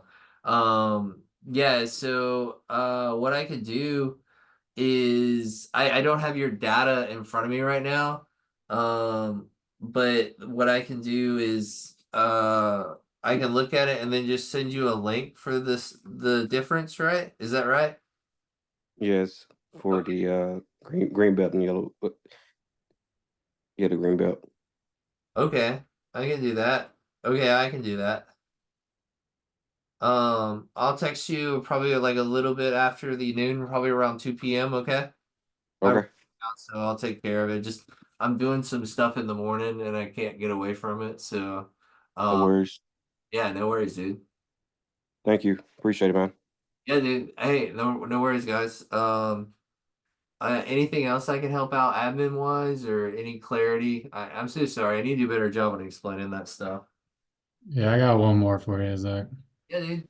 Um, so I we had chatted back and forth or emailed back and forth, but I originally did not pay the 75 for the digital badge, but I kind of changed my mind. I would like to get that. Okay. I Yeah, just don't know how to go about that. yeah, I can send that if what I can do, can I send you a link, email link tomorrow? Yeah. Um, and then that'll be like afternoon, and then it'll be like probably just a link of all the different programs all in one, so that way like there wasn't multiple different forms filled out. So but that would just be a email link of the digital badge accreditation and then the transcript accreditation and like it's like a student I think there's like a student fee platform of like a couple dollars. I don't remember it. Okay. But yeah, I can email that to you. And then I'm gonna try. I mean, dude, I might be able to just knock this stuff out in the morning. Because I gotta get up at. I'm gonna try to get up at around 4 and knock out some stuff for the work day. So, Dang. yeah. I do a lot of this stuff is like, I'm like in the background I'm looking at different like I've already like turned this into a nonprofit organization and I set out to do that many years ago. And now I'm looking at like maybe passing the torch, have somebody else, just kind of help do this and Sure. I don't know. I thought about getting back around and doing other stuff, I don't know. I don't know. So, I just thought I always try to like keep my eyes open. Well, I appreciate it. No problem, guys. Send me that link and I'll pay the remaining fee to get that. Yeah, dude. And just a reminder, it was the green belt. The green belt, yeah. Okay. All right, dude. I will. Thank you so much, man. All right. Have a good night. You too, guys. Good night. Bye. Hey, good night, Zach, and just final reminder to get the expiration dates off of everyone's certifications. Expiration dates. It's on the yellow belt and the green belts. Yellow. And there should be like. Wait a minute. Okay. Okay.